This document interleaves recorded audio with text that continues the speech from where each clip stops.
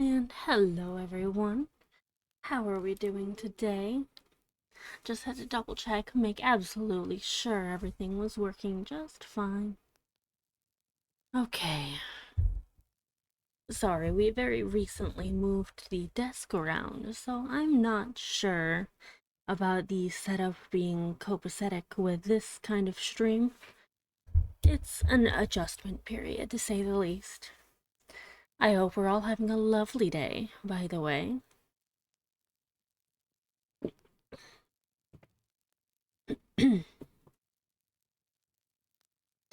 It's been cooling off here, luckily. So that's been quite lovely.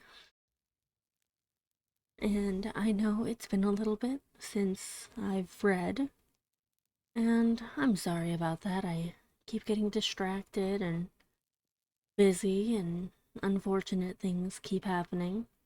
But I'm here now, and we're going to be reading and enjoying the works of one Edgar Allan Poe together. I hope that we can enjoy it and have some interesting conversations, think about the meaning of life, death, etc., etc., or just enjoy a simple book. Either way, I'm ready. Are you ready? Sorry, I'm being silly today. I'm in a strange mood. But yes, apparently, The Premature Burial was written in the 19th century when the fear of being buried alive was rooted in the Western culture.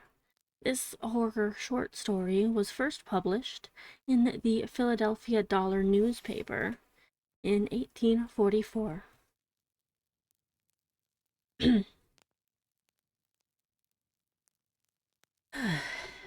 And I hope it'll be quite enjoyable. I know I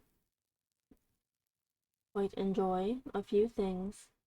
One moment, I need to go check on the tiny human.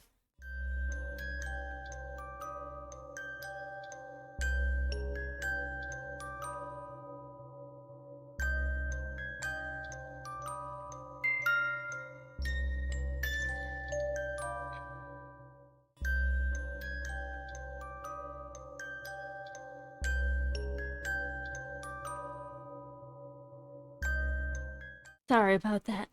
Tiny human's been quite misbehaving today. I had to go check on him.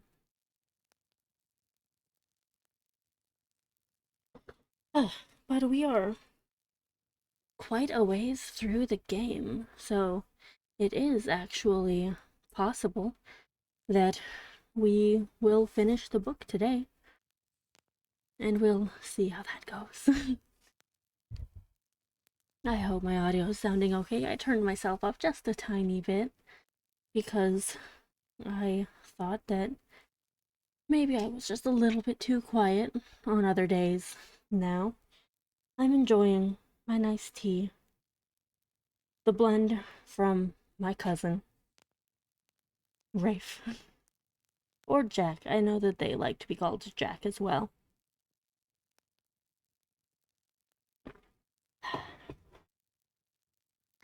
Absolutely delightful. Now, let's see.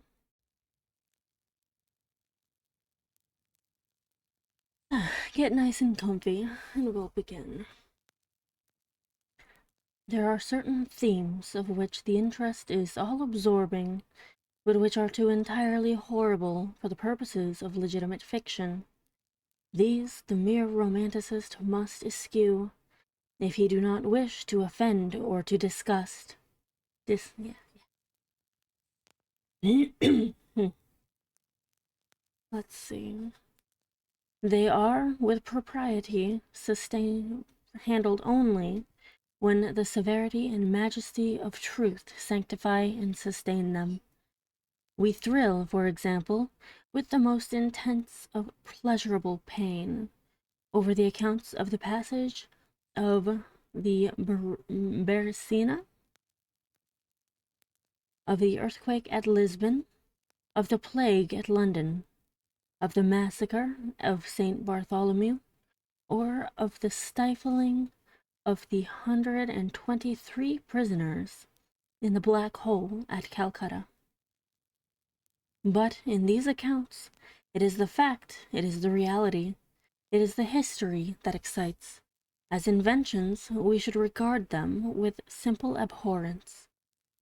We have mentioned some few of the more prominent and august calamities on record, but in these it is the extent, not less than the character of the calamity, which so vividly impresses the fancy.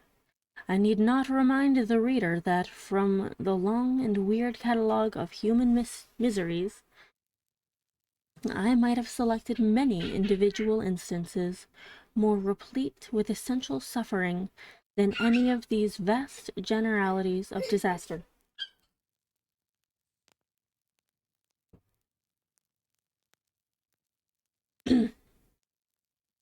The true wretchedness indeed, the ultimate woe, is particular, not diffuse. That the ghastly extremes of agony are endured by man the unit, and never by man the mass. For this let us thank a merciful God.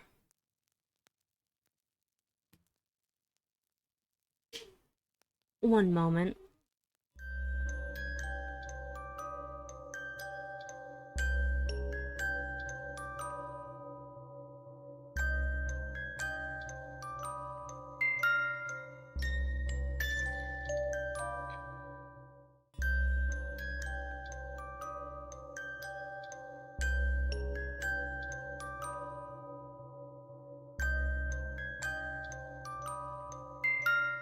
Sorry about that. Someone is quite excitable today. Alright, should be better now.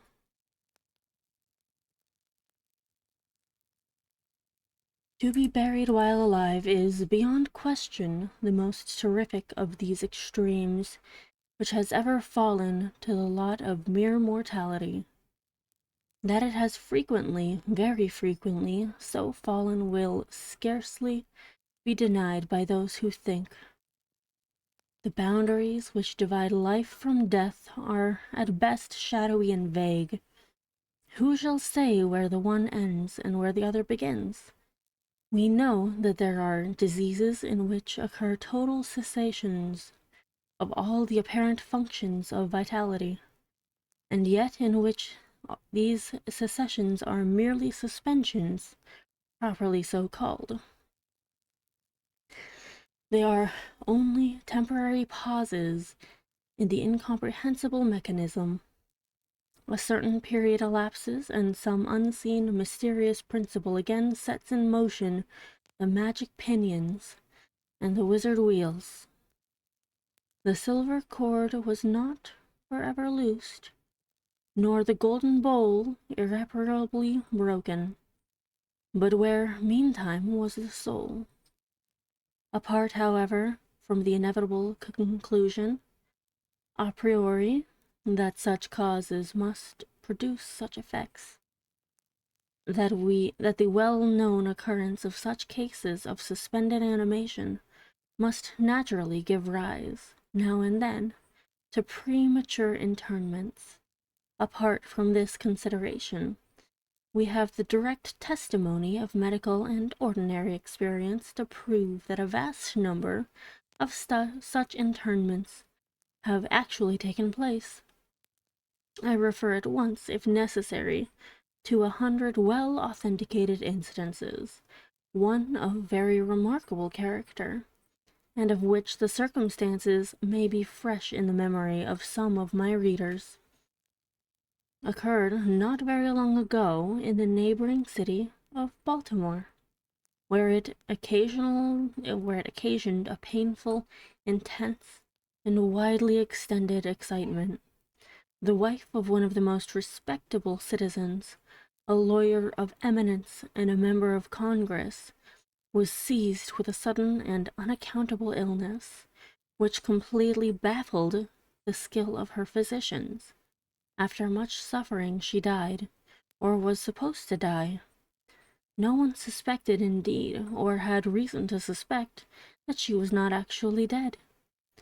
She presented all the ordinary appearances of death. The face assumed the usual pinched and sunken outline. The lips were of the usual marble pallor. The eyes were lusterless. There was no warmth. Pulsation had ceased.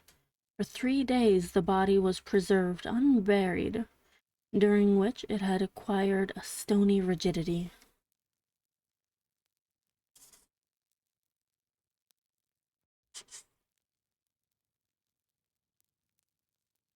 The funeral, in short, was hastened on account of the rapid advance of what was supposed to be decomposition.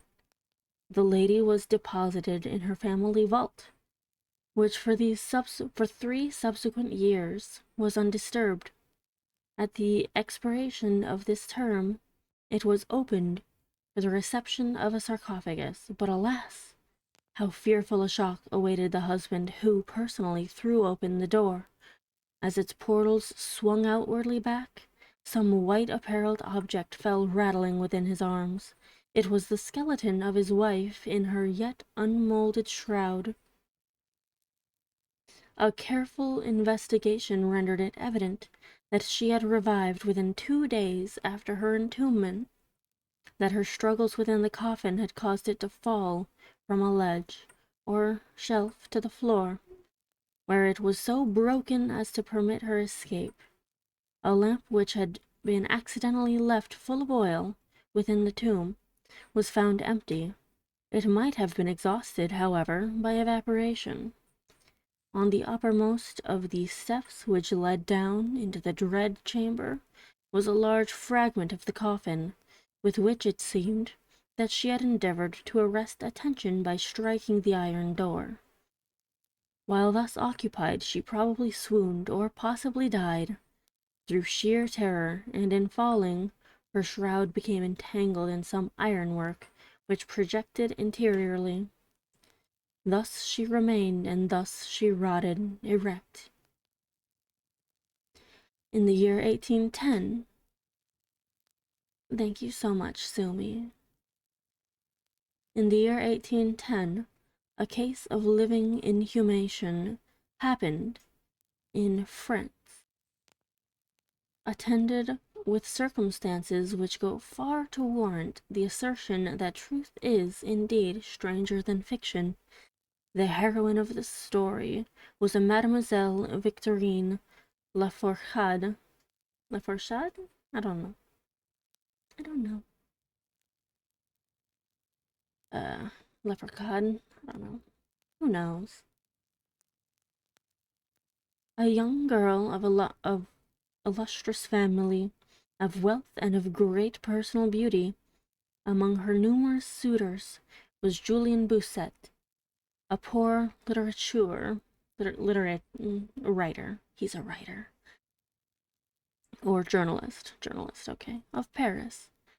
His talents and general amiability had recommended him to the notice of the heiress, I think it's heiress, by whom he seems to have been truly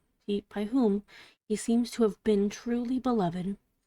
But her pride of birth decided her finally to reject him, and to wed a Monsieur Rene, I don't know, a banker, and a diplomatist of some eminence.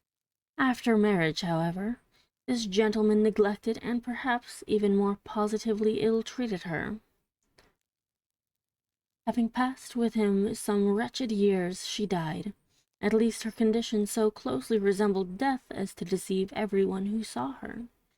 She was buried not in a vault, but in an ordinary grave in the village of her nativity. Filled with despair and still inflamed by the memory of a profound attachment, the lover journeys from the capital to the remote province in which the village lies, with the romantic purpose of disinterring the corpse and possessing himself of its luxuriant tresses. I don't think that's very romantic. Stealing someone's hair when they're dead, bit strange, but I understand he might be suffering a great deal because he didn't get to love the person that he loved. He reaches the grave. At midnight, he unearths the coffin, opens it, and is in the act of detaching the hair when he is arrested by the unclosing of the beloved eyes. In fact, the lady had been buried alive. Vitality had not altogether departed, and she was aroused by the caresses of her lover from the lethargy which had been mistaken for death. He bore her frantically to his lodgings in the village.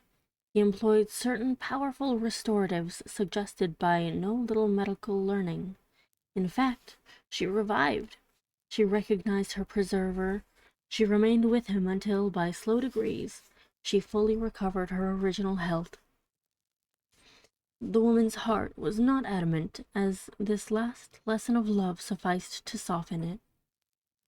She bestowed it upon Busset, Basu. She returned no more to her husband, but, concealing from him her resurrection, fled with her lover to America. 20 years afterward, the two returned to France, in the persuasion that time had so greatly altered the lady's appearance that her friends would be unable to recognize her. They were mistaken, however, for at the first meeting, Monsieur Renée did actually recognize and make claim to his wife. This claim she resisted, and a judicial tribunal sustained her in her resistance, deciding that the peculiar circumstances with the long lapse of years had extinguished not only equitability, but legally the authority of the husband. Good. I'm glad she was able to get away from that abusive bastard. Another sip of tea.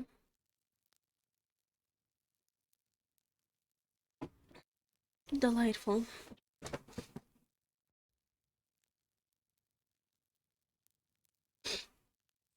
The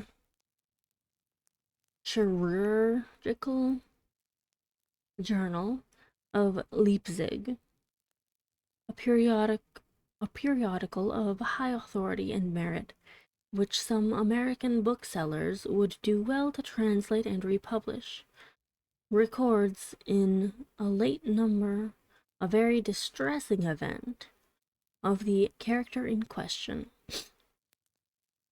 An officer of artillery, a man of gigantic stature and of robust health, being thrown from an unmanageable horse, received a very severe contusion upon the head, which rendered him insensible at once. The skull was slightly fractured, but no immediate danger was apprehended. Trepanning was accomplished successfully. He was bled, and many other of the ordinary means of relief were adopted. Gradually, however, he fell into a more and more hopeless state of stupor, and finally it was thought that he died. The weather was warm, and he was buried with indecent haste in one of the public cemeteries. His funeral took place on Thursday. On the Sunday following, the grounds of the cemetery were, as usual, much thronged with visitors, and about noon an intense excitement was created by the declaration of a peasant that, while sitting upon the grave of the officer, he had distinctly felt a commotion of the earth, as if occasioned by someone struggling beneath. At first little attention was paid to the man's asseveration, but his evident terror, and the dogged obstinacy with which he persisted in his story, had at length their natural effects upon the crowd.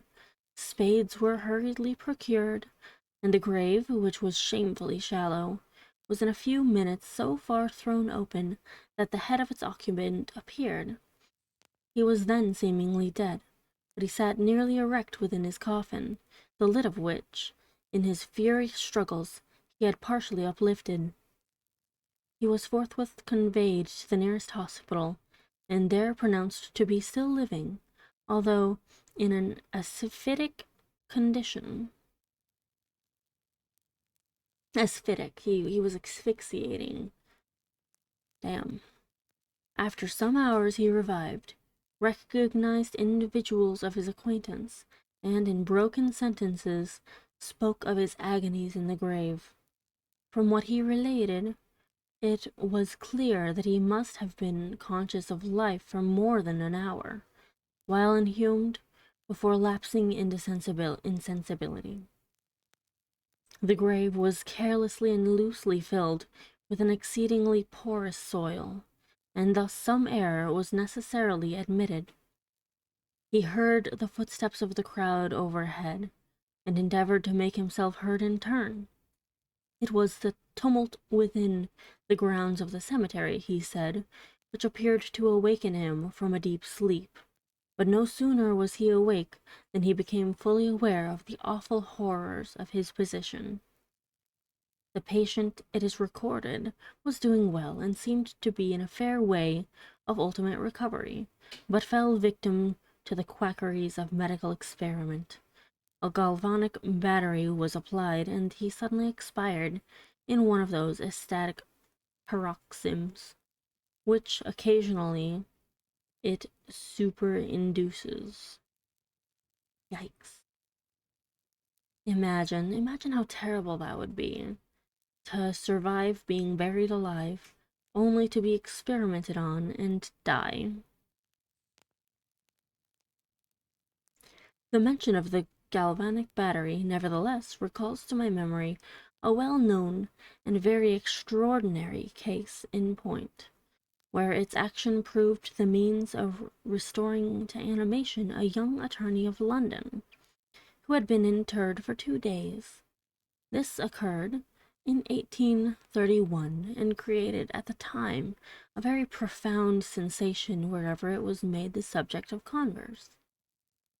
The patient, Mr. Edward Stapleton, had died, apparently of typhus fever, accompanied with some anomalous symptoms, which had excited the curiosity of his medical attendants. Upon his seeming decease, his friends were requested to sanction a post-mortem examination, but declined to permit it. As often happens when such refusals are made, the practitioners resolved to disinter the body and dissect it at leisure in private. Arrangements were easily effected with some of the numerous corps of body snatchers, with which London abounds, and upon the 3rd night after the funeral, the supposed corpse was unearthed from a grave 8 feet deep, and deposited in the opening chamber of one of the private hospitals. An incision of some extent had been actually made in the abdomen, when the fresh and undecayed appearance of the subject suggested an application of the battery. One experiment succeeded another, and the customary effects supervened, with nothing to characterize them in any respect except, upon 1 or 2 occasions, a more than ordinary degree of lifelikeness in the convulsive action. It grew late, the day was about to dawn, and it was thought expedient at length to proceed at once to the dissection. A student, however, was especially desirous of testing a theory of his own, and insisted upon applying the battery to one of the pectoral muscles. A rough gash was made, and a wire hastily brought into contact, when the patient, with a hurried but quite unconvulsive movement, arose from the table, stepped into the middle of the floor, gazed about him uneasily for a few seconds, and then spoke. What he said was unintelligible, but words were uttered, and the syllabification was distinct. Having spoken, he fell heavily to the floor. For some moments all were paralyzed with awe, but the urgency of the case soon restored them their presence of mind. It was seen that Mr. Stapleton was alive, although in a swoon. Upon exhibition of ether, he revived and was rapidly restored to health and to the society of his friends, from whom, however, all knowledge of his resuscitation was withheld until a relapse was no longer to be apprehended. Their wonder, their rapturous astonishment, may be conceived.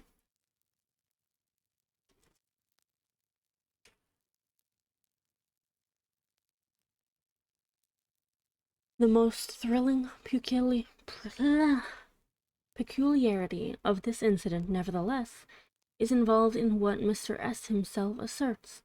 He declares that at no period was he altogether insensible, that dully and confusedly he was aware of everything which happened to him, from the moment in which he was pronounced dead by his physicians, to that in which he fell swooning to the floor of the hospital.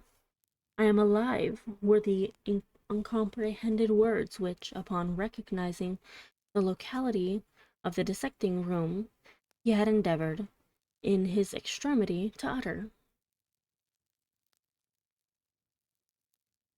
It were an easy matter to multiply such histories as these, but I forbear, for indeed we have no need of such to establish the fact that premature interments occur.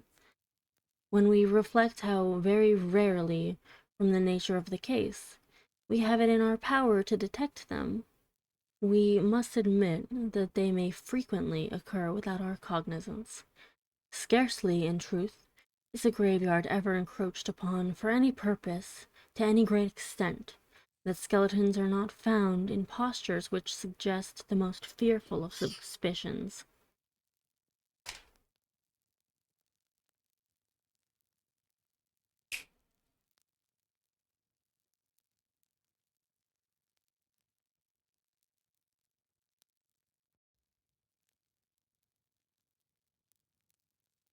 Fearful indeed the suspicion, but more fearful the doom. It may be asserted without hesitation that no event is so terribly well adapted to inspire the supremeness of bodily and mental distress as in burial before death.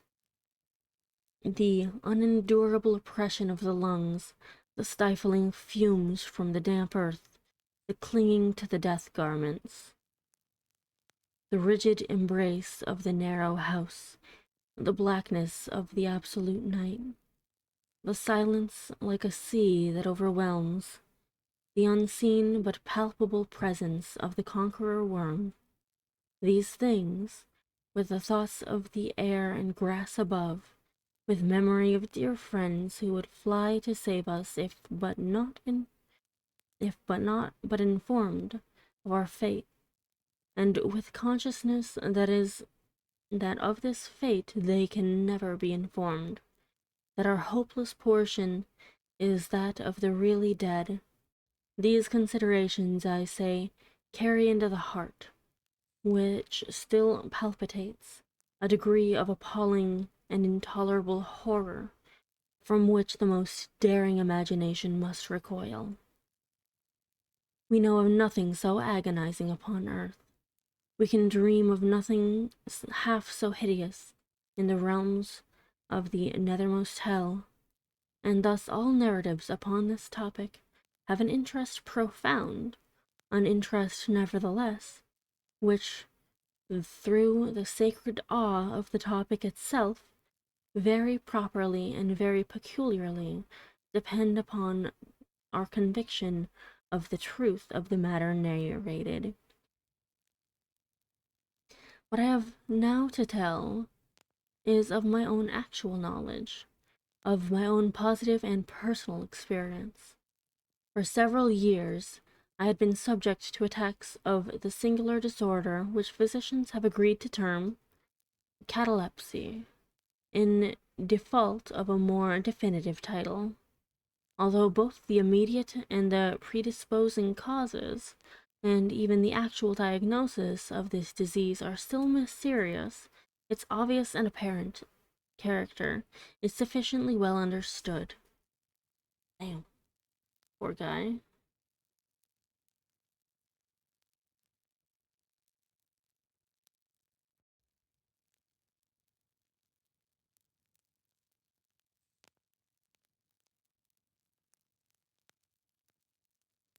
Its variations seem to be chiefly of degree. Sometimes the patient lies for a day only, or even for a shorter period, in a species of exaggerated lethargy. He is senseless and externally motionless, but the pulsation of the heart is still faintly perceptible. Some traces of warmth remain, a slight color lingers within the center of the cheek, and upon application of a mirror to the lips, we can detect a torpid, unequal, and vacillating action of the lungs. Then again, the duration of the trance is for weeks, even for months, while the closest scrutiny and the most rigorous medical tests fail to establish any material distinction between the state of the sufferer and what we conceive of absolute death. Very usually he is saved from premature internment solely by the knowledge of his friends that he has been previously subject to catalepsy, by the consequent suspicion excited, and above all, by the non-appearance of decay. The advances of the malady are, luckily, gradual. The first manifestations, although marked, are unequivocal. The fits grow successively more and more distinctive, and endure each for a longer term than the preceding. In this lies the principal security from inhumation. The unfortunate whose first attack should be of the extreme character which is occasionally seen, would almost inevitably be consigned alive to the tomb. My own case differed in no important particular from those mentioned in medical books. Sometimes, without any apparent cause, I sank little by little into a condition of hemisyncope,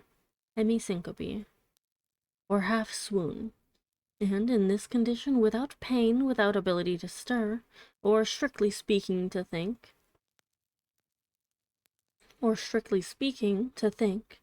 but with a dull lethargic consciousness of life and of the presence of those who surrounded my bed, I remained until the crisis of the disease restored me, suddenly, to perfect sensation. At other times I was quickly and impetuously smitten. I grew sick and numb and chilly and dizzy, and so fell prostrate at once. No, you have chicken. Okay, you have chicken. Sorry, tiny human comes in and starts asking me for snacks when he has a giant plate of chicken. I'll fix him something up later. But for now, he had like 30 chicken nuggets. I think he's okay.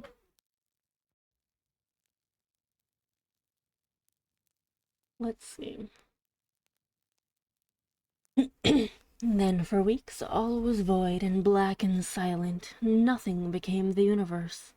Total annihilation could be no more. From these latter attacks I awoke, however, with a graduation slow, in proportion to the suddenness of the seizure. One moment.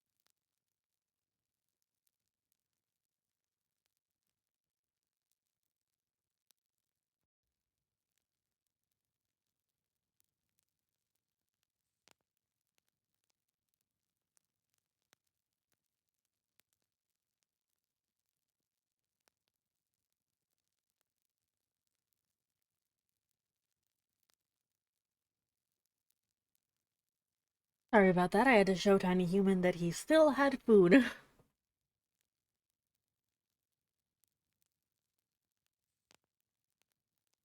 I think he just wants sweets.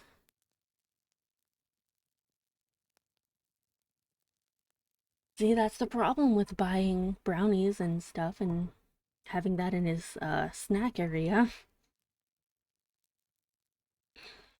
Anyway,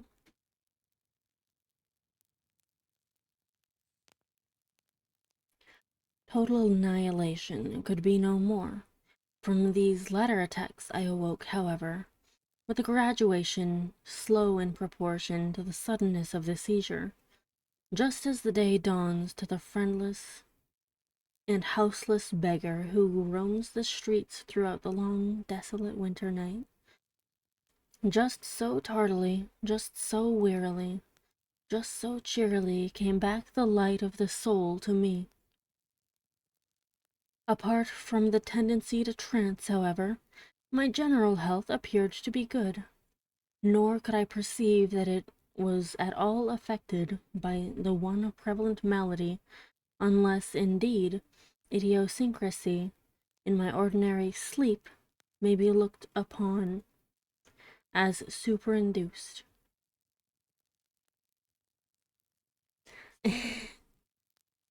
I'm sorry to hear that, Sumi. I am quite lucky I don't really have much of a sweet tooth. Although if there is beef jerky in the house, I will absolutely consume it. Same with pistachios. Salted pistachios, but you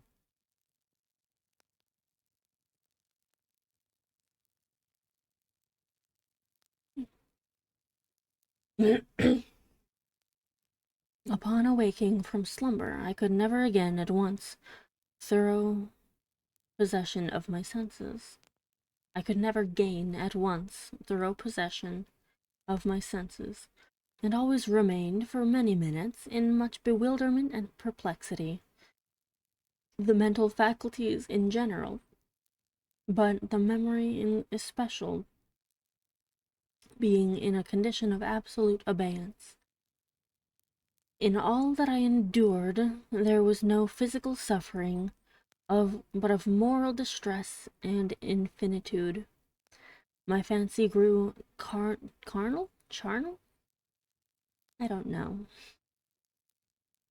I talked of worms, of tombs, and epitaphs.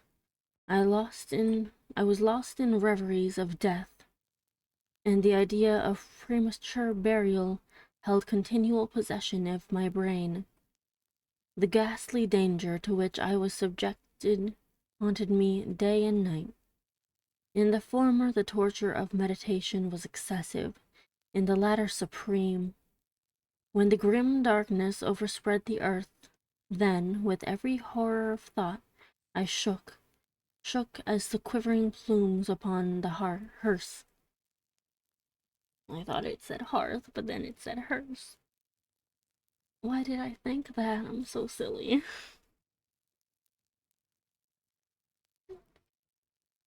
When nature could endure wakefulness no longer, it was with a struggle that I consented to sleep, for I shuddered to reflect that upon awaking I might find myself the tenant of a grave, and when finally I sank into slumber, it was only to rush at once into a world of phantasms, above which, with vast sable overshadowing wing, hovered predominant the one sepulchral idea. From the innumerable images of gloom which thus oppressed me in dreams, I select for record but a solitary vision. Methought I was immersed in a cataleptic trance of more than usual duration and profundity. Suddenly there came an icy hand upon my forehead, and an impatient, gibbering voice whispered the word "Arise" within my ear. I sat erect. The darkness was total. I could not see the figure of him who had aroused me. I could call to mind neither a period at which I had fallen into the trance, nor the locality in which I then lay. While I remained motionless, and busied in endeavors to collect my thought, the cold hand grasped me fiercely by the wrist, shaking it petulantly, while the gibbering voice said again, "Arise! Did I not bid thee arise?" "And who," I demanded, "art thou?" "I have no name in the regions which I inhabit," replied the voice mournfully. "I was mortal, but am fiend. I was merciless, but am pitiful. Thou dost feel that I shudder. My teeth chatter as I speak, yet it is not with the chilliness of the night without end, for this hideousness is insufferable. How canst thou tranquilly sleep? I cannot rest for the cry of these great agonies. These sights are more than I can bear. Get thee up, come with me into the outer night, and let me unfold to thee the graves. Is not this a spectacle of woe? Behold!" I looked, and the unseen figure, which still grasped me by the wrist, had caused me to be thrown open the had caused to be thrown open the graves of all mankind, and from each issued the faint phosphoric radiance of decay, so that I could see into the innermost recesses, and there view the shrouded bodies in their sad and solemn slumbers with the worm. But alas, the real sleepers were fewer, by many millions, than those who slumbered not at all, and there was a feeble struggling, and there was a general sad unrest, and from out the depths of the countless pits there came a melancholy rustling from the garments of the buried, and of those who seemed tranquilly to repose. I saw that a vast number had changed, in a greater or less degree, the rigid and uneasy position in which they had originally been entombed, and the voice again said to me as I gazed, "It is not, oh, it is not a pitiful sight. Is it not a pitiful sight? Oh my God." Sometimes. But before I could find words to reply, the figure had ceased to grasp my wrist. The phosphoric lights expired, and the graves were closed with a sudden violence, while from out them arose a tumult of despairing cries, saying again, "Is it not, O God, is it not a very pitiful sight?" Fantasies such as these, presenting themselves at night, extended their terrific influence far into my waking hours. My nerves became thoroughly unstrung, and I fell a prey to perpetual horror. I hesitated to ride, or to walk, or to indulge in any exercise that would carry me from home. In fact, I no longer dared trust myself out of the immediate presence of those who were aware of my proneness to catalepsy, lest, falling into one of my usual fits, I should be buried before my real condition could be ascertained. I doubted the care, the fidelity of my dearest friends. I dreaded that, in some trance of more than customary duration, they might be prevailed upon to regard me as irrecoverable. I even went so far as to fear that, as I occasioned much trouble, they might be glad to consider any very protracted attack as sufficient excuse of getting rid of me altogether. It was in vain they endeavored to reassure me by the most solemn promises. I exacted the most sacred oaths that under no circumstances they would bury me until decomposition had so materially advanced as to render farther preservation impossible. And even then, my mortal terrors would listen to no reason, would accept no consolation. I entered into a series of elaborate precautions. Among other things, I had the family vault so remodeled as to admit of being readily opened from within. The slightest pressure upon a long lever that extended far into the tomb would cause the iron portal to fly back. There were arrangements also for the free admission of air and light.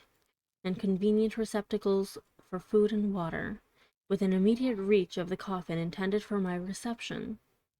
This coffin was warmly and softly padded, and was provided with a lid fashioned upon the principle of the vault door, with the addition of springs so contrived that the feeblest movement of the body would be sufficient to set it at liberty. Besides all this, there was suspended from the roof of the tomb a large bell, the rope of which, it was designed, should extend through a hole in the coffin, and be so fastened to one of the hands of the corpse. But alas, what avails the vigilance against the destiny of man? Not even these well-contrived securities sufficed to save from the uttermost agonies of living inhumation.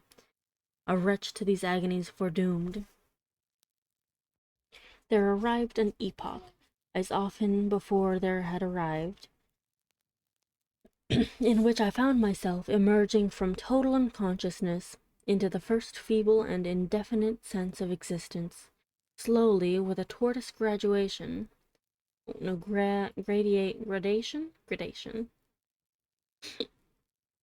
a tortoise gradation, approached the faint grey dawn of the physical day, a torpid uneasiness, an apathetic endurance of dull pain, no care, no hope, no effort. Then, after a long interval, a ringing in the ears. Then, after a lapse still longer, a prickling or tingling sensation in the extremities. Then a seemingly eternal period of pleasurable quiescence, during which the awakening feelings are struggling into thought. Then a brief re-sinking into non-entity. Then a sudden recovery. At length the slight quivering of an eyelid, and immediately thereupon an electric shock of a terror, deadly and indefinite, which sends the blood in torrents from the temples to the heart. And now the first positive effort to think, and now the first endeavor to remember, and now a partial and evanescent success. And now the memory has so far regained its dominion that in some measure I am cognizant of my state. I feel that I am not awaking from ordinary sleep. I recollect that I have been subject to catalepsy. And now, at last, as if by the rush of an ocean, my shuddering spirit is overwhelmed by the one grim danger, by the one spectral and ever-prevalent idea. For some minutes after this fancy possessed me, I remained without motion. And why? I could not summon courage to move. I dared not make the effort which was to satisfy me of my fate. And yet there was something at my heart which whispered me it was sure. Despair, such as no other species of wretchedness ever calls into being. Despair alone urged me, after a long irresolution, to uplift the heavy lids of my eyes. I uplifted them. It was dark, all dark. I knew that the fit was over. I knew that the crisis of my disorder had long passed. I knew that I had now fully recovered the use of my visual faculties, and yet it was dark, all dark, the intense and utter raylessness of the night that it endureth evermore. I endeavored to shriek, and my lips and my parched tongue moved convulsively together in the attempt, but no voice issued from the cavernous lungs, which, oppressed as if by the weight of some incumbent mountain, gasped and palpitated, with the heart at every elaborate and struggling inspiration. The movement of the jaws, in this effort to cry aloud, showed me that they were bound up, as is usual with the dead. I felt, too, that I lay upon some hard substance, and by something similar my sides were also closely compressed. So far I had not ventured to stir any of my limbs, but now I violently threw up my arms, which had been lying at length with the wrists crossed.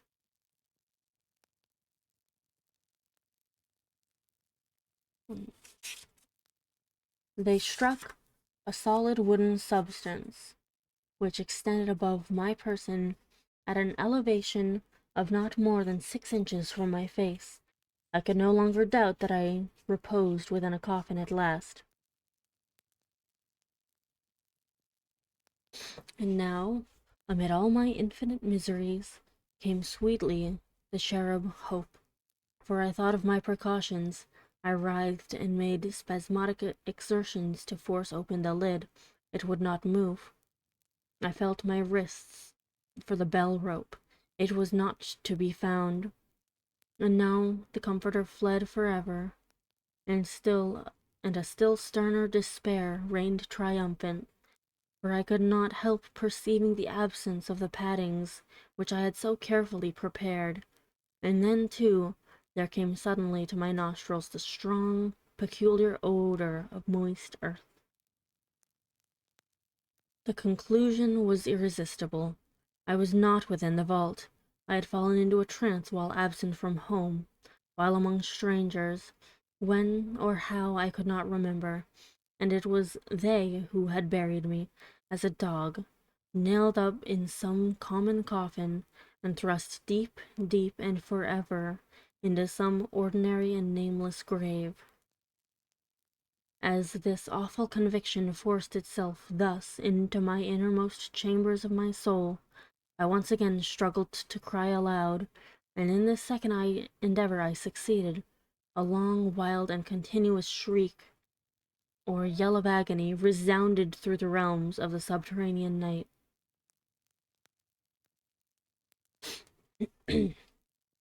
"Hello, hello there," said a gruff voice in reply. "What the devil's the matter now?" said a second. "Get out of that," said a third. "What do you mean by yowling in that 'ere kind of style, like a cattymount?" said a fourth. And hereupon I was seized and shaken without ceremony for several minutes by four rough-looking individuals. They did not arouse me from my slumber, for I was wide awake when I screamed, but they restored me to the full possession of my memory. This adventure occurred near Richmond, in Virginia. Accompanied by a friend, I had proceeded upon a gunning expedition some miles down the banks of the James River. Night approached, and we were overtaken by a storm. The cabin of a small sloop, lying at anchor in the stream, and laden with garden mold, afforded us the only available shelter. We made the best of it, and passed the night on board.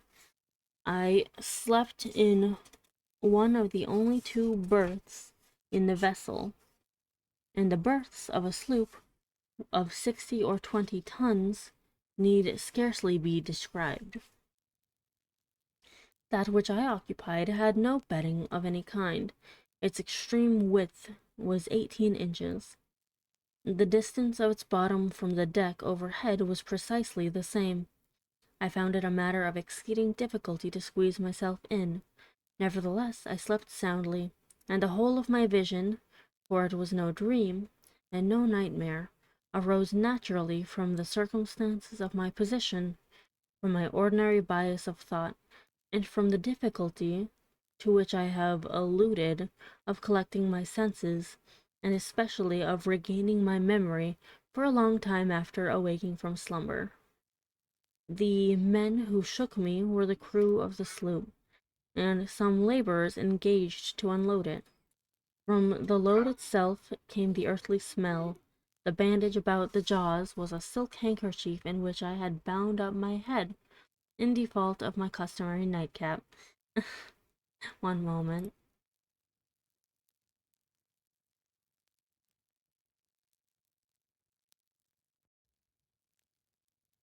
Man thought he was buried alive, but he was actually just in a ship.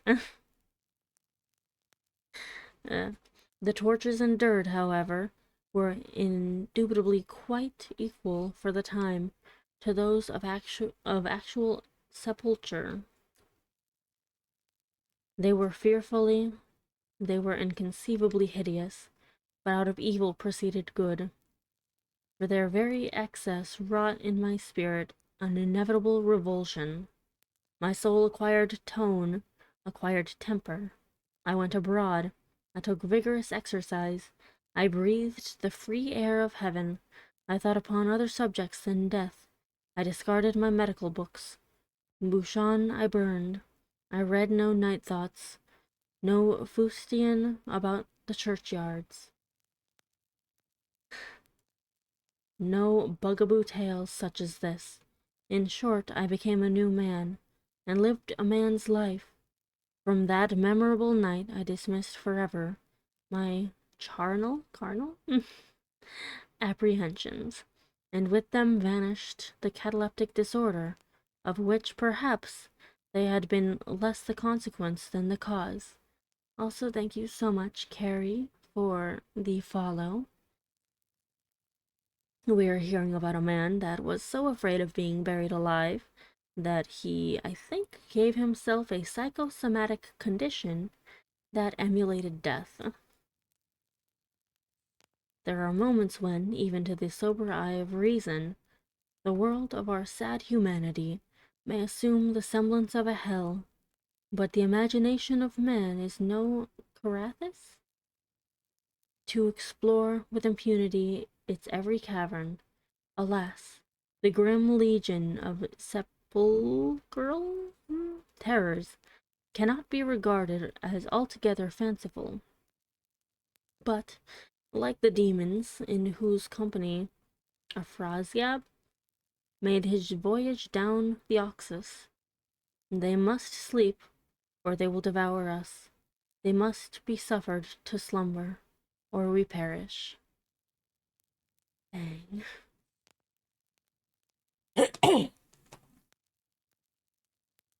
Goodness gracious.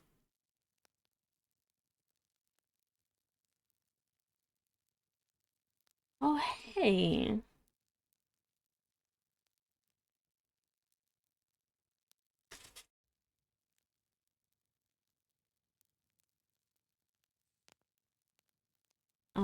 I just noticed that this is another detective story. Uh, with Dupin.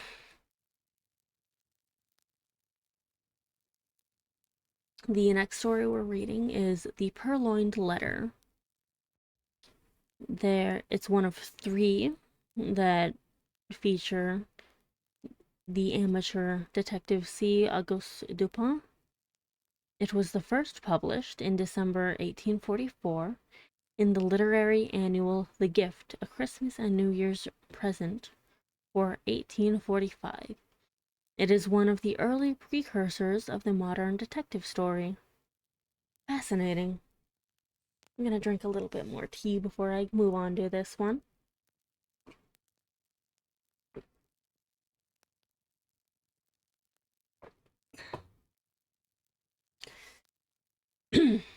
Ah, delightful. Gonna double check, make sure everything's working well. Alright, looks like we're doing okay. I like making sure things are running smoothly. By the way, we're 3 away from 400 followers on Twitch. Isn't that crazy? I'm so excited. It's been over a year in the making. We've been growing together, and it's been one hell of a journey. And I'm not gonna stop anytime soon. Okay, the next one is The Purloined Letter. I already gave its little introduction. I know, we're so close. We're 3 away. I actually have never read this one. I haven't read The Premature Burial before either. Also, if anyone ever wants to suggest a book for me to read, just make sure it's in public domain and that I won't get banned from Twitch for reading it.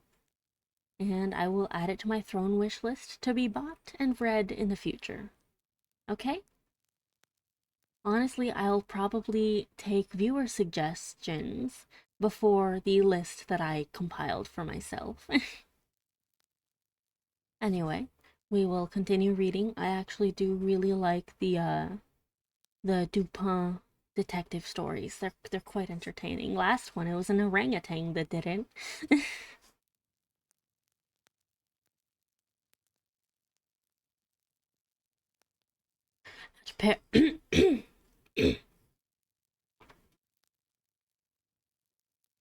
At Paris, just after dark, one gusty evening in the autumn of 18, I was enjoying the twofold luxury of meditation and meerschaum in company with my friend C. Auguste Dupin in his little back library or book closet, troisième, number 33, Rue Dunant, Faubourg Saint-Germain. For 1 hour at least, we had maintained a profound silence, while each, to any casual observer, might have seemed intently and exclusively occupied with the curling eddies of smoke that oppressed the atmosphere of the chamber. One moment.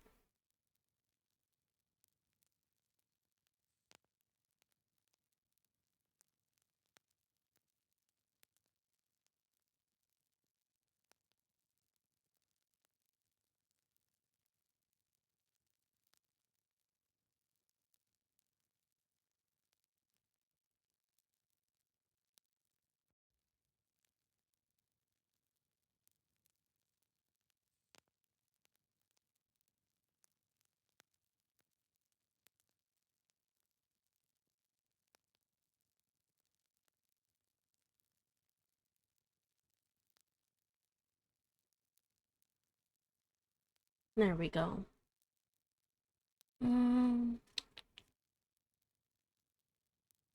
For myself, however, I was mentally discussing certain topics which had formed matter for conversation between us at an earlier period of the evening. No, they didn't. He hops around and makes loud noises randomly. He's fine. I made sure to check on him. He's okay. I was mentally discussing certain topics which had formed matter for conversation between us at an earlier period of the evening. I know, he's such a wild child. I mean the affair of the Rue Morgue and the mystery attending the murder of Marie Roget. I looked upon it, therefore, as something of a coincidence when the door of our apartment was thrown open and admitted our old acquaintance, Monsieur G. It's just G. It's just the letter G. The prefect of the Parisian police. We gave him a hearty welcome, for there was nearly half as much of the entertaining as of the contemptible about the man, and we had not seen him for several years.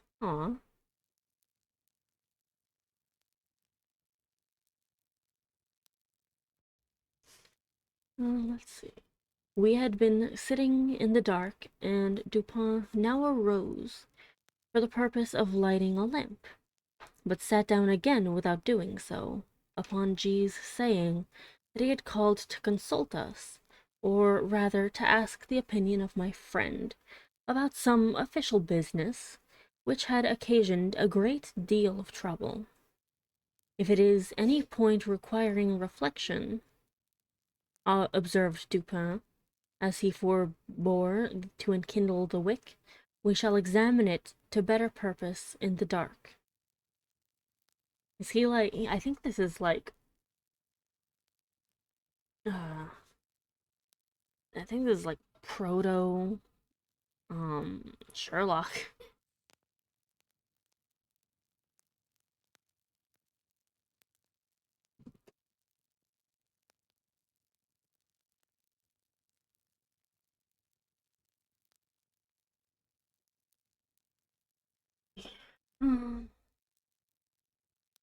That is another of your odd notions, said the prefect, who had a fashion of calling everything odd that was beyond his comprehension, and thus lived an absolute legion of oddities. Very true, said Dupin, as he supplied his visitor with a pipe and rolled toward him a comfortable chair. And what is the difficulty now? I asked. Nothing more in the assassination way, I hope. Was there a previous assassination story? Do they have a history? It seems to imply they have a history of working together and it being assassination things. Who knows? Who knows? One moment. Sorry, tiny human today.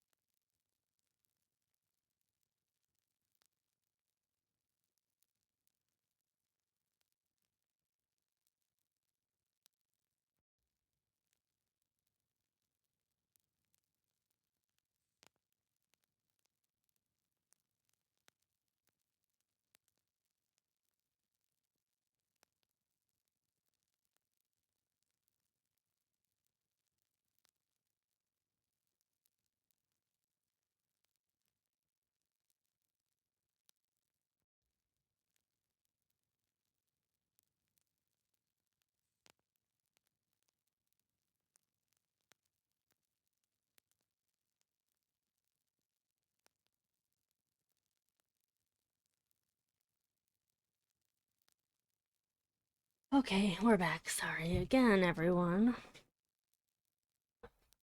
I hope it's not terribly unbearable. Let's see. Again, I really hope. I hope this is a fun one. Oh no, nothing of that nature. The fact is, the business is very simple indeed, and I make no doubt that we can manage it sufficiently well ourselves. But then I thought Dupin would like to hear the details of it, because it is so excessively odd. Simple and odd, said Dupin.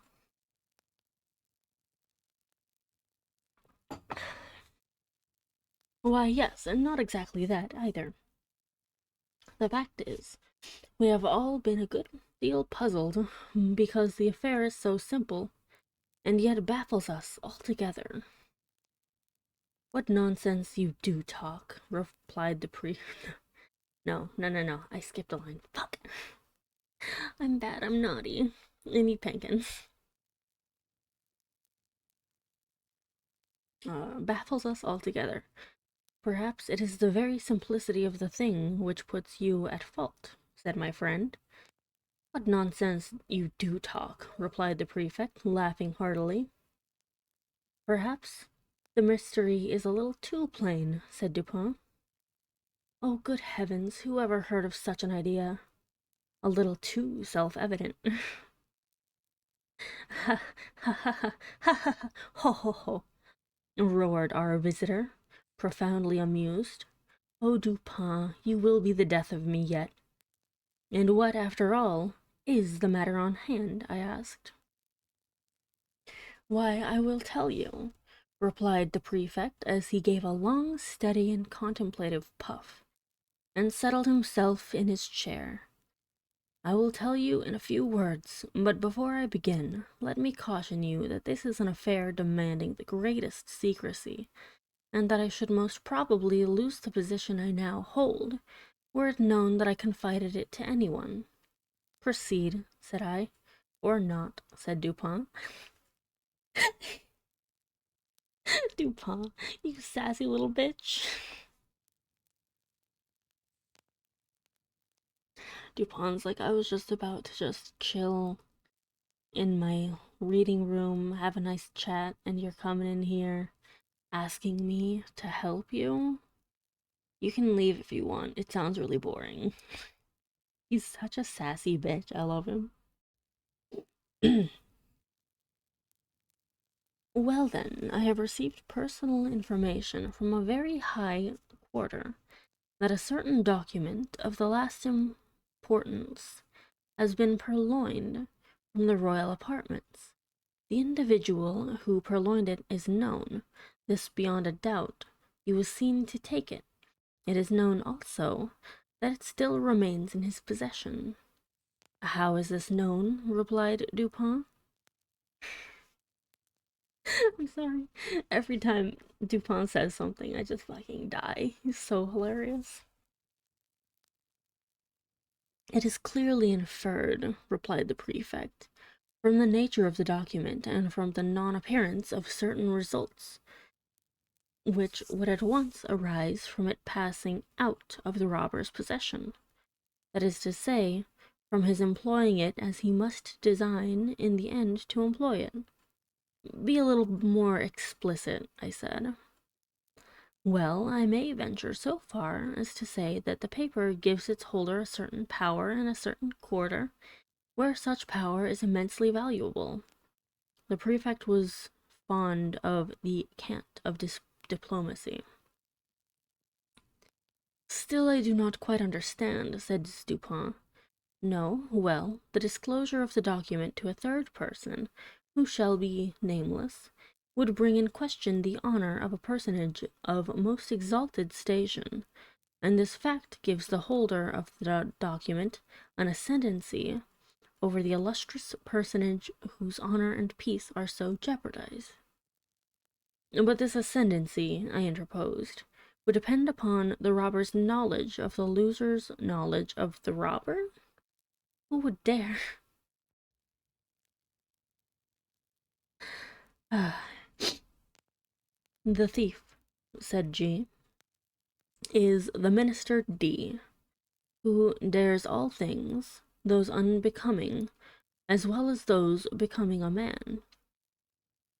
The method of the theft was not less ingenious than bold. The document in question, a letter to be frank, had been received by the personage robbed while alone in the royal boudoir. During its perusal, she was suddenly interrupted by the entrance of the other exalted personage, from whom especially it was her wish to conceal it. After a hurried and vain endeavor to thrust it in a drawer, she was forced to place it, open as it was, upon a table. The address, however, was uppermost, and the contents thus unexposed, the letter escaped notice. At this juncture enters Minister D. His lynx eye immediately perceives the paper, recognizes the handwriting of the address, observes the confusion of the personage addressed, and fathoms her secret. After some business transactions hurried through in his ordinary manner, he produces a letter somewhat similar to the one in question, opens it, pretends to read it, and then places it in close juxtaposition to the other. Again he converses for some 15 minutes upon the public affairs. At length, in taking leave, he takes also from the table the letter to which he had no claim. Its rightful owner saw, but of course dared not call attention to the act, in the presence of the third personage, who stood at her elbow. The minister decamped, leaving his own letter, one of no importance, upon the table. Nice. Whoever this minister is, got a nice sleight of hand. Good job, minister. I mean, it's a shitty thing to do. Don't steal from people. But if you're going to, do it in a cool way. I'm sorry.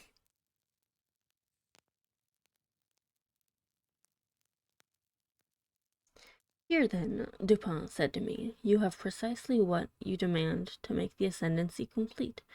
The robber's knowledge of the loser's knowledge of the robber. It's so confounding. Yes, replied the prefect, and the power thus attained has, for some months past, been wielded for political purposes to a very dangerous extent. The personage robbed is more thoroughly convinced every day of the necessity of reclaiming her letter, but this, of course, cannot be done openly. In fine, driven to despair, she has committed the matter to me. Then home, said Dupin, amid a perfect whirlwind of smoke. No more sagacious agent could, I suppose, be desired or even imagined. You flatter me, replied the prefect. But it is possible that some such opinion may have been entertained. It is clear, said I, as you observed, that the letter is still in possession of the minister, since it is this possession and not any employment of the letter which bestows the power. With the employment, the power departs. Exactly. It's classic blackmail. True, said G. And upon this conviction I proceeded. My first care was to make thorough search of the minister's hotel, and here my chief embarrassment lay in the necessity of searching without his knowledge. Beyond all things, I have been warned of the danger which would result from giving him reason to suspect our design. But, said I, you are quite au fait in these investigations. The Parisian police have done this thing often before. Oh, yes, and for this reason I did not despair. The habits of the minister gave me, too, a great advantage. He is frequently absent from home all night.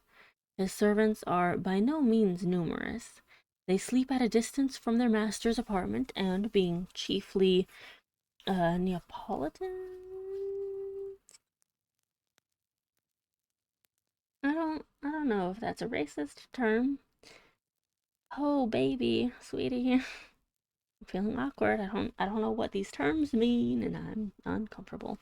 Anyway, are readily made drunk.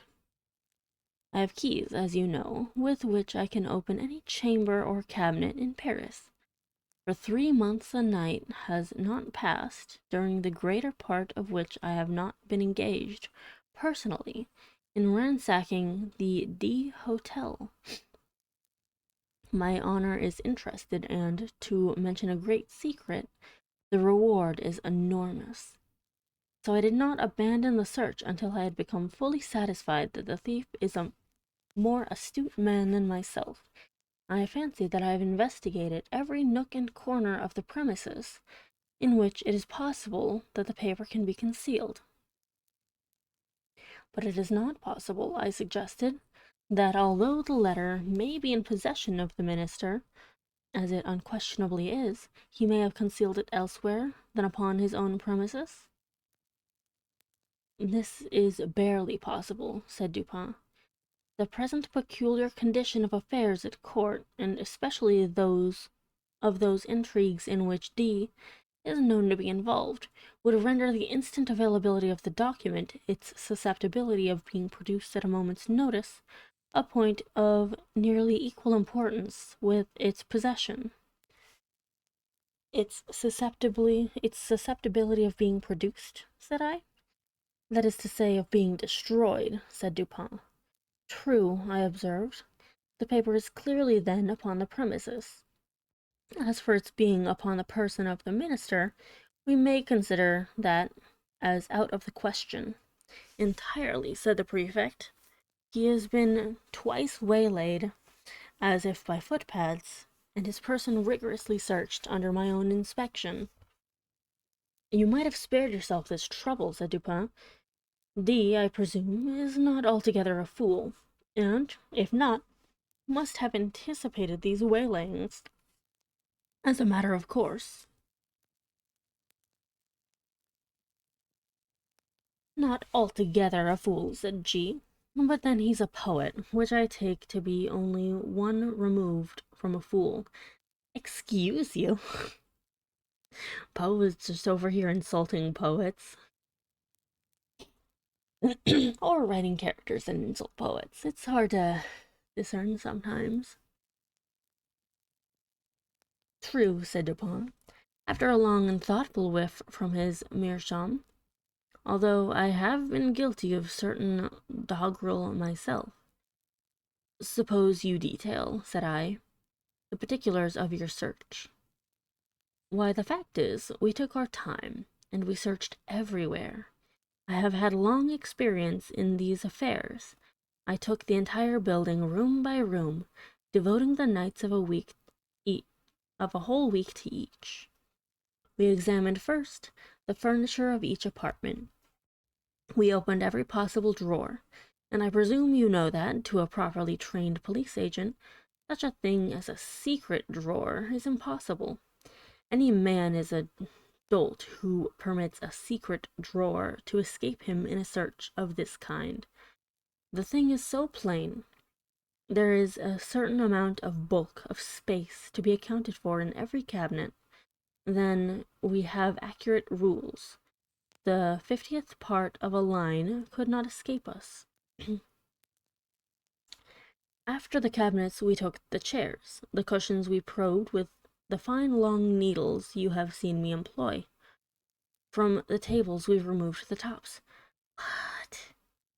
That's actually genius. I'm gonna need to, take note of that for Shadowrun campaigns or D&D campaigns. A needle would be able to find something hidden in a cushion without destroying it or making it visible that it was checked. What? That's actually rad. Why so? Sometimes the top of a table or other similarly arranged piece of furniture is removed by the person wishing to conceal an article. Then the leg is excavated, the article deposited within the cavity, the top replaced, the bottoms and tops of the bedposts are employed in the same way. But could not the cavity be detected by sounding? I asked.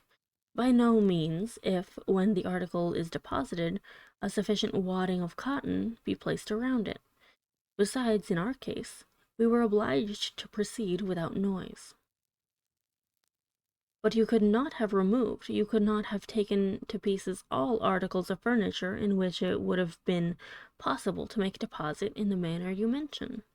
A letter may be compressed into a thin spiral roll, not differing much in shape or bulk from a large knitting needle, and in this form it might be inserted into the rung of a chair, for example. You did not take to pieces all the chairs? Certainly not. But we did better. We examined the rungs of every chair in the hotel, and indeed, the joinings of every description of furniture, by the aid of a most powerful microscope. Had there been any traces of recent disturbance, we should not have failed to detect it instantly. A single grain of gimlet dust, for example, would have been as obvious as an apple. Any disorder in the gluing, any unusual gaping in the joints, would have sufficed to ensure detection. Ripes. I presume you looked to the mirrors between the boards and the plates, and you probed the beds and the bedclothes as well as the curtains and carpets? That, of course. And when we had absolutely completed every particle of the furniture in this way, then we examined the house itself. We divided its entire surface into compartments, which we numbered so that none might be missed. Then we scrutinized each individual square inch throughout the premises, including the two houses immediately adjoining, with the microscope as before. The two houses adjoining, I exclaimed. You must have had a great deal of trouble. Aw, thank you, Orbit. Welcome in. I think we're having quite a bit of fun today. We have read a couple of stories so far. We're in the middle of reading The Purloined Letter, which seems like proto-Sherlock Holmes. Yeah, we're still on Poe. We're getting kind of close to the end of the stories from him, though. So we're going to be seeing about that. We're gonna be enjoying the rest of his short stories. I can't remember what the last story is, though. Let's see.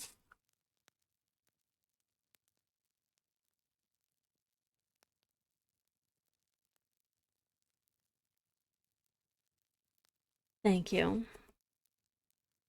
I hope you enjoy, and I hope you get some tea or you drink whatever you like. And relax, rest, enjoy your time. I'm gonna be checking how far we are into this. Let's see.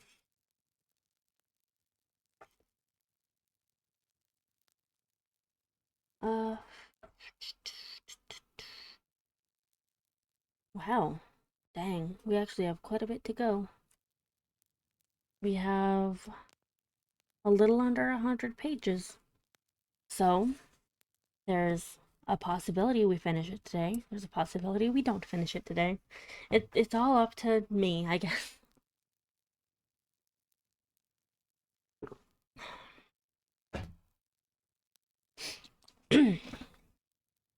Mhm. All right. See.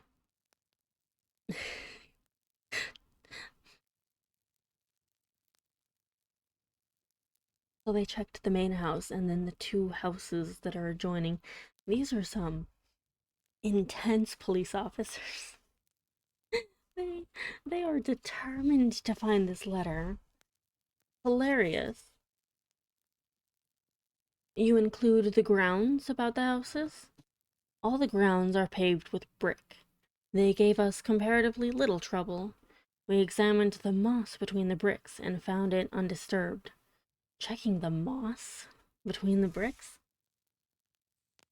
One moment.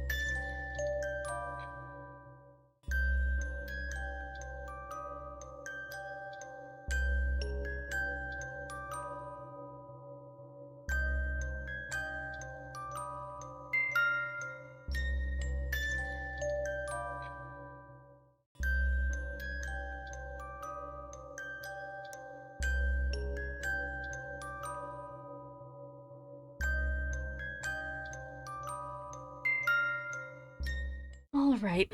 Sorry about that. Fight came home and, mentioned some silly things going on with his work. Apparently, he needs to find a dry cleaner by today because there's some.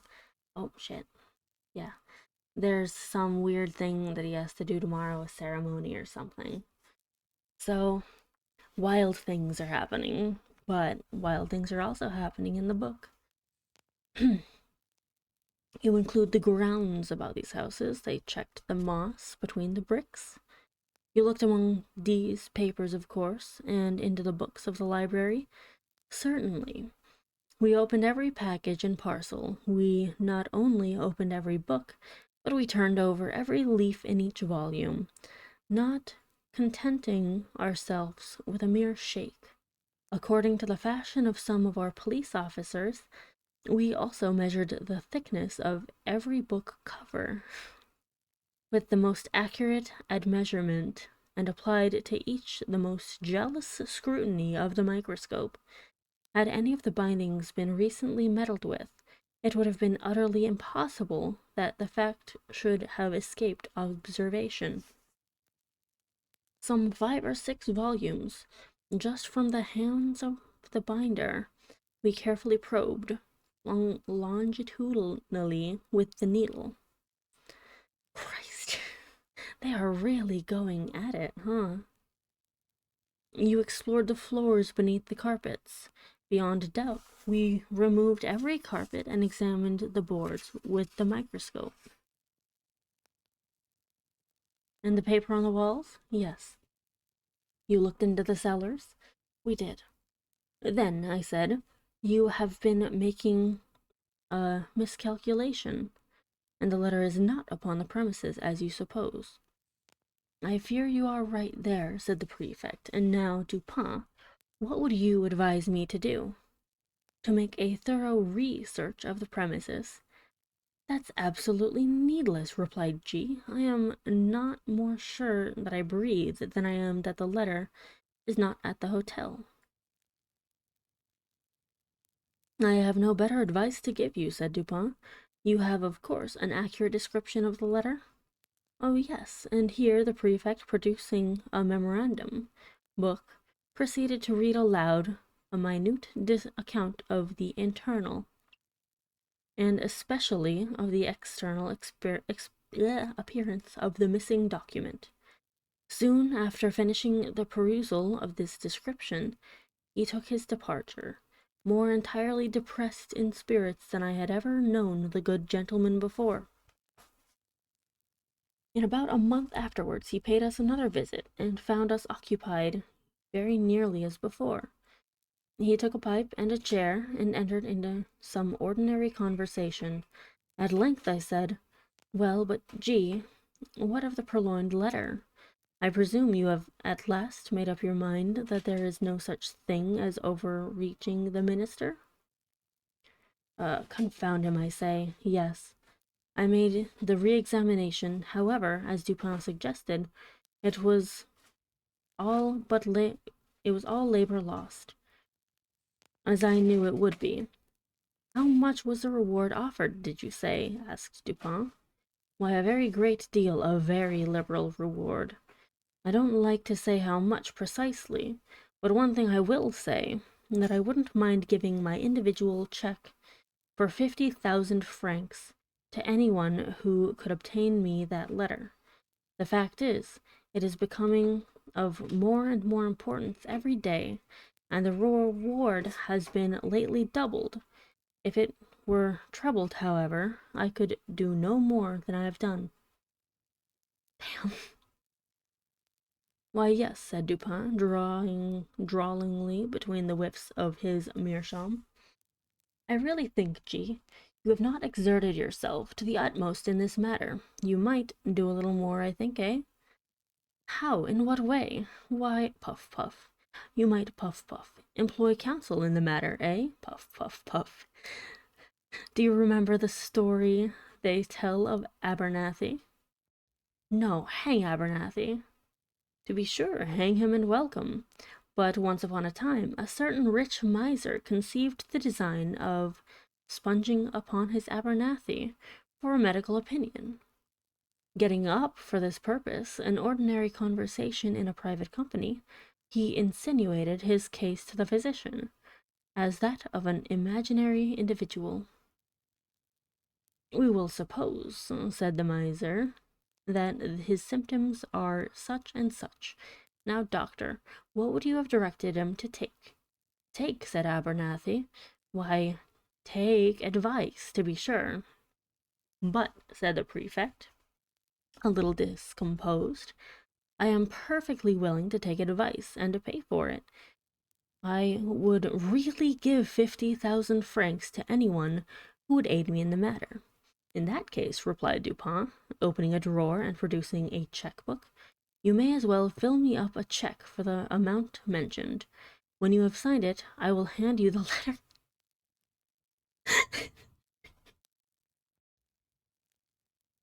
Oh my god. uh,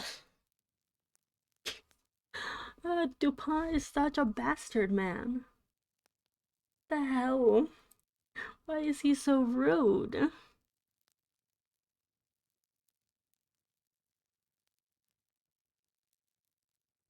My god, he's like, "Pay me money and I'll give you the letter you're looking for so desperately." My fucking god, this fucking guy. I can't with him.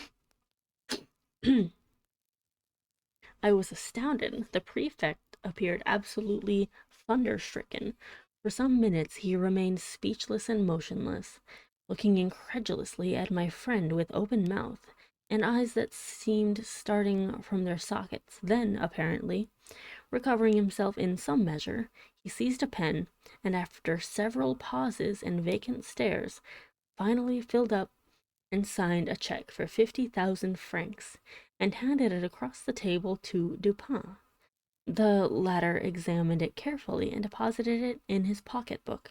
Then, unlocking an escritoire, took thence a letter and gave it to the prefect. This functionary grasped it in a perfect agony of joy, opened it with a trembling hand, cast a rapid glance at its contents, and then, scrambling and struggling to the door, rushed at length unceremoniously from the room and from the house, without having uttered a syllable since Dupin had requested him to fill up the check. When he had gone, my friend entered into some explanations. I can't fucking handle this. Oh my god. 1 second.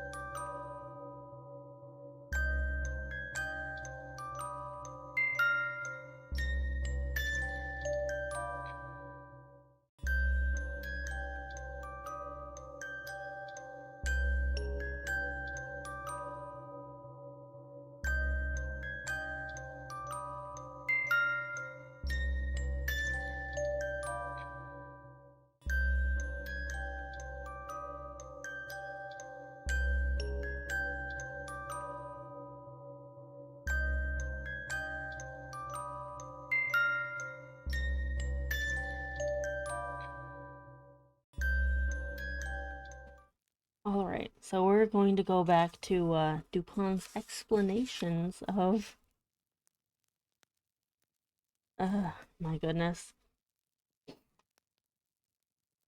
why he had this letter. "The Parisian police," he said, "are exceedingly able in their way. They are persevering, ingenious, cunning, and thoroughly versed in the knowledge which their duties seem chiefly to demand. Thus, when G detailed to us his mode of searching the premises at the Hotel D, I felt entire confidence in his having made a satisfactory investigation, so far as his labors extended." "So far as his labors extended?" said I. "Yes," said Dupin. "The measures adopted were not only the best of their kind, but carried out to absolute perfection. Had the letter been deposited within the range of their search, these fellows would beyond a question have found it. I merely laughed, but he seemed quite serious in all that he said. The measures, then, he continued, were good in their kind, and well executed. Their defect lay in their being inapplicable to the case and to the man. A certain set of highly ingenious resources are, with the prefect, a sort of Procrustean bed to which he forcibly adapts his designs. But he perpetually errs by being too deep or too shallow for the matter in hand, and many a schoolboy is a better reasoner than he.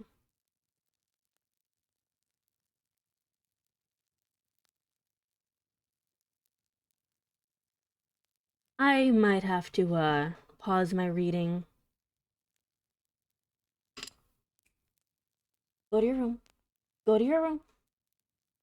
Room. Come on.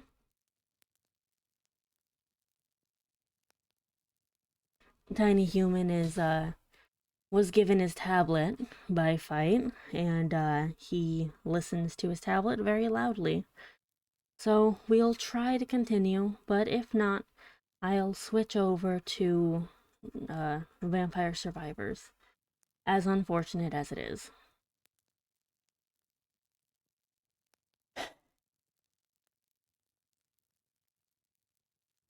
Let's see. And many a schoolboy is a better reasoner than he.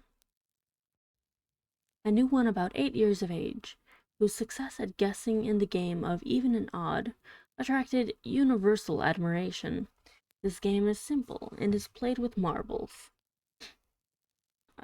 One player holds in his hand a number of these toys, and demands of another whether that number is even or odd.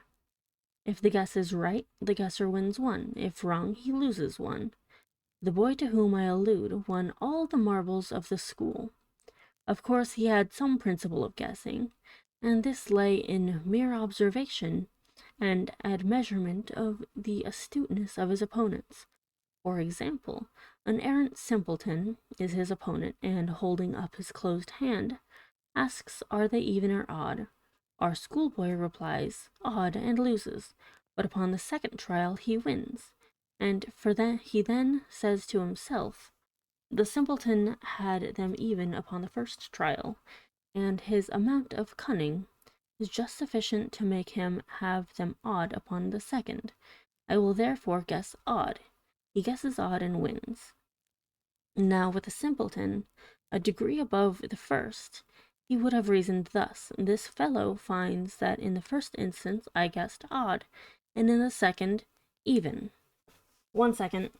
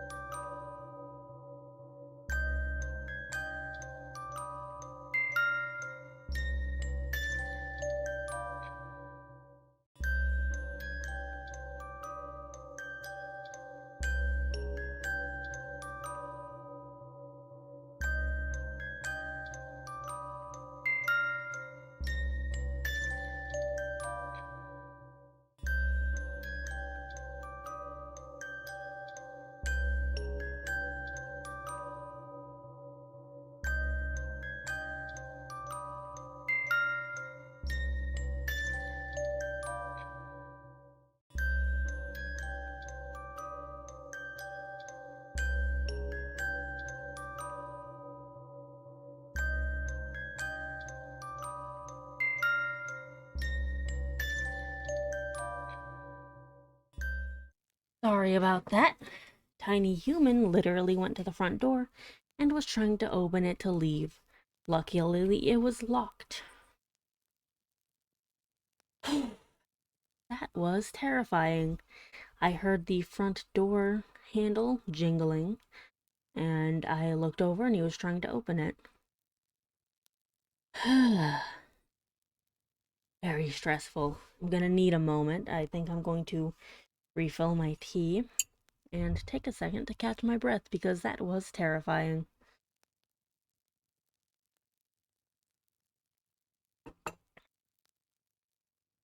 Oh, one moment.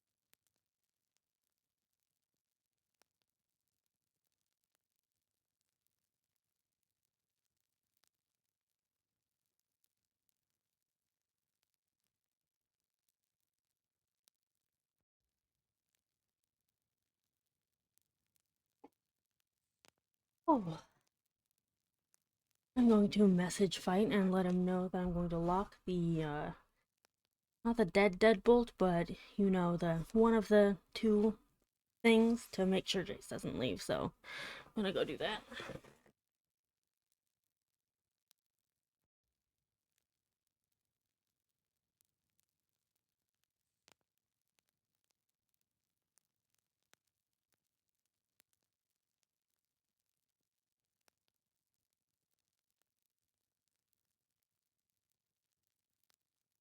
Oh, thank you so much. Welcome in. Sorry, by the way, I'm, in the process of taking care of a couple of little things. One moment. I am reading Edgar Allan Poe. I just need a second, okay? I'm sorry.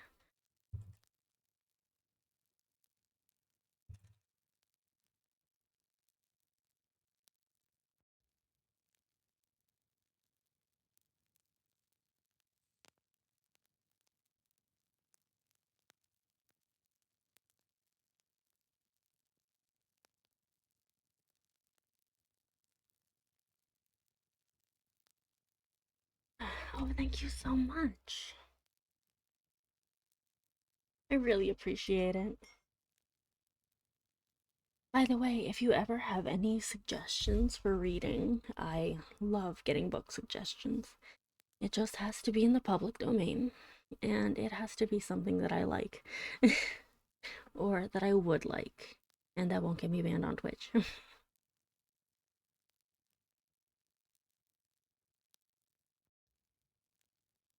So far, we have quite a few that are lined up, or not really lined up. We have a few that I thought of. It is. A lot of people are hesitant for me to read that because of how racially charged it is at times. So we'll be contemplating that one. Basically, if it was written, I think, 90 years ago or more, it should be in the public domain. Maybe it's 70 years ago. I cannot remember. Yeah, some people are very, yeah. I mean, it's the point of view of a man who was scared of a great many things. It's seeing the art made by a sick mind. And I don't know if it should be I don't know. I don't know how we should feel about it, because it is a look into the mind of a very sick person, someone who has a lot of issues. So, something that I've been contemplating either way. I've been contemplating that whole thought of like, well, it's a part of history, it's a part of literature, and I don't know. Yeah, that's generally how I feel about it too. But I also don't want to hurt anyone with my reading. I want to make people feel comfy and cozy. So it's still on the list of possible reads because I love the mythos. So we can see. We'll see. For now, we're going to we're going to enjoy Dupont explaining why he has the letter and why he's being such a bastard. He's so funny. My goodness.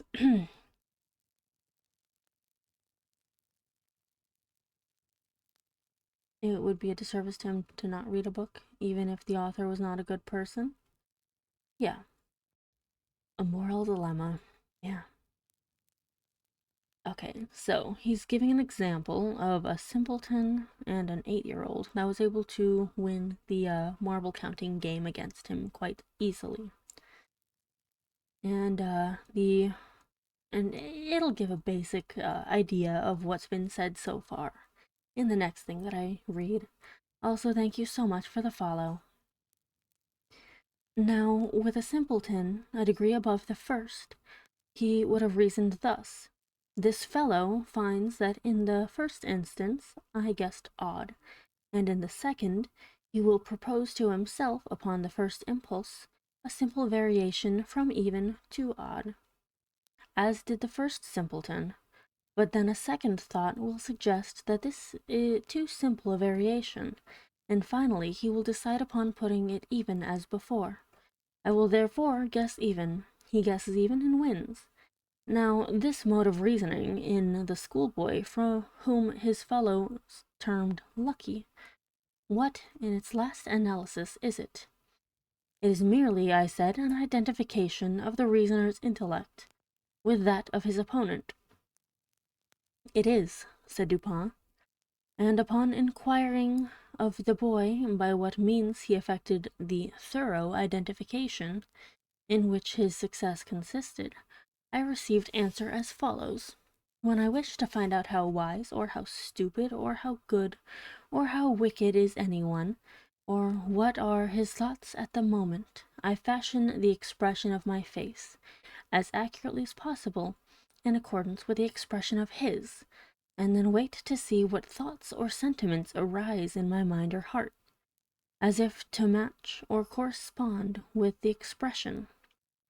This response of the schoolboy lies at the bottom of all spurious profundity,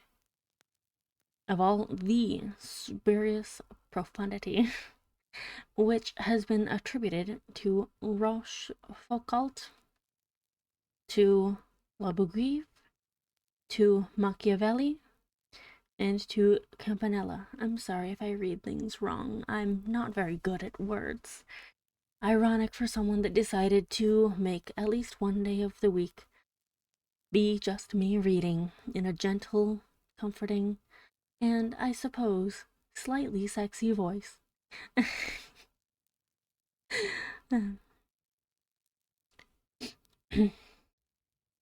And the identification, I said, of the reasoner's intellect with that of his opponent depends, if I understand you aright, upon the accuracy with which the opponent's intellect is admeasured. For its practical value it depends upon this, replied Dupin. And the prefect and his cohort fail so frequently, first, by default of this identification, and secondly, by ill admeasurement, or rather through non-admeasurement, of the intellect with which they are engaged. They consider only their own ideas of ingenuity, and in searching for anything hidden, advert only to the modes in which they would have hidden it. They are right in this much, that their own ingenuity is a faithful representative of that of the mass. But when the cunning of the individual felon is diverse in character from their own, the felon foils them, of course. This always happens when it is above their own, and very usually when it is below. They have no variation of principle in their investigations. At best, when urged by some unusual emergency, by some extraordinary reward, they extend or exaggerate their old modes of practice, without touching their principles. For example, in this case of D, has what, for example, in this case of D, has been done to vary the principle of action? What is all this boring and probing and sounding and scrutinizing with the microscope and dividing the surface of the building into registered square inches? What is it all but an exaggeration of the application of the principle or set of principles of search, which are based upon the one set of notions regarding human ingenuity, to which the prefect, in the long routine of his duty, has been accustomed? Do you not see he has taken it for granted that all men proceed to conceal a letter, not exactly in a gimlet hole bored in a chair leg, but at least in some out-of-the-way hole or corner suggested by the same tenor of thought which would urge a man to secrete a letter in a gimlet hole bored in a chair leg?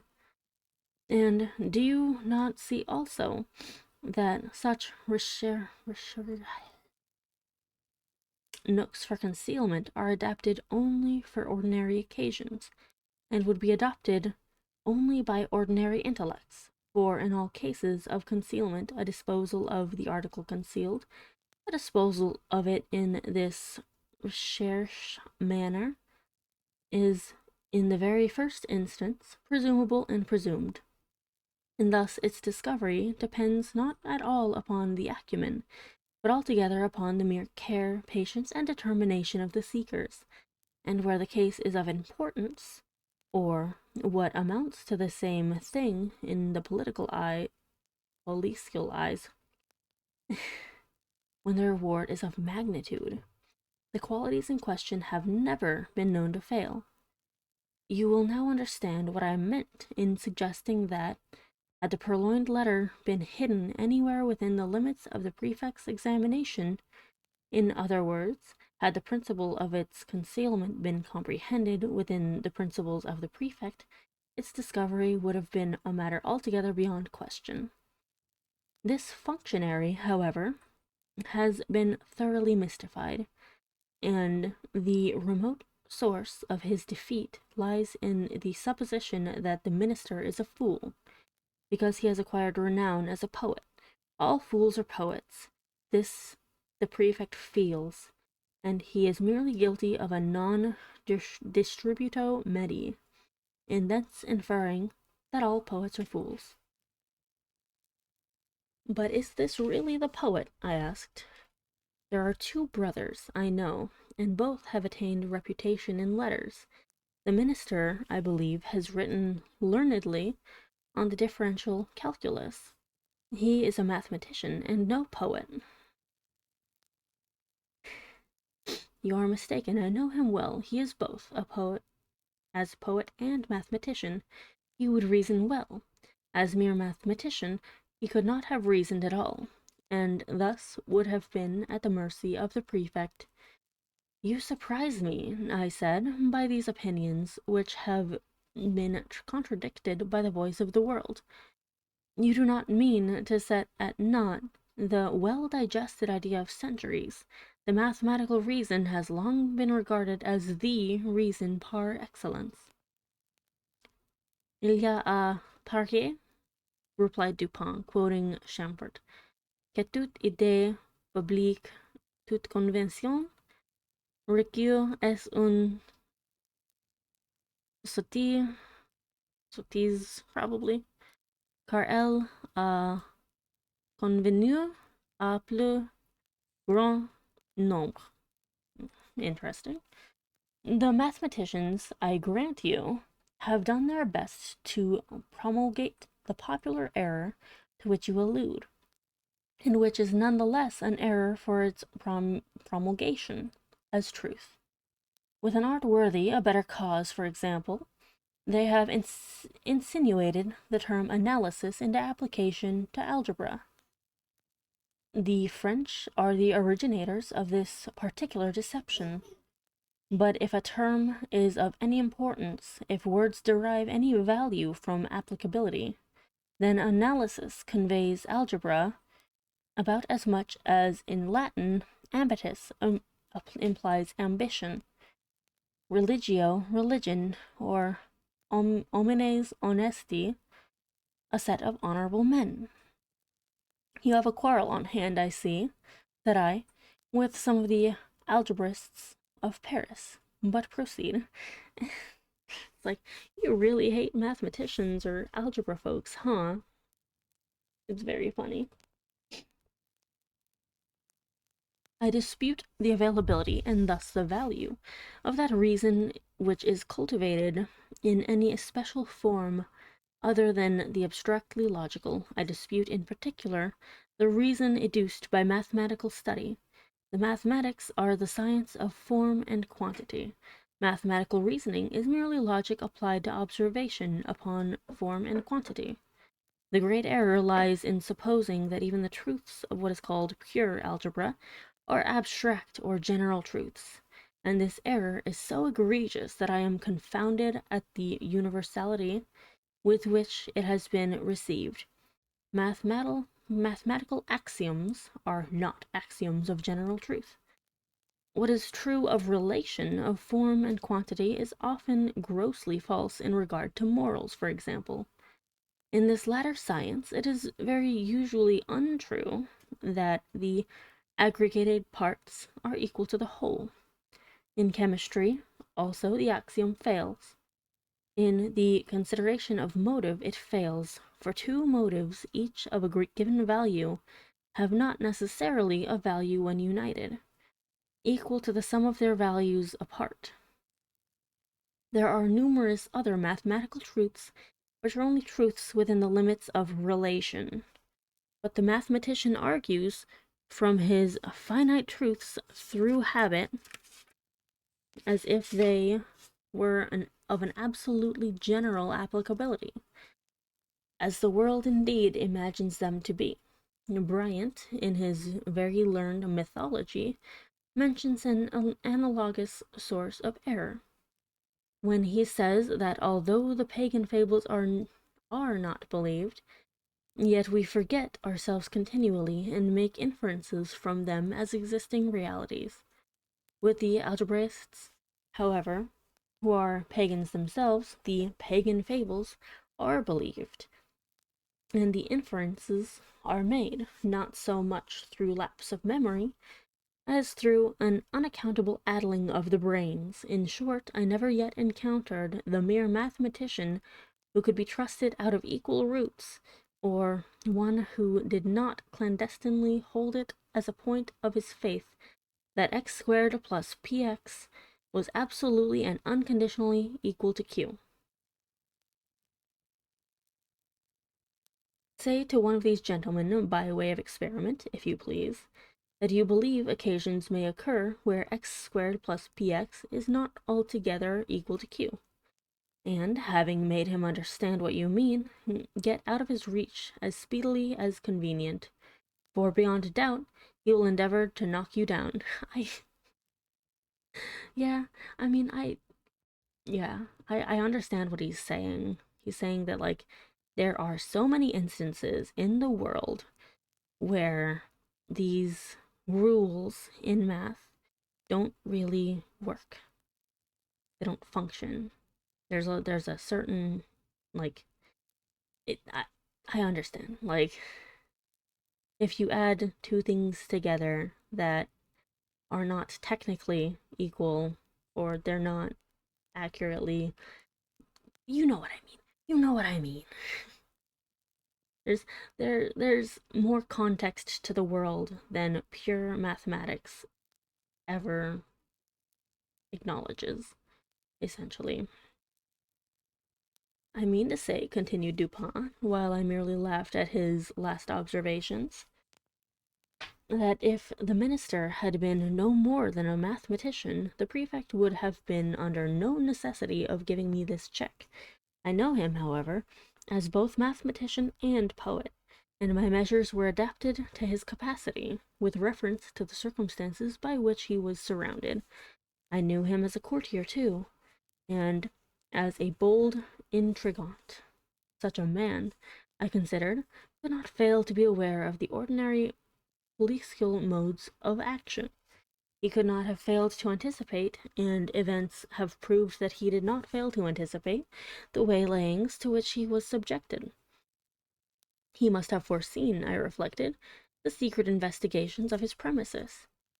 His frequent absences from home at night, which were hailed by the prefect as certain aids to his success, I regarded only as ruses, to afford opportunity for thorough search to the police, and thus the sooner to impress them with the conviction to which G, in fact, did finally arrive, that the whole train of thought, which I was at some pains in detailing to you just now, concerning the invariable principle of policial action in searches for articles concealed, I felt that this whole train of thought would necessarily pass through the mind of the minister.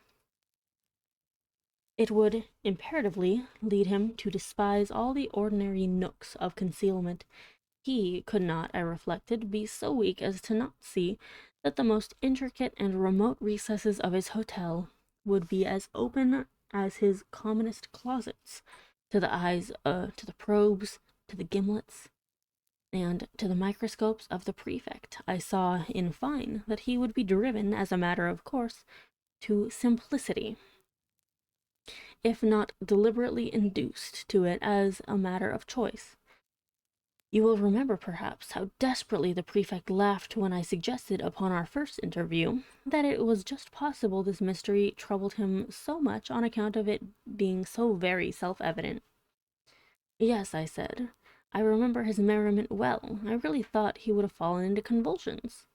The material world, continued Dupin, abounds with very strict analogies to the immaterial, and thus some color of truth has been given to the rhetorical dogma, that metaphor or simile.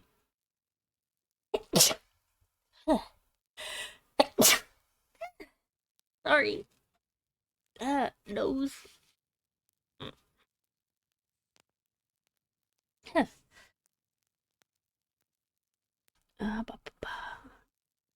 Okay, let's see. Abounds with strict analogies to the immaterial, and thus some color of truth has been given to the rhetorical dogma that metaphor or simile may be made to strengthen an argument, as well as to embellish a description. The principle of the vis inertia, for example, seems to be identical in physics as in metaphysics. It is not more true in the former that a large body is with more difficulty set in motion than a smaller one, and that its subsequent momentum is commensurate with this difficulty, than it is in the latter. That intellects of the vaster capacity, while more forcible, more constant, and more eventful in their movements than those of inferior grade, are yet the less readily moved, and more embarrassed and full of hesitation in the first few steps of their progress. Again, have you ever noticed which of the street signs over the shop doors are the most attractive of attention? I've never given the matter a thought, I said. There is a game of puzzles, he resumed, which is played upon a map. One party playing requires another to find a given word, the name of town, river, state, or empire, any word, in short, upon the motley and perplexed surface of the chart. A novice in the game generally seeks to embarrass his opponents by giving them the most minutely lettered names, but the adept selects such words as stretch, in large characters, from one end of the chart to the other. These, like the overly over largely lettered signs and placards of the street escape observation by dint of being excessively obvious. And here, the physical oversight is precisely analogous with the moral inapprehension by which the intellect suffers to pass unnoticed those considerations which are too obtrusively and too palpably self-evident. But this is a point, it appears, somewhat above or beneath the understanding of the prefect. He never once thought it probable or possible that the minister had deposited the letter immediately beneath the nose of the whole world, by way of best preventing any portion of that world from perceiving it. Interesting. But the more I reflected upon the daring, dashing, and discriminating ingenuity of D, upon the fact that the document must have always been at hand, if he intended to use it to good purpose, and upon the decisive evidence obtained by the prefect that it was not hidden within the limits of the dignitary's ordinary search, the more satisfied I became that, to conceal this letter, the minister had reported to the comprehensive and sagacious expedient of not attempting to conceal it at all. What? One moment.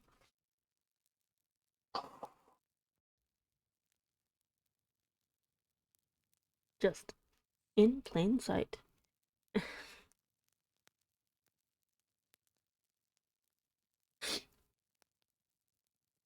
Full of these ideas, I prepared myself with a pair of green spectacles, and called one fine morning, quite by accident, at the Ministerial Hotel.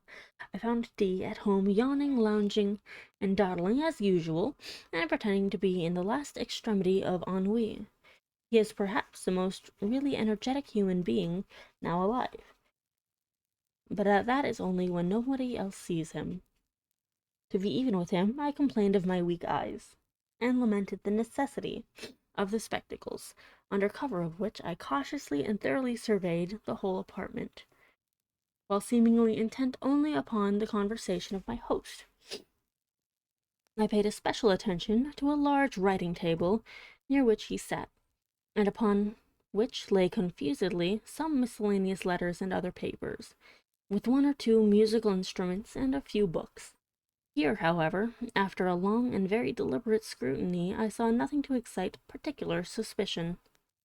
At length my eyes, in going the circuit of the room, fell upon a trumpery filigree card-rack of pasteboard, that hung dangling by a dirty blue ribbon from a little brass knob just beneath the middle of the mantelpiece.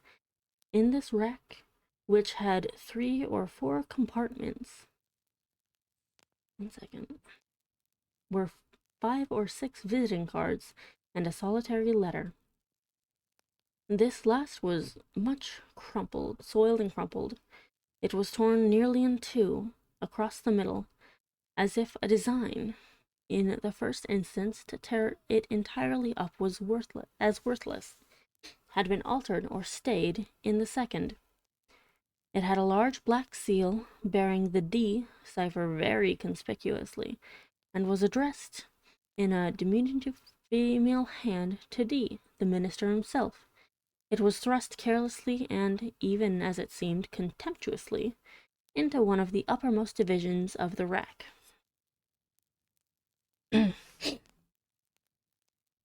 So, finds this letter, torn, beat up, soiled, and angrily thrown. It's the letter. I swear it's the letter. No sooner had I glanced at this letter than I concluded it to be that of which I was in search. To be sure, it was, to all appearance, radically different from the one of which the prefect had read so minute a description. Here the seal was large and black, with the D cipher. There it was small and red, with the ducal arms of the S family. Here the address to the minister, diminutive and feminine. There the superscription to a certain royal personage was markedly bold and decided. The size alone formed a point of correspondence. But then the radicalness of these differences which was excessive, The dirt, the soiled and torn condition of the paper, so inconsistent with the true methodical habits of D, and so suggestive of a design to delude the beholder into an idea of the worthlessness um, of the document. These things, together with the hyper-obtrusive situation of this document, full in the view of every visitor, and thus exactly in accordance with the conclusions to which I had previously arrived.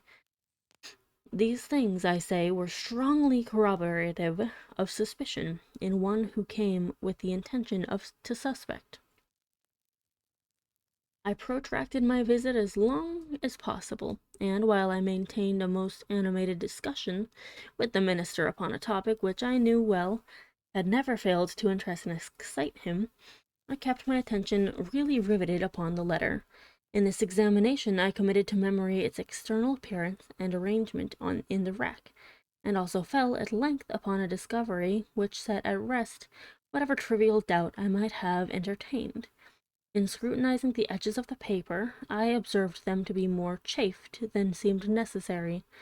They presented the broken appearance which is manifested when a stiff paper, having been once folded and pressed with a folder, is refolded in a reversed direction, in the same creases or edges which had formed the original fold.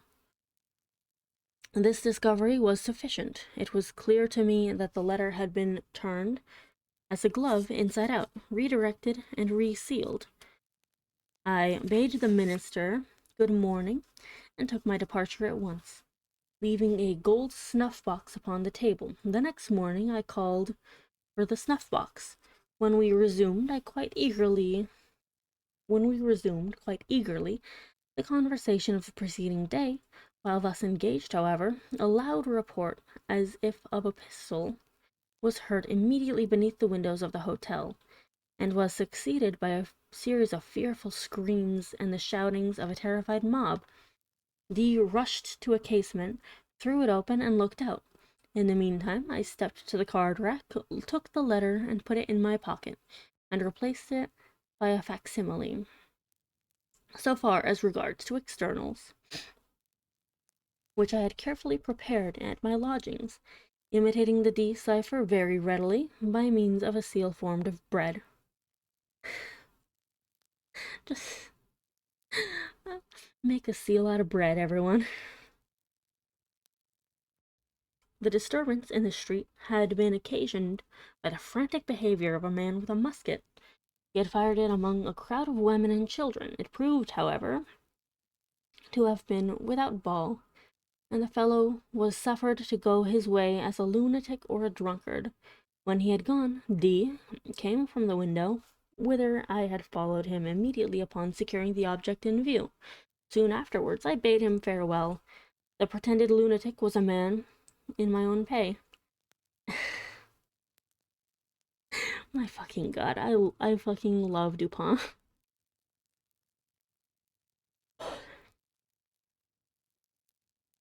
But what purpose had you, I asked, in replacing the letter by a facsimile? Would it not have been better at the first visit to have seized it openly and departed? D, replied Dupin, is a desperate man, and a man of nerve. His hotel, too, is not without attendants devoted to his interests. Had I made the wild attempt you suggest, I might never have left the ministerial presence alive. The good people of Paris might have heard of me no more, but I had an object apart from these considerations. You know my political prepossessions. In this matter I act as a partisan of the lady concerned. For 18 months the minister has had her in his power. She has now him in hers. Since, being unaware that the letter is not in his possession, he will proceed with his exactions as if it was. Thus will he inevitably commit himself at once to his political destruction. His downfall, too, will not be more precipitate than awkward. It is all very well to talk about the facilis descensus Averni, but in all kinds of climbing, as Catalani said of singing, It is far more easy to get up than to come down. In the presence in the present instance, I have no sympathy. At least no pity for him who descends. He is that he is that monstrum horrendum, an unprincipled man of genius. I confess, however, that I should like very well to know the precise character of his thoughts, when, being defied by her whom the prefect terms a certain personage, he is reduced to opening the letter which I left for him in the card rack. How, did you put anything particular in it? Why, it did not seem altogether right to leave the interior blank. That would have been insulting. D, at Vienna, once, did me an evil turn, which I told him quite good-humouredly that I should remember. So, as I knew he would feel some curiosity in regard to the identity of the person who had outwitted him, I thought it a pity not to give him a clue. He is well acquainted with my MS, and I just copied it. I just copied into the middle of the blank sheet of words. Un dessin si funest. Si n'était d'artri edin de dest. They are to be found in Cerebrians. Archery. I'm really fucking. I can't. This whole last part is just fucking garbage. I'm sorry, y'all have to listen to that. That was hilarious, though.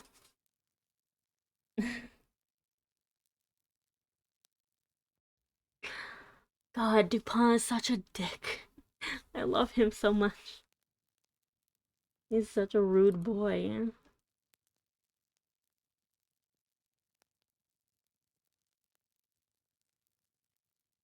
So rude.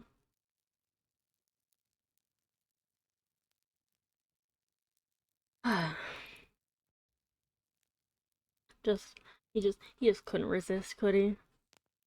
He's like, no, I knew who he was talking about the whole time. I found the letter easily. Took me like a day.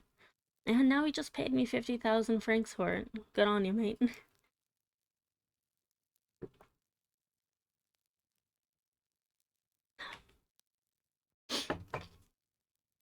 So funny to me. It's so funny to me. I fucking can't with this. Okay. Let's see. The next short story we're going to read is going to be The 1002nd Tale of Scheherazade. I think that's how you say it. It is intended to be a humorous sequel to 1001 Nights, the collection of Middle Eastern tales. This short story first appeared in the February issue of Godey's Lady's Book in 1845. Truth is stranger than fiction. I'm gonna get nice and comfy for it. Take a nice drink of tea. Feel good. Enjoy life. Giggle internally about Dupin.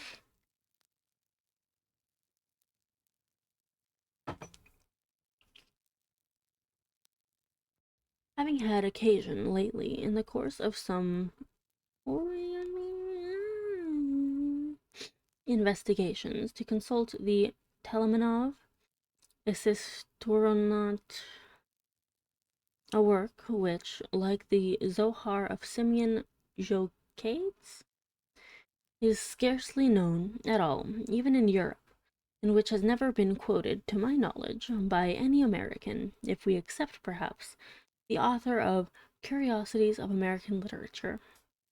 Having had occasion, I say, to turn over some pages of the first mentioned very remarkable work, I was not a little astonished to discover that the literary world has hitherto been strangely in error respecting the fate of the vizier's daughter, Scheherazade, as that fate is depicted in the Arabian Nights, and that the denouncement there given, if not altogether inaccurate, as far as it goes, is at least to blame in not having gone very much further. For full information on this interesting topic, I must refer the inquisitive reader to the Isistorna itself, but in the meantime I shall be pardoned for giving a summary of what I there discovered. It will be remembered that in the usual version of the tales, a certain monarch, having good cause to be jealous of his queen, not only puts her to death, but makes a vow by his beard and the prophet to espouse each night the most beautiful maiden in his dominions, and the next morning to deliver her up to the executioner. Having fulfilled his vow for many years to the letter, and with a religious punctuality and method that conferred great credit upon him as a man of devout feeling and excellent sense, he was interrupted one afternoon, no doubt at his prayers, by a visit from his grand vizier, to whose daughter, it appears, there had occurred an idea. Her name was Shahrazad, and her idea was that she would either redeem the land from the depopulating tax upon its beauty, or perish, after the approved fashion of all heroines, in the attempt. Accordingly, and although we do not find it to be leap year which makes the sacrifice more meritorious, she deputes her father, the Grand Vizier, to make an offer to the king of her hand. This hand the king eagerly accepts. He had intended to take it at all events, and had put off the matter from day to day, only through fear of the vizier. But in accepting it now, he gives all parties very distinctly to understand that, Grand Vizier or no Grand Vizier, he has not the slightest design of giving up one iota of his vow or of his privileges. When, therefore, the fair Scheherazade insisted upon marrying the king, and did actually marry him, despite her father's excellent advice not to do anything of the kind, when she would and did marry him, I say, will I, nil I, it was with her beautiful black eyes as thoroughly open as the nature of the case would allow. Interesting. It seems, however, that this politic damsel, who had been reading Machiavelli beyond doubt, had a very ingenious little plot in her mind. On the night of the wedding, she contrived upon, I forget what specious pretence, to have her sister occupy a couch sufficiently near that of the royal pair to admit of easy conversation from bed to bed, and a little before cock crowing, she took care to awaken the good monarch, her husband, who bore her none the worse because he intended to wring her neck on the morrow. She managed to awaken him, I say, although on account of a capital conscience and an easy digestion he slept well. By the profound interest of a story about a rat and a black cat, I think, which she was narrating, all in an undertone, of course, to her sister. When the day broke, it so happened that this history was not altogether finished, and that Scheherazade, in the nature of things, could not finish it just then. Hi, Haddock, welcome in. Let's see. Since it was high time for her to get up and be bowstrung, a thing very little more pleasant than hanging, only a trifle more genteel. How are you doing, Haddock? Sorry, I had to finish that paragraph before I could properly say hello. I would give a shout out, but this is my reading stream day, so we're keeping the audio nice and chill. But everyone should go check out Haddock. They are a wonderful person, as far as I can tell, and they are quite entertaining, as far as I can tell. I'm reading Edgar Allan Poe, of course. I'm having a wonderful time. Also, that's an adorable emote, the little hearts. Quite wonderful. But yeah, we are reading a funny tale that's talking about Sherazade. It was funny. It I think it's getting to the funny part.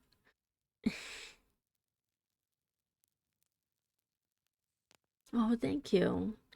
I like making it not quite a whisper, but not quite full voiced, you know? Like a very happy little middle area.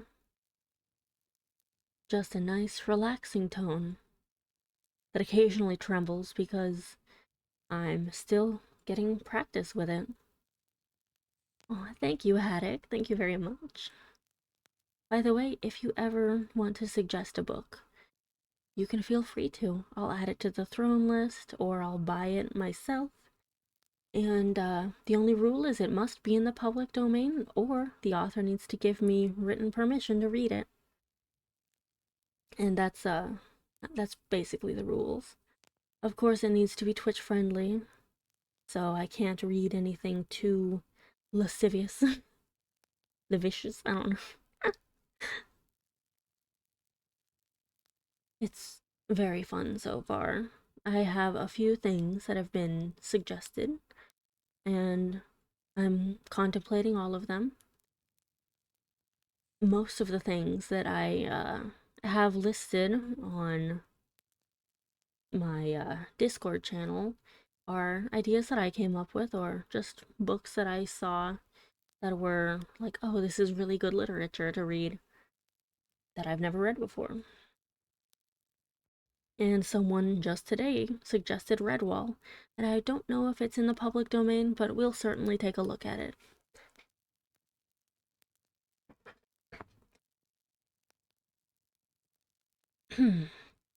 Now we're going to resume the 1002nd tale of Sherazade. Let's see. The king's curiosity, however, prevailing, I am sorry to say, even over his sound religious principles, induced him for this once to postpone the fulfillment of his vow until the next morning, for the purpose and with the hope of hearing that night how it fared in the end with the black cat, a black cat I think it was, and the rat. The night having arrived, however, the Lady Sherazade not only put the finishing stroke to the black cat and the rat was blue, but before she well knew what she was about, found herself deep in the intricacies of a narration, having reference, if I am not altogether mistaken, to a pink horse with green wings, then went in a violent manner by clockwork, and was wound up with an indigo key. With this history, the king was even more profoundly interested than with the other, and as the day broke before its conclusion, notwithstanding all the queen's endeavors to get through it with it in time for the bowstringing, there was again no resource but to postpone that ceremony as before, for 24 hours. The next night there happened a similar accident with a similar result, and then the next, and then again the next, so that in the end, the good monarch, having been unavoidably deprived of all opportunity to keep his vow during a period of no less than 1001 nights, either forgets it altogether by the expiration of its time, or gets himself absolved of it in the regular way, or, what is more probable, breaks it outright, as well as the head of his father confessor. At all events, Scheherazade, who, being lineally descended from Eve, fell heir, perhaps, to the whole 7 baskets of talk, which the latter lady, we all know, picked up from under the trees in the Garden of Eden. Scheherazade, I say, finally triumphed, and the tariff upon beauty was repealed. Now, this conclusion, which is that of the story as we have it upon record, is no doubt excessively proper and pleasant, but alas, like a great many pleasant things, it is more pleasant than true, and I am indebted altogether to the Isistor not. I'm sorry, I'm very bad at reading some complicated words. I am American, I speak English, I'm not good at words. For the means of correcting the error. Le mieux, says a French proverb, est l'ennemi du bien. And in mentioning that Scheherazade had inherited the 7 baskets of talk, I should have added that she put them out at compound interest until they amounted to 77. My dear sister, said she, on the 1002nd night. I quote the language of the Istornot at this point. Verbatim. My dear sister, said she, now that all this little difficulty about the bowstring has blown over, and that this odious tax is so happily repealed, I feel that I have been guilty of great indiscretion in withholding from you and the king, who I am sorry to say snores, a thing no gentleman would do, the full conclusion of Sinbad the Sailor. This person went through numerous other and more interesting adventures than those which I related, but the truth is, I felt sleepy on the particular night of their narration, and so was seduced into cutting them short, a grievous piece of misconduct, for which I only trust that Allah will forgive me. But even yet, it is not too late to remedy my great neglect, and as soon as I have given the king a pinch or two in order to wake him up so far that he may stop making that horrible noise, I will forthwith entertain you and him, if he pleases, with the sequel of this very remarkable story.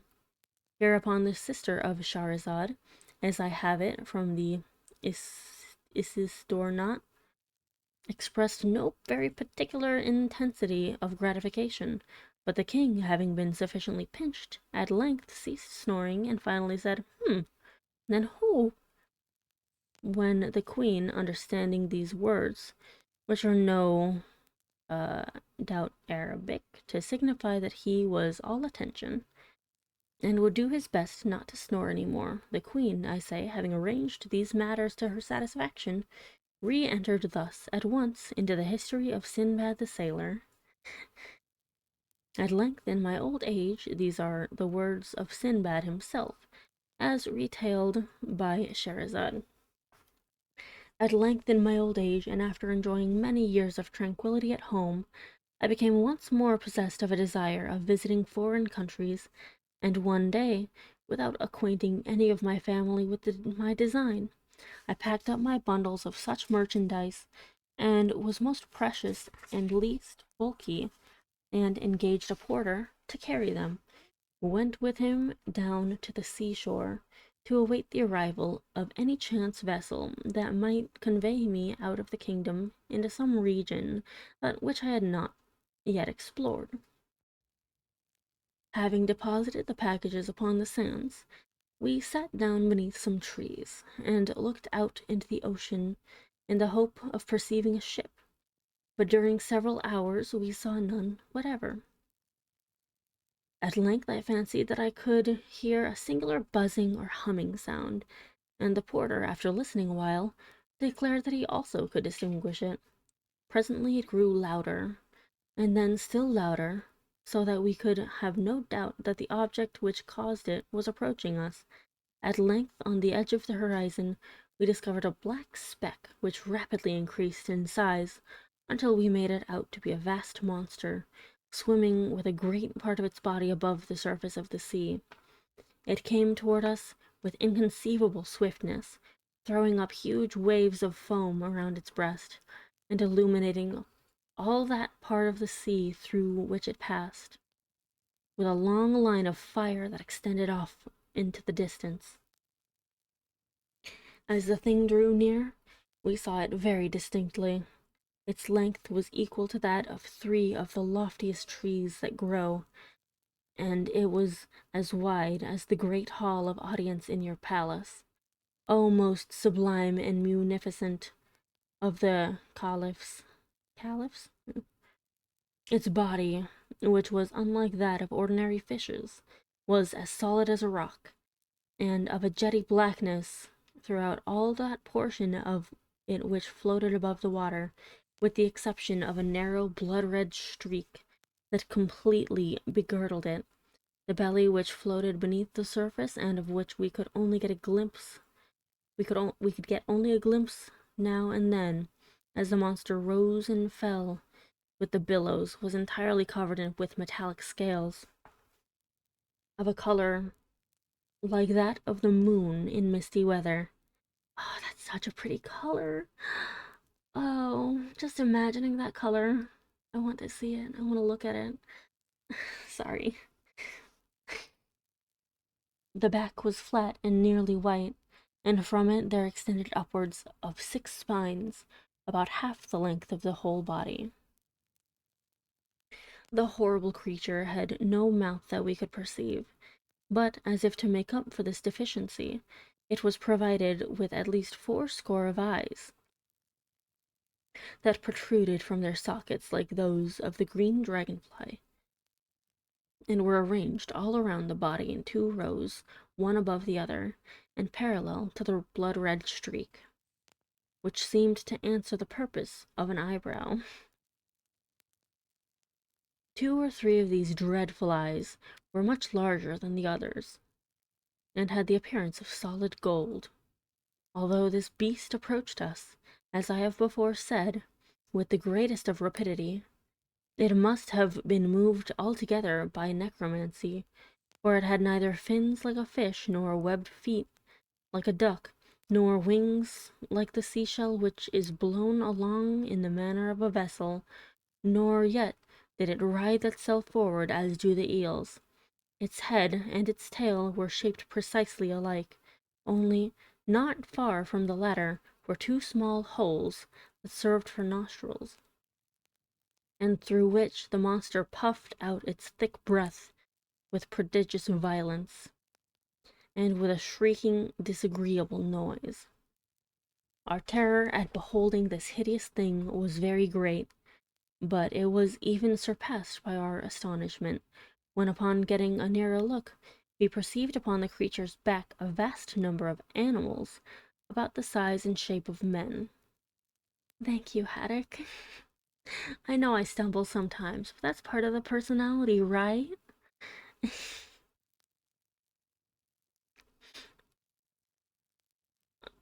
And altogether much resembling them, except that they wore no garments as men do, being supplied by nature, no doubt, with an ugly, uncomfortable covering, a good deal like cloth, but fitting so tight to the skin as to render the poor wretches laughably awkward, and put them apparently to severe pain. On the very tips of their heads were certain square-looking boxes, which, at first sight, I thought might have been intended to answer as turbans, but I soon discovered that they were excessively heavy and solid, and I therefore concluded they were contrivances designed by their great weight to keep the heads of the animals steady and safe upon their shoulders. Huh. Around the necks of the creatures were fastened black collars, badges of servitude, no doubt, such as we keep on our dogs, only much wider and infinitely stiffer, so that it was quite impossible for these poor victims to move their heads in any direction, without moving the body at the same time, and thus they were doomed to perpetual contemplation of their noses.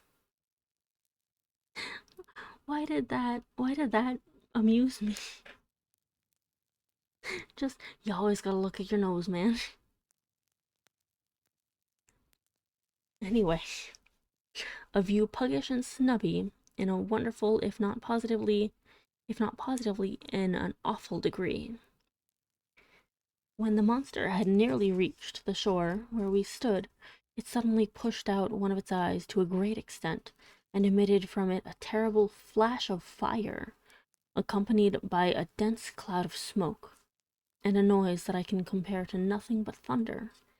As the smoke cleared away, we saw one of the odd man animals standing near the head of the large beast with a trumpet in his hand. Why? Why? Why? though, through which, putting it to his mouth, he presently addressed us in loud, harsh, and disagreeable accents, that perhaps we should have mistaken for language, had they not come altogether through the nose. Being thus evidently spoken to, I was at a loss how to reply, as I could in no manner understand what was said, and in this difficulty I turned to the porter, who was near swooning through affright, and demanded of him his opinion as to what species of monster it was, what it wanted, and what kind of creatures those were that so swarmed upon its back. To this the porter replied, as well as he could for trepidation, that he had once before heard of this sea beast, that it was a cruel demon, with bowels of sulphur and blood of fire, created by evil genii as the means of inflicting misery upon mankind, that the things upon its back were vermin, such as sometimes infest cats and dogs, only a little larger and more savage, and that these vermin had their uses, however evil, for through the torture they caused the beast by their nibbling and stingings, it was goaded into that degree of wrath which was requisite to make it roar and commit ill, and so fulfill the vengeful and malicious designs of the wicked genii. Damn, that's fucking rude. Just fucking imagine a giant flea with a trumpet. What the fuck, man? This account determined me to take to my heels, and without once even looking behind me, I ran at full speed up into the hills, while the porter ran equally fast, although nearly in an opposite direction, so that by these means he finally made his escape with my bundles, of which I have no doubt he took excellent care, although this is a point I cannot determine, as I do not remember that I ever beheld him again. He dead? Is this guy dead?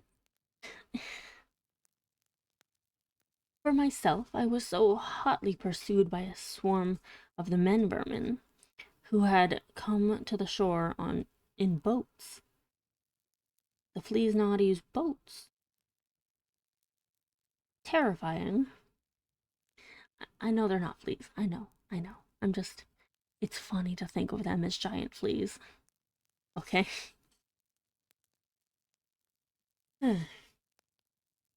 That I was very soon overtaken, bound hand and foot, and conveyed to the beast, which immediately swam out again into the middle of the sea. I now bitterly repented my folly in quitting a comfortable home to peril my life in such adventures as this. But regret being useless, I made the best of my condition, and exerted myself to secure the goodwill of the man-animal that owned the trumpet, and who appeared to exercise authority over his fellows. I succeeded so well in this endeavor, in fact, that, in a few days, the creature bestowed upon me various tokens of his favor, and in the end even went to the trouble of teaching me the rudiments of what it was vain enough to denominate its language, so that at length I was enabled to converse with it readily, and came to make it comprehend the ardent desire I had of seeing the world. Washish, squashish, squeak, Sinbad, hey diddle diddle, grunt unt grumble, hiss fiss whiss, he said to me, said he to me. What even is happening? What is happening right now? One day after dinner, but I beg 1,000 pardons, I had forgotten that your majesty is not conversant with the dialect of Cockneys.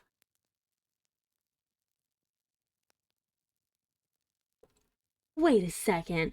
Wait a second. Wait.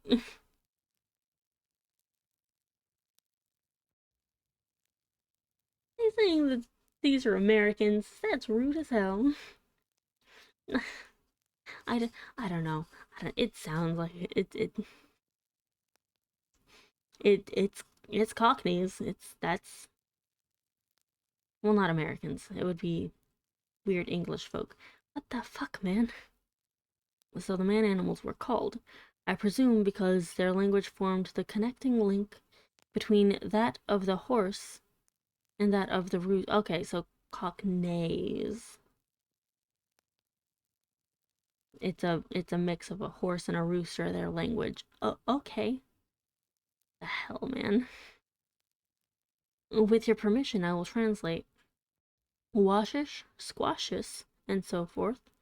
That is to say, I am happy to find, my dear Sinbad, that you are really a very excellent fellow. We are now about doing a thing which is called circumnavigating the globe, and since you are so desirous of seeing the world, I will strain a point and give you a free passage upon back of the beast. When the lazy Lady Shahrazad had proceeded thus far, relates Istornot, the king turned over from his left side to his right, and said, "It is in fact very surprising, my dear queen, that you omitted hitherto these latter adventures of Sinbad. Do you know, I think them exceedingly entertaining and strange." The king having thus expressed himself, we are told, the fair Shahrazad resumed her history in the following words. Sinbad went on in this manner with his narrative to the Caliph. I thanked the man-animal for its kindness, and soon found myself very much at home on the beast, which swam at a prodigious rate through the ocean, although the surface of the latter is, in that part of the world, by no means flat, but round like a pomegranate, so that we went, so to say, either uphill or downhill all the time. That, I think, was very singular, interrupted the king. Nevertheless, it is quite true, replied Shahrazad. I have my doubts, rejoined the king, but pray be so good as to go on with the story.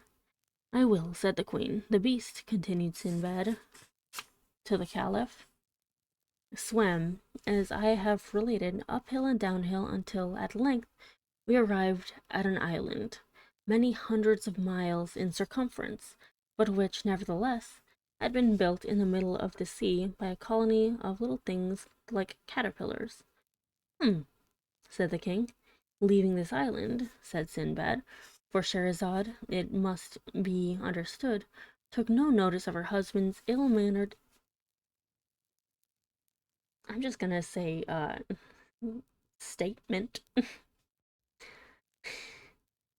Leaving this island, we came to another where the forests were of solid stone, and so hard that they shivered to pieces the finest tempered axes with which we endeavored to cut them down.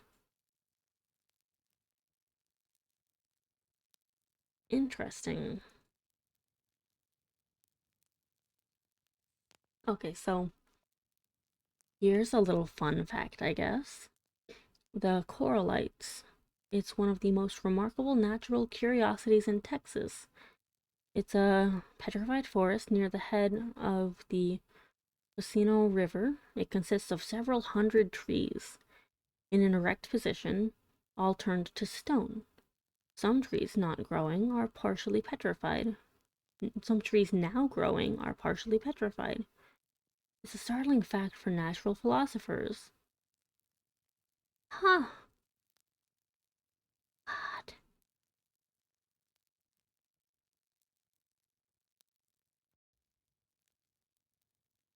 Which shadow spot? Which shadow?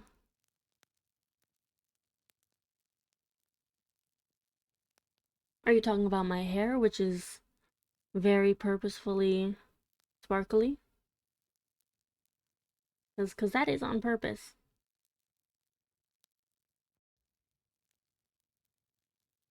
It's fascinating, though. I don't know if it's true, because there's a big little, like, side note over here.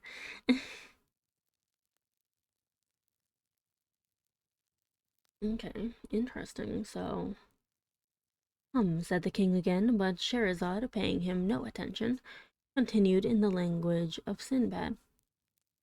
Passing beyond this island, we reached a country where there was a cave that ran the distance of 30 or 40 miles within the bowels of the earth, and that contained a greater number of far more spacious and more magnificent palaces than are to be found in all of Damascus and Baghdad. From the roofs of these palaces there hung myriads of gems, like diamonds, but larger than men, and in among the streets of towers and pyramids and temples there flowed immense rivers, as black as ebony, and swarming with fish that had no eyes. What? That's rad. Oh, the Mammoth Cave of Kentucky? What? Bro, I'm learning all kinds of crazy stuff. Apparently, these are references to, like, actual places, but, like, probably kind of fluffed up a little bit.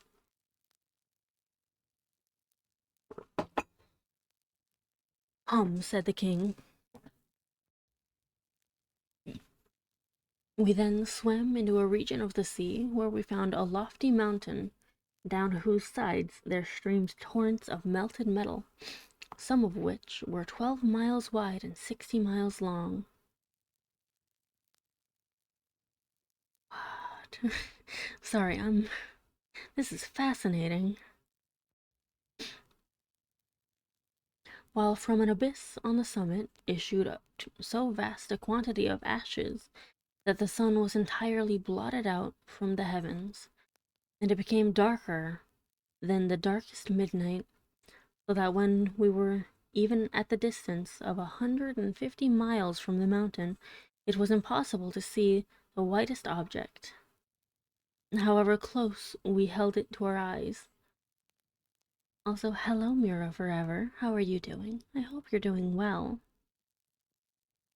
I appreciate it if you're saying that you're lurking. I am just enjoying reading some Edgar Allan Poe. So I hope that you enjoy. We're reading the 1002nd Tale of Scheherazade. After quitting this coast, the beast continued his voyage until we met with a land in which the nature of things seemed reversed. For here we saw a great lake, at the bottom of which, more than 100 feet beneath the surface of water, there flourished a full-leaf forest of tall and luxuriant trees.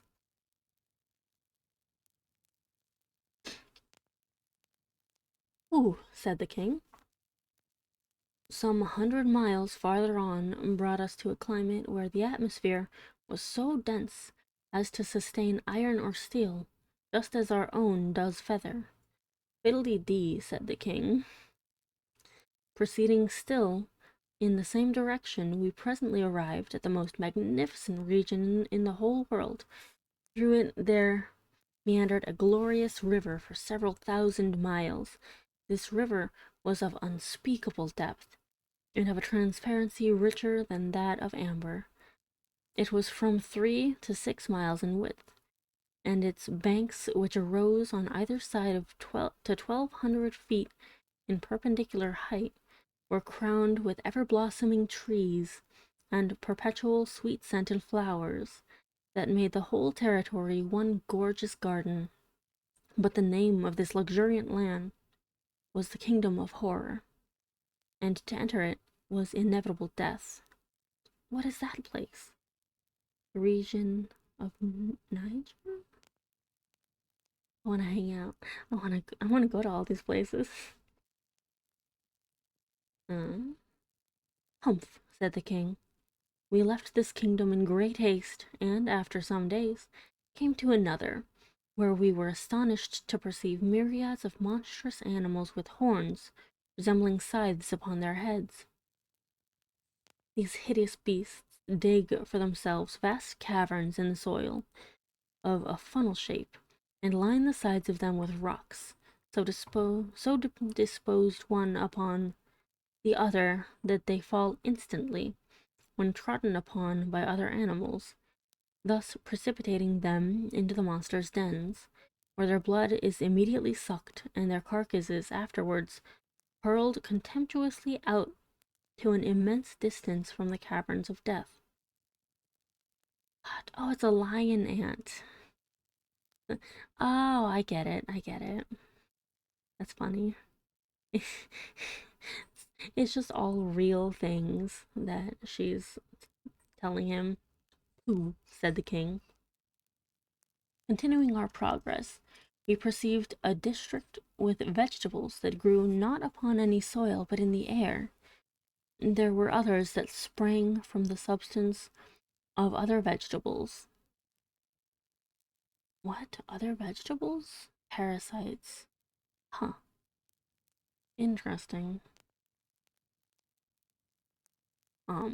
Others that derived there's some others that derived their substance from the bodies of living animals, and then again there were others that glowed all over with intense fire, others that moved from place to place at pleasure, and what was still more wonderful, we discovered flowers that lived and breathed and moved their limbs at will, and had, moreover, the detestable passion of mankind for enslaving other creatures, and confining them in horrid and solitary prisons until the fulfillment of appointed tasks.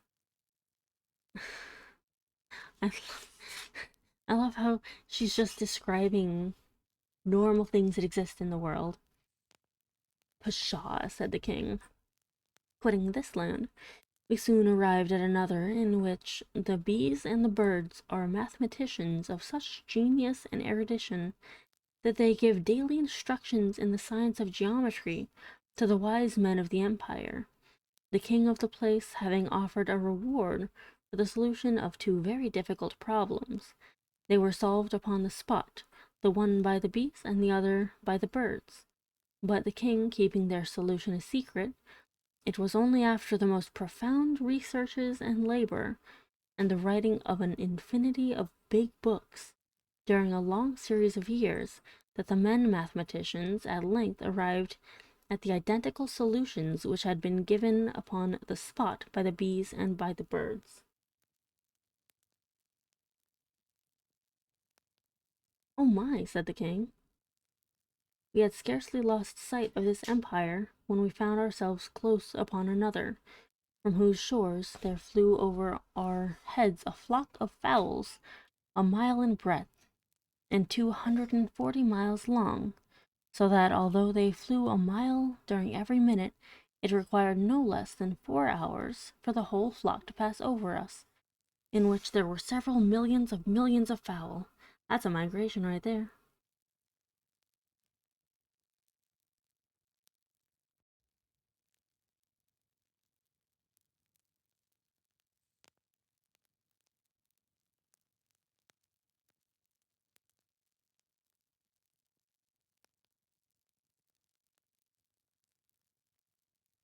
There we go. Sorry, I had to get Tiny Human to calm down a little bit. Oh, fie, said the king. No sooner had we got rid of these birds, which occasioned us great annoyance, than we were terrified by the appearance of a fowl of another kind, and infinitely larger than even the rocks which I met in my former voyages, for it was bigger than the biggest of the domes in your seraglio. Oh, most munificent of caliphs.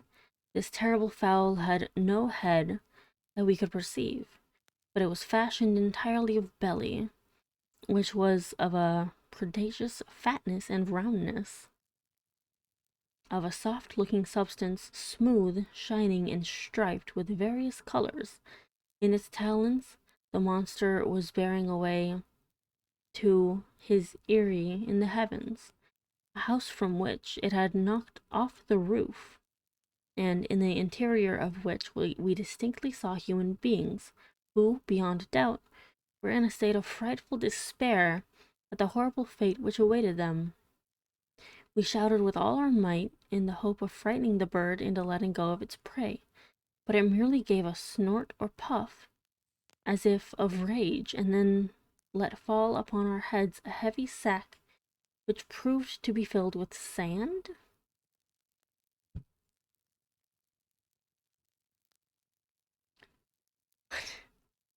I don't get it. Stuff, said the king. It was just after this adventure that we encountered a continent of immense extent and prodigious solidity, but which nevertheless was supported entirely upon the back of a sky-blue cow that had no fewer than 400 horns. That now, I believe, said the king, because I have read something of the kind before in a book. We passed immediately beneath this continent, swimming in between the legs of the cow, and after some hours found ourselves in a wonderful country indeed. I was informed by the man-animal was his own native land, inhabited by things of his own species. This elevated the man-animal very much in my esteem, and in fact I now began to feel ashamed of the contemptuous familiarity with which I had treated him, for I found that the man-animals, in general, were a nation of the most powerful magicians who lived with worms in their brain, which no doubt served to stimulate them by their painful writhings and wrigglings to the most miraculous efforts of imagination. What? I'm so confused. Nonsense, said the king. I know that she's taking things that exist and twisting it to sound fantasy-ish and fancy. It's just she's very good at wording things very carefully. Among the magicians were domesticated several animals of very singular kinds. For example, there was a huge horse whose bones were iron and whose blood was boiling water. In place of corn, he had black stones for his usual food, and yet in spite of so hard a diet, he was so strong and swift that he would drag a load more weighty than the grandest temple in the city, at a rate surpassing that of the flight of most birds. Interesting. Twaddle, said the king. I saw also among these people a hen without feathers, but bigger than a camel. Instead of flesh and bones, she had iron and brick, her blood like that of the horse, to whom, in fact, she was nearly related. It was boiling water, and like him she ate nothing but wood or black stones. This hen brought forth very frequently 100 chickens in the day, and after birth they took up their residence for several weeks within the stomach of their mother. Strange. Fa lol. I don't know, said the king. One of this nation of mighty conjurers created a man out of brass and wood and leather, and endowed him with such ingenuity that he would have beaten at chess all the race of mankind with the exception of the great Caliph Harun al-Rashid. Another of these magi constructed, of like material, a creature that put to shame even the genius of him who made it. For so great were its reasoning powers that in a second it performed calculations of so vast an extent that they would have required the united labor of 50,000 fleshy men for a year. But a still more wonderful conjurer fashioned for himself a mighty thing that was neither man nor beast, but which had brains of lead, intermixed with a black matter like pitch, and fingers that employed with such incredible speed and dexterity that it would have had no trouble in writing out 20,000 copies of the Koran in an hour, and this with so exquisite precision that in all the copies there should not be found one to vary from another. Thank you so much, Anime Queen, for the follow. Sorry, I'm reading this and I'm just astonished by the way she's able to twist everything crazy. Goodness gracious. Anyway, In all copies should not be found one vary from another by the breadth of the finest hair. This thing was of prodigious strength, so that it erected or overthrew the mightiest empires at a breath.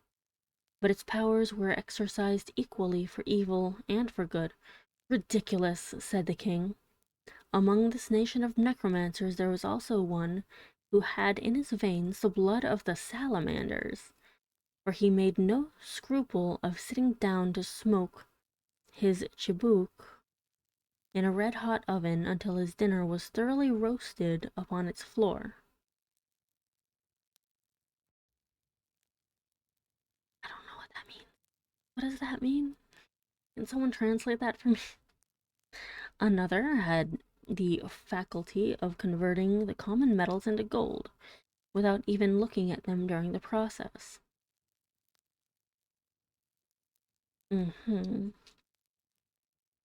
Another had such a delicacy of touch that he made a wire so fine as to be invisible. Interesting. Another had such quickness of perception he counted all the separate motions of an elastic body while it was springing backward and forward at the rate of 900 millions of times in a second. Absurd, said the king. Another of these magicians, by means of a fluid that nobody ever yet saw, could make the corpses of his friends brandish their arms, kick out their legs, fight, or even get up and dance at his will. Another had cultivated his voice to so great an extent that he could have made himself heard from one end of the world to the other. God. Another had so long an arm that he could sit down in Damascus and indite a letter in Baghdad, or indeed at any distance whatsoever. Another commanded the lightning to come down to him out of the heavens, and it came at his call, and served him for a plaything when it came. Another took two loud sounds, and out of them made a silence. Bro, I'm so fascinated by all of this shit. God damn it. Let's see. Another made ice in a red-hot furnace. Another directed the sun to paint his portrait, and the sun did. Another took his luminary with the moon and the planets, and having first weighted them with scrupulous accuracy, probed into their depths and found out that solidity of the substance of which they were made. But the whole nation is indeed of so surprising a necromantic ability that not even their infants nor their commonest cats and dogs have any difficulty in seeing objects that do not exist at all, or that for 20 millions of years before the nice motorcycle dick before the birth of the nation itself had been blotted out from the face of creation. Preposterous, said the king. The wives and daughters of these incomparably great and wise magi considered, continued Scheherazade, without being in any manner disturbed by these frequent and most ungentlemanly interruptions on the part of her husband, the wives and daughters of these eminent conjurers are everything that is accomplished and refined, and would be everything that is interesting and beautiful, but for an unhappy fatality that besets them, and from which not even the miraculous powers of their husbands and fathers has hitherto been adequate to save. Some fatalities come in certain shapes, and some in others, but this of which I speak has come in the shape of a crochet. A what? A crochet, said Scheherazade. One of the evil genii, who are perpetually upon the watch to inflict ill, has put into the heads of these accomplished ladies that the thing which we describe as personal beauty consists altogether in the protuberance of the region which lies not very far below the small of the back. Perfection of loveliness, they say, is in the direct ratio of the extent of this lump. Having been long possessed of this idea, and bolsters being cheap in that country, the days have long gone by since it was possible to distinguish a woman from a dromedary. What?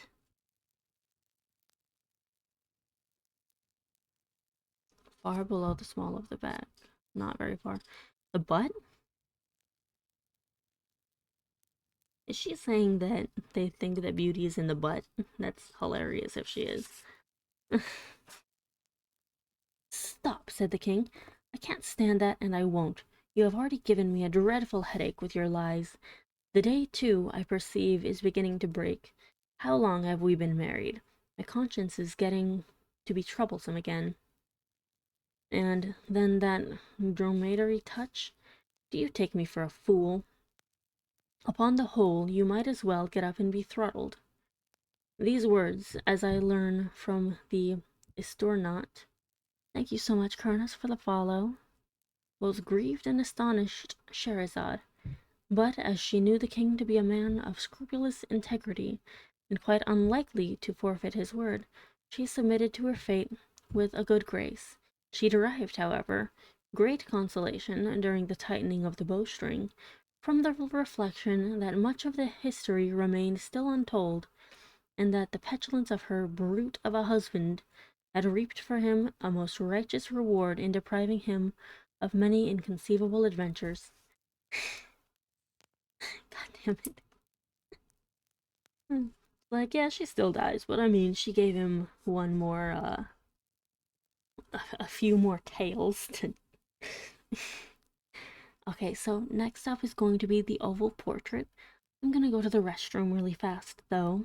So, refill your teas, stretch a little bit, take a breath, and I'll be right back, okay? Okay. Be right back.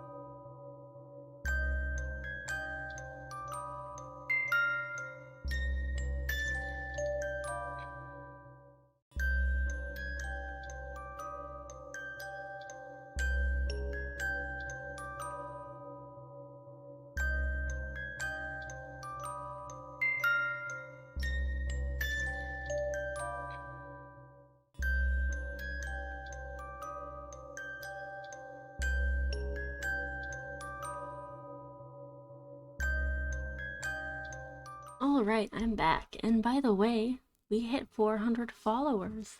I'm super excited about it. Fight is in the room making terrible noises. But to celebrate this oh so wondrous achievement, I'm We're gonna all give you getting guys. Starbucks. Shh. Put your address in the comments. No, I'm not getting anyone Starbucks.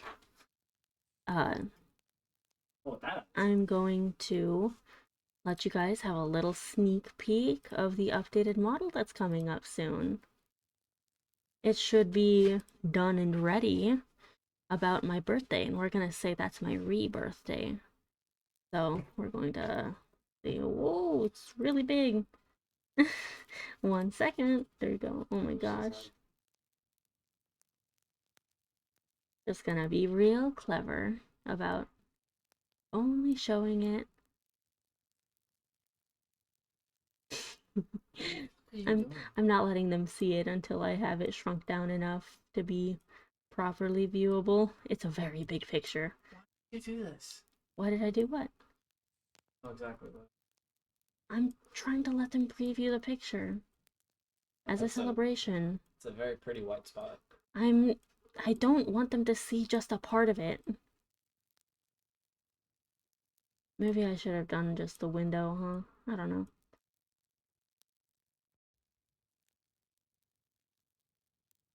Oh, we got hair. Oh no. Oh no. What is it? What's it gonna look like? Oh, crazy. Oh, Jace is about to come in here and be loud. Careful. Are you all ready to see the little preview of the update? I don't know if you're ready. I don't know if you're ready. Okay, you ready? Ready. I'm ready. Ah, that's gonna be me soon. We're getting an update. This is just to celebrate 400 followers, by the way. And it's gone. I just wanted to give you a little sneak preview of the update that's upcoming. Gonna be celebrating my rebirthday. Probably approximately on the day of the actual birth of the flesh body, but yeah, around then, okay? Probably the weekend following, whatever. I don't know. I'll figure it out. But we hit 400 followers, so we got a preview. I'm sorry, I got excited. I saw in my messages that I got an update on the work in progress, so I hope y'all enjoy that little sneak peek. You'll see it again when it is me on the day of my rebirth. Sorry, I'm being silly. Okay, so the next one we're going to be reading is The Oval Portrait. It's one of Poe's shortest stories, and it's a tale of bereavement that revolves around the baffling relationship between art and life. It was first published as a longer version in Graham's magazine with the title Life in Death in April of 1842. This shorter version, renamed The Oval Portrait, appeared in the April 26, 1845 edition of the Broadway Journal. Story is narrated by an injured narrator. I'm not injured. I need to get injured. I'm kidding. Does brain injuries count? I have no shortage of those. Then you're fine. Hey. The chateau into which my valet had ventured to make forcible entrance rather than permit me in my desperately wounded condition to pass a night in the open air was one of those piles of commingled gloom and grandeur which have so long frowned among the Apennines? What are you doing?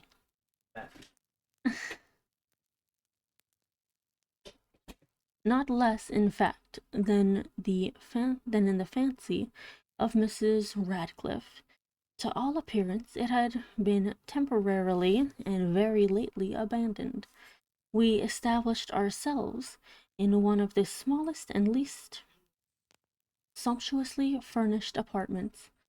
It lay in a remote turret of the building, Its decorations were rich, yet tattered and antique. Its walls were hung with tapestry and bedecked with manifold and multiform armorial trophies, together with an unusually great number of very spirited modern paintings in frames of rich golden arabesque. Arabesque? In these paintings, which depended from the walls not only in their main surfaces, but in very many nooks which the bizarre architecture of the chateau rendered necessary. In these paintings, my incipient delirium, perhaps, had caused me to take deep interest, so that I bade Pedro to close the heavy shutters of the room, since it was already night, to light the tongs of a tall candelabrum which stood by the head of my bed, and to throw open far and wide the fringed curtains of black velvet which enveloped the bed itself. I wished all this done that I might resign myself, if not to sleep, at least alternately to the contemplation of these pictures, and the perusal of a small volume which had been found upon the pillow, and which purported to criticize and describe them. Long I read, and devoutly I gazed. Rapidly and gloriously the hours flew by, and the deep midnight came. The position of the candelabrum displeased me, and outreaching my hand with difficulty, rather than disturb my slumbering valet, I placed it so as to throw its rays more fully upon the book. But the action produced an effect altogether unanticipated. The rays of the numerous candles, for there were many, now fell within a niche of the room which had hitherto been thrown into deep shade by one of the bedposts. I thus saw in vivid light a picture all unnoticed before. It was the portrait of a young girl just ripening into womanhood. That's a very strange way to put it, buddy. I glanced at the painting hurriedly, and then closed my eyes. Why I did this was not at first apparent, even to my own perception, but while my lids remained thus shut, I ran over in my mind my reason for so shutting them. It was an impulsive movement to gain time for thought, to make sure that my vision had not deceived me, to calm and subdue my fancy for a more sober and more certain gaze. In a very few moments I again looked fixedly at the painting. That I now saw aright I could not and would not doubt, for the first flashing of the candles upon that canvas had seemed to dissipate the dreamy stupor which was stealing over my senses, and to startle me at once into waking life. The portrait, I have already said, was that of a young girl. It was a mere head and shoulders, done in what is technically termed a vignette manner, much in the style of the favorite heads of Sully.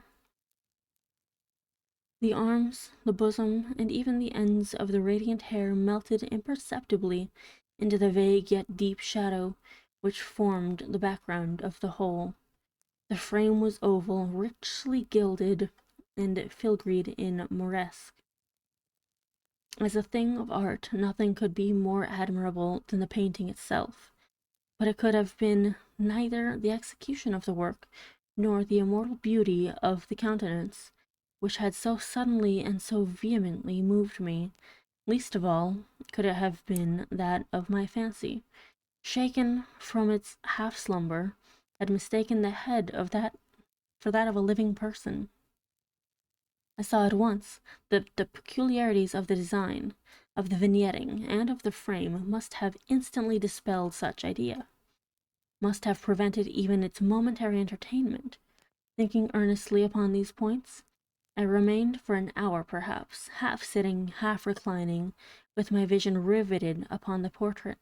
At length, satisfied with the true secret of its effect, I fell back within the bed, I had found the spell of the picture in an absolute life-likeness of expression, which, at first startling, finally confounded, subdued, and appalled me.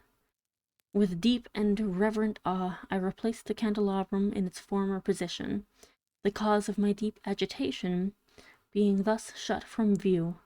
I sought eagerly the volume which discussed the paintings and their histories. Turning to the number which designated the oval portrait, I there read the vague and quaint words which follow. She was a maiden of rarest beauty, and not more lovely than full of glee. And evil was the hour when she saw and loved and wedded the painter. He passionate, studious, austere, and having already a bride in his art, she a maiden of rarest beauty, and not more lovely than full of glee. All light and smiles, and frolicsome as the young fawn, loving and cherishing all things, hating only the art which was her rival, dreading only the palette and brushes and other untoward instruments which deprived her of the continence of her lover. It was thus a terrible thing for this lady to hear the painter speak of his desire to betray even his young bride, but she was humble and obedient, and sat meekly for many weeks in the dark, high turret chamber, where the light dripped upon the pale canvas only from overhead.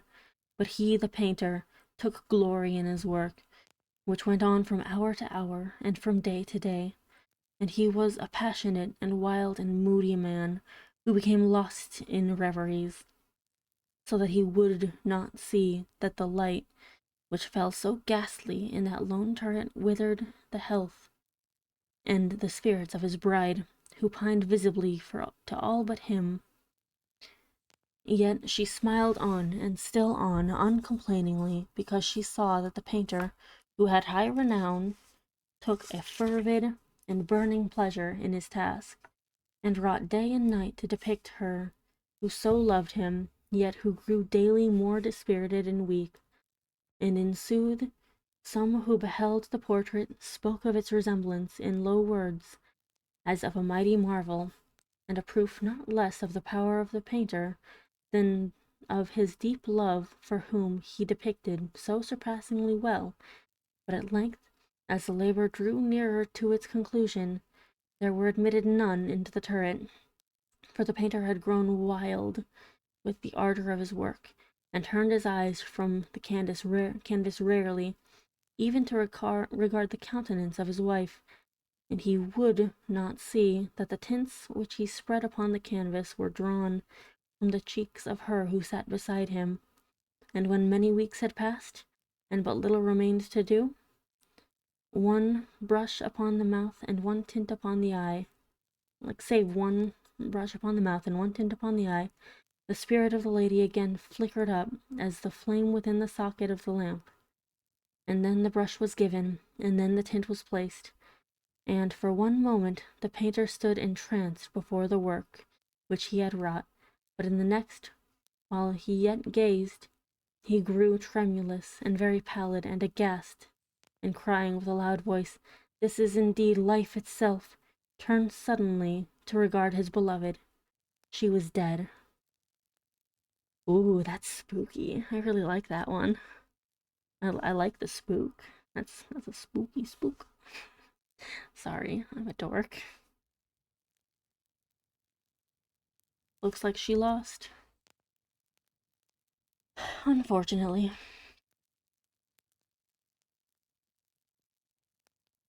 Let's see.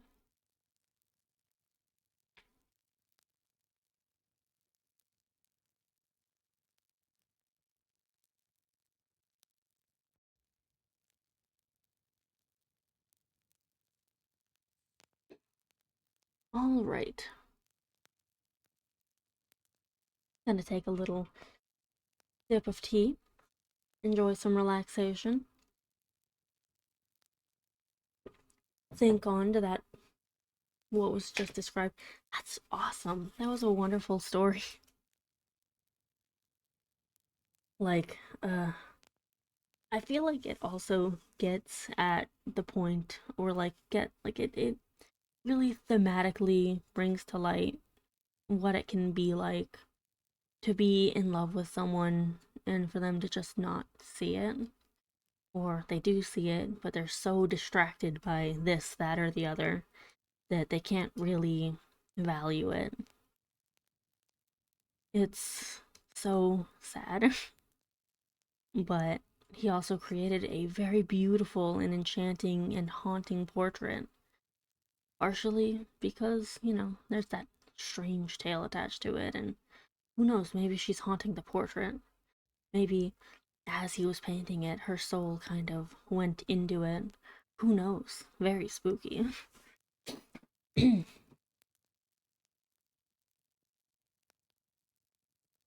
next story we're going to be reading is Some Words with a Mummy. It is a satire on the interest in Egyptology during those times. This grotesque short story first appeared in April 1845 in the American Review, a Whig journal. I've never heard of this one, and I hope that it's not terribly rude or offensive. I hope it's good. I hope it's good. The symposium of the preceding evening had been a little too much for my nerves. I had a wretched headache and was desperately drowsy. Instead of going out, therefore, to spend the evening as I had proposed, it occurred to me that I could not do a wiser thing than just eat a mouthful of supper and go immediately to bed. Ah, one second, I need a drink. Delightful. I have straight up 3 drinks right next to me, by the way.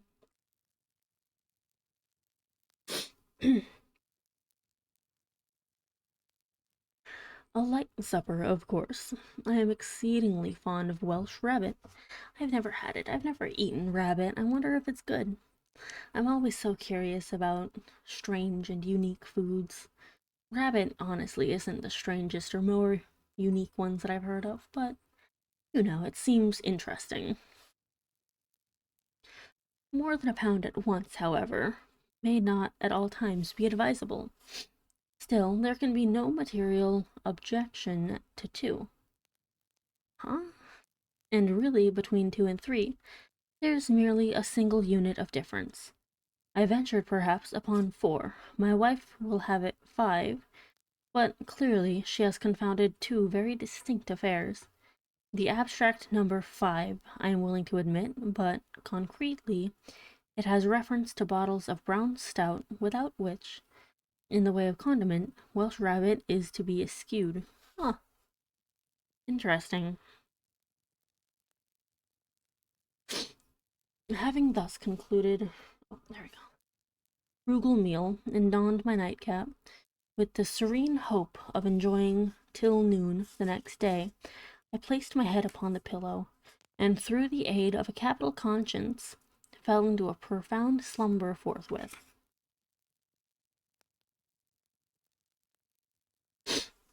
But when were the hopes of humanity fulfilled? I could not. Oh, okay. He threw a sentence in there that I got confused about. Okay, it's like I went to sleep. When were the hopes of humanity fulfilled? What? Edgar, please. I could not have completed my 3rd snore when there came a furious ringing at the street doorbell, and then an impatient thumping at the knocker, which awakened me at once. In a minute afterward, and while I was still rubbing my eyes, my wife thrust in my face a note from my old friend, Dr. Ponnoner. Sorry. It ran thus: "Come to me by all means, my dear good friend." Sorry, I thought it was more of an exclamation. "Come to me by all means, my dear good friend. As soon as you receive this, come and help us to rejoice.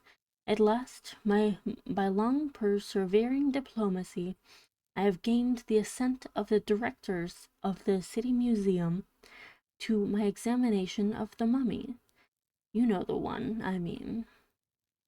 I have permission to unswathe it and open it, if desirable. A few friends only will be present. You, of course. The mummy is now at my house, and we shall begin to unroll it at 11 tonight. Yours ever, Panhonor.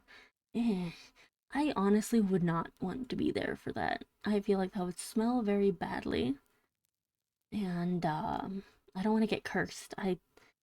So I'm not necessarily superstitious, but there are just some things that I don't know, man. They just seem like they'll curse you. It just seems like it's gonna go badly for you. You know what I mean? By the time I had reached the Panhonor, it struck me that I was as wide awake as a man need be. I leaped out of bed in an ecstasy, overthrowing all in my way, dressed myself with a rapidity truly marvelous, and set off at the top of my speed for the doctor's. And there I found a very eager company assembled. They had been awaiting me with much impatience. The mummy was extended upon the dining table, and the moment I entered its examination was commenced.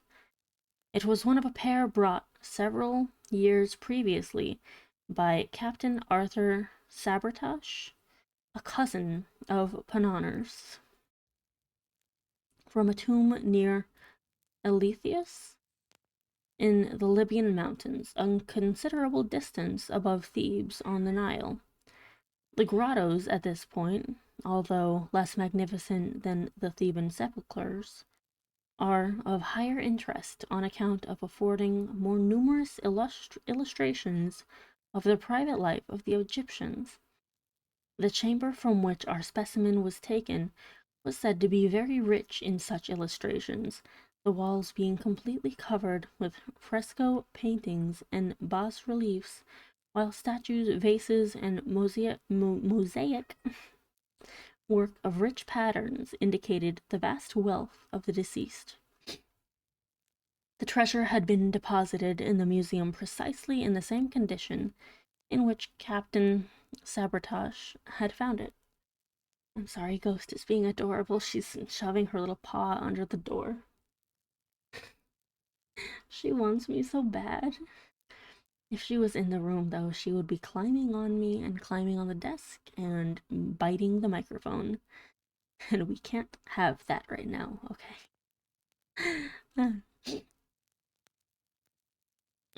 That is to say, the coffin had not been disturbed. For 8 years it had thus stood, subject only externally to public inspection. We had now, therefore, the complete mummy at our disposal, and to those who are aware how very rarely the unransacked antique reaches our shores, it will be evident at once that we had great reason to congratulate ourselves upon our good fortune. Approaching the table, I saw on it a large box, or case, nearly 7 feet long, and perhaps 3 feet wide, by 2 feet and a half deep. It was oblong, not coffin-shaped. The material was at first supposed to be the wood of the sycamore. Platanus? But upon cutting into it, we found it to be pasteboard, or more properly, papier-mâché. Sorry, there's I have a joke because of, We Happy Few. There's a very silly moment in the game where you're inspecting a tank yard and you have to jump from a very high location and you actually fall through a tank and it's made of paper mache, and Arthur, the main character, is like, we gave our children up for papier-mâché? And he just keeps saying papier-mâché, and for some reason it just tickles me. And I have no idea why it's so funny, but it is so hilarious. I just had to explain it for a moment so you would understand.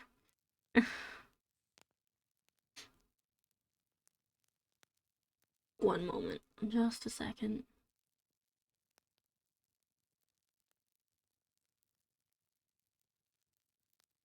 Okay, there we go. It's a very funny moment, okay? It's a very amusing. Don't judge me. Don't judge me, it's funny. Anyway, I need to focus. Composed of papyrus.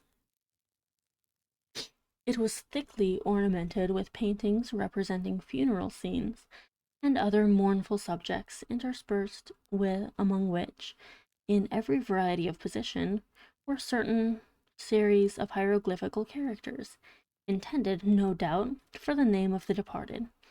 By good luck, Mr. Glidden formed.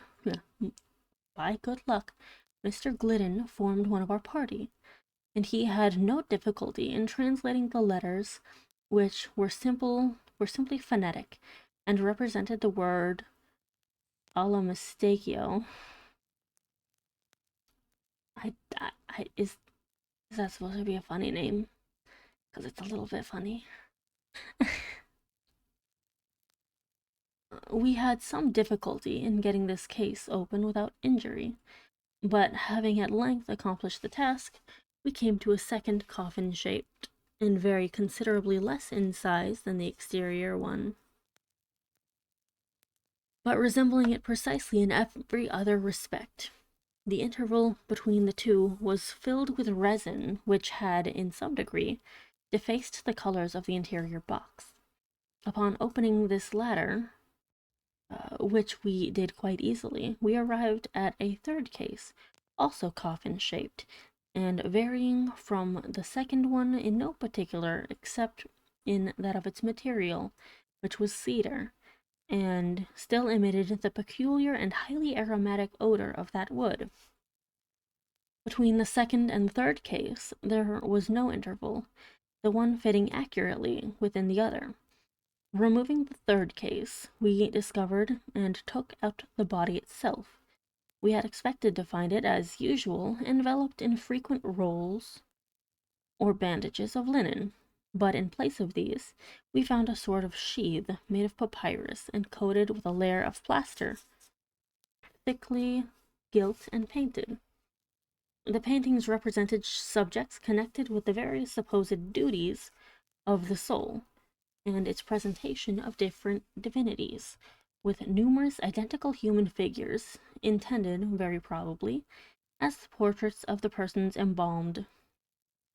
Extending from head to foot was a columnar, or perpendicular inscription, in phonetic hieroglyphics, giving again his name and titles, and the names and titles of his relations. Around the neck, thus ensheathed, was a collar of cylindrical glass beads, diverse in color, and so arranged as to form images of deities, of the Scarabaeus, etc., with the winged globe, with the winged globe. Around the small of the waist was a similar collar or belt. Stripping off the papyrus, we found the flesh in excellent preservation, with no perceptible odor. Well, that's very lucky. I've heard that even very well preserved mummies have a terrible smell to them. I mean, humans are programmed to dislike the smell of death. The color was reddish, the skin was hard, smooth, and glossy. The teeth and hair were in good condition. The eyes, it seemed, had been removed, and glass ones substituted. That, I'm pretty sure that's a pretty common practice in certain cultures. Who knows, though?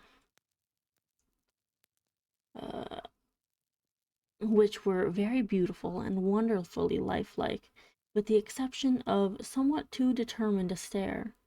The fingers and nails were brilliantly gilded. This seems strange. Mr. Glidden, was of opinion, from the redness of the epidermis, that the embalmment had been effected altogether by asphaltum. but on scraping the surface with a steel instrument and throwing into the fire some of the powder thus obtained, the flavor of camphor and other sweet-scented gums became apparent. We searched the corpse very carefully for the usual openings,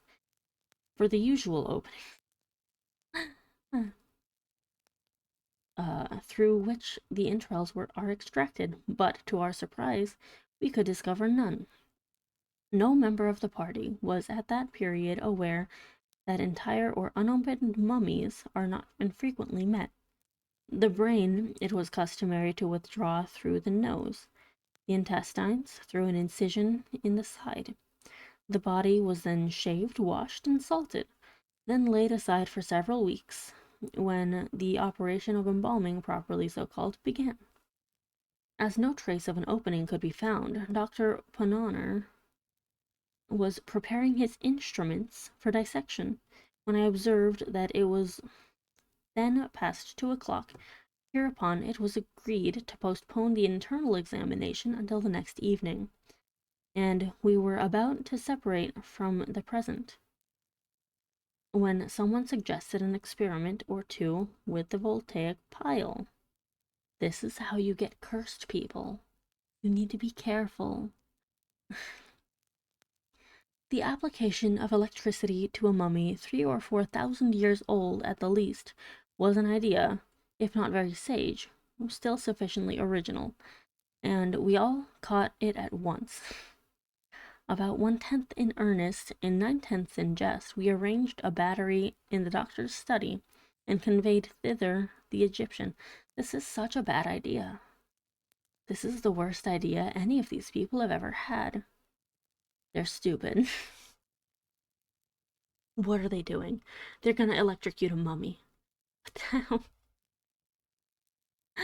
No. It was only after much trouble that we succeeded in laying bare some portions of the temporal muscle, which appeared of less stony rigidity than other parts of the frame, but which, as we had anticipated, of course, gave no indication of galvanic susceptibility when brought in contact with the wire. This, the first trial, indeed, seemed decisive, and, with a hearty laugh at our own absurdity, we were bidding each other good night, when my eyes happening to fall upon those of the mummy, when my eyes happening to fall upon those of the mummy, were there immediately riveted in amazement. My brief glance, in fact, had sufficed to assure me that the orbs which we had all supposed to be glass, and which were originally noticeable for a certain wild stare, were now so far covered by the lids that only a small portion of the tunica albuginea remained visible. With a shout I called attention to the fact, and it became immediately obvious to all. I cannot say that I was alarmed at the phenomenon, because alarmed is, in my case, not exactly the word. It is possible, however, that but for the brown stout, I might have been a little nervous. As for the rest of the company, they really made no attempt at concealing the downright fright which possessed them. Dr. Ponnonner was a man to be pitied. Mr. Glidden, by some peculiar process, rendered himself invisible.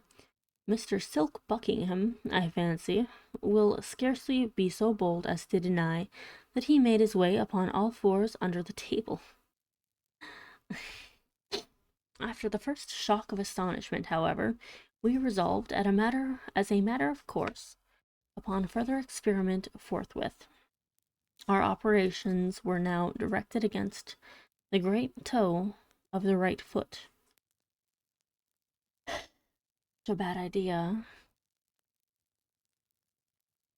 We made an incision over the outside of the exterior os simodium pollicis pedis, and thus got at the root of the abductor muscle. Readjusting the battery, we now applied the fluid to the bisected nerves, when, with a movement of exceeding lifelikeness, the mummy first drew up its right knee, so as to bring it nearly in contact with the abdomen, and then, straightening the limb with inconceivable force, bestowed a kick upon Dr. Pononer, which had the effect of discharging that gentleman like an arrow from a catapult through a window into the street below. This is so funny. We rushed out en masse to bring in the mangled remains of the victim, but had the happiness to meet him upon the staircase, coming up in an unaccountable hurry, brimful of the most ardent philosophy, and more than ever impressed with the necessity of prosecuting our experiment with vigor and zeal. It was by his advice, accordingly, that we made, upon the spot, a profound incision into the tip of the subject's nose, while the doctor himself, laying violent hands upon it, pulled it into vehement contact with the wire. Morally and physically, figuratively and literally, was the effect electric. Goodness gracious. In the first place, the corpse opened its eyes and winked very rapidly for several minutes, as does Mr. Barnes in the pantomime. In the second place, it sneezed. In the third, it sat upon end. In the fourth, it shook its fist in Dr. Pononer's face. In the fifth, turning to Messrs. Glidden and Buckingham, it addressed them in very capital Egyptian thus: "I must say, gentlemen, that I am as much surprised as I am mortified at your behavior. Of Dr. Pononer nothing better was to be expected. He is a poor little fat fool who knows no better. I pity and forgive him. But you, Mr. Glidden, and you, Silk, who have travelled and resided in Egypt until one might imagine you to be the manner born, you, I say, who have been so much among us that you speak Egyptian fully as well, I think, as you write your mother tongue, you, whom I have always been led to regard as the firm friend of the mummies, I did not anticipate more gentlemanly conduct from you. No, I really did anticipate more gentlemanly conduct from you. You're getting scolded by a mummy. Like, hey, you guys, stop being dicks." Rude. It's very funny. What am I to think of your standing quietly by and seeing me thus unhandsomely used? What am I to suppose by your permitting Tom, Dick, and Harry to strip me of my coffins and my clothes in this wretchedly cold climate? In what light, to come to the point, am I to regard your aiding and abetting that miserable little villain, Dr. Pononer, in pulling me by the nose? It's very funny. It'll be taken for granted, no doubt, that upon hearing this speech, under the circumstances, we all either made for the door, or fell into violent hysterics, or went off in a general swoon. One of these three things was, I say, to be expected. Yeah.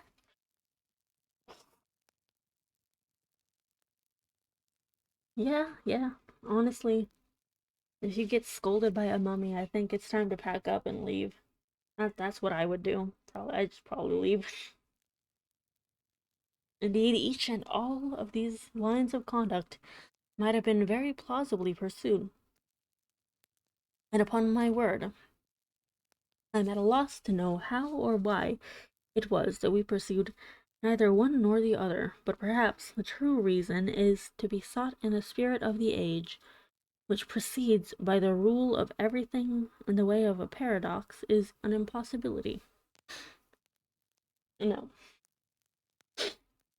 But perhaps the true reason, let's see,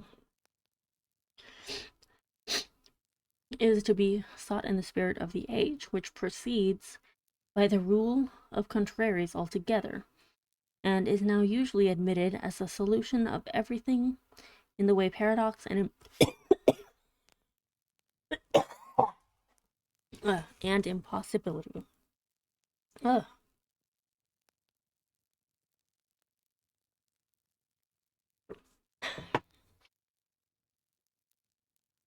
Or perhaps, after all, it was only the mummy's exceedingly natural and matter-of-course air that divested his words of the terrible.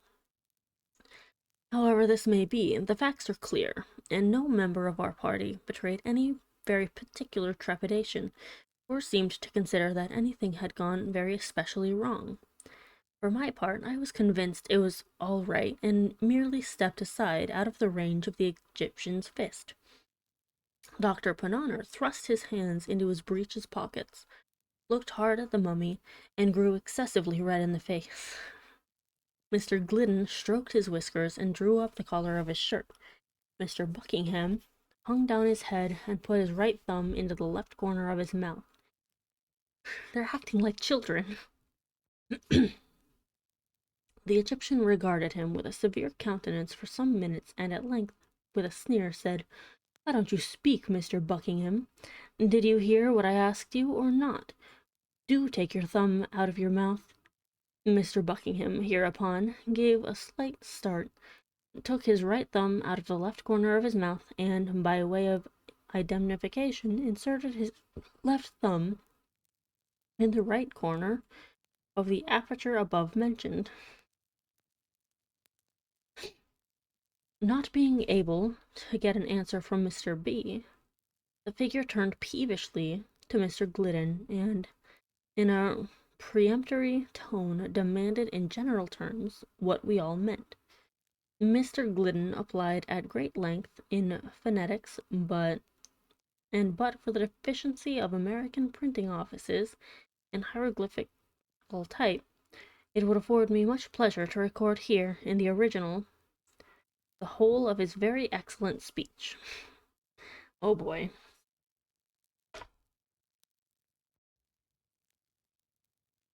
I know, right?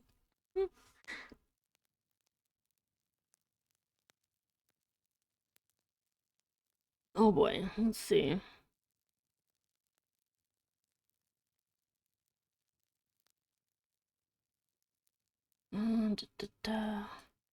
I may as well take this occasion to remark that all the subsequent conversation in which the mummy took a part was carried on in primitive Egyptian, through the medium, so far as concerned myself and other untravelled members of the company, through the medium, I say, of Messrs. Glidden, not Gideon, and Buckingham, as interpreters.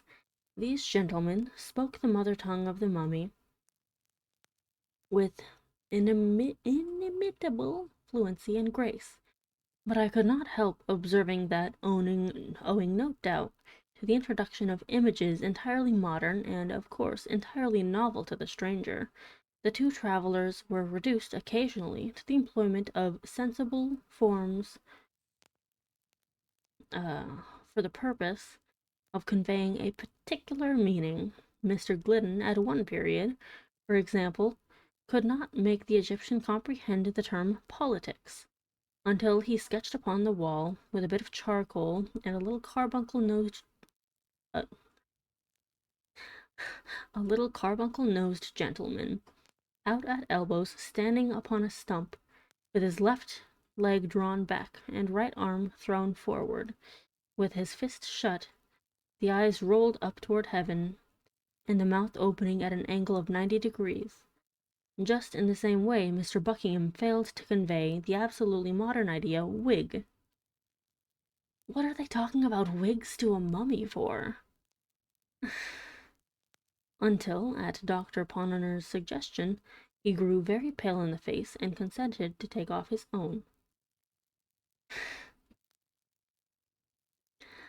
It will be readily understood that Mr. Glidden's discourse turned chiefly upon the vast benefits accruing to science from the unrolling and disemboweling of mummies, apologizing upon this score for any disturbance that might have been occasioned him in particular, the individual mummy called Allamistakio, who knows, and concluding with a mere hint, for it could scarcely be considered more, that as these little matters were now explained, it might be as well to proceed with the investigation intended. Here Dr. Ponnonner made ready his instruments, debating with a mummy on whether or not you should dissect him after he just scolded you.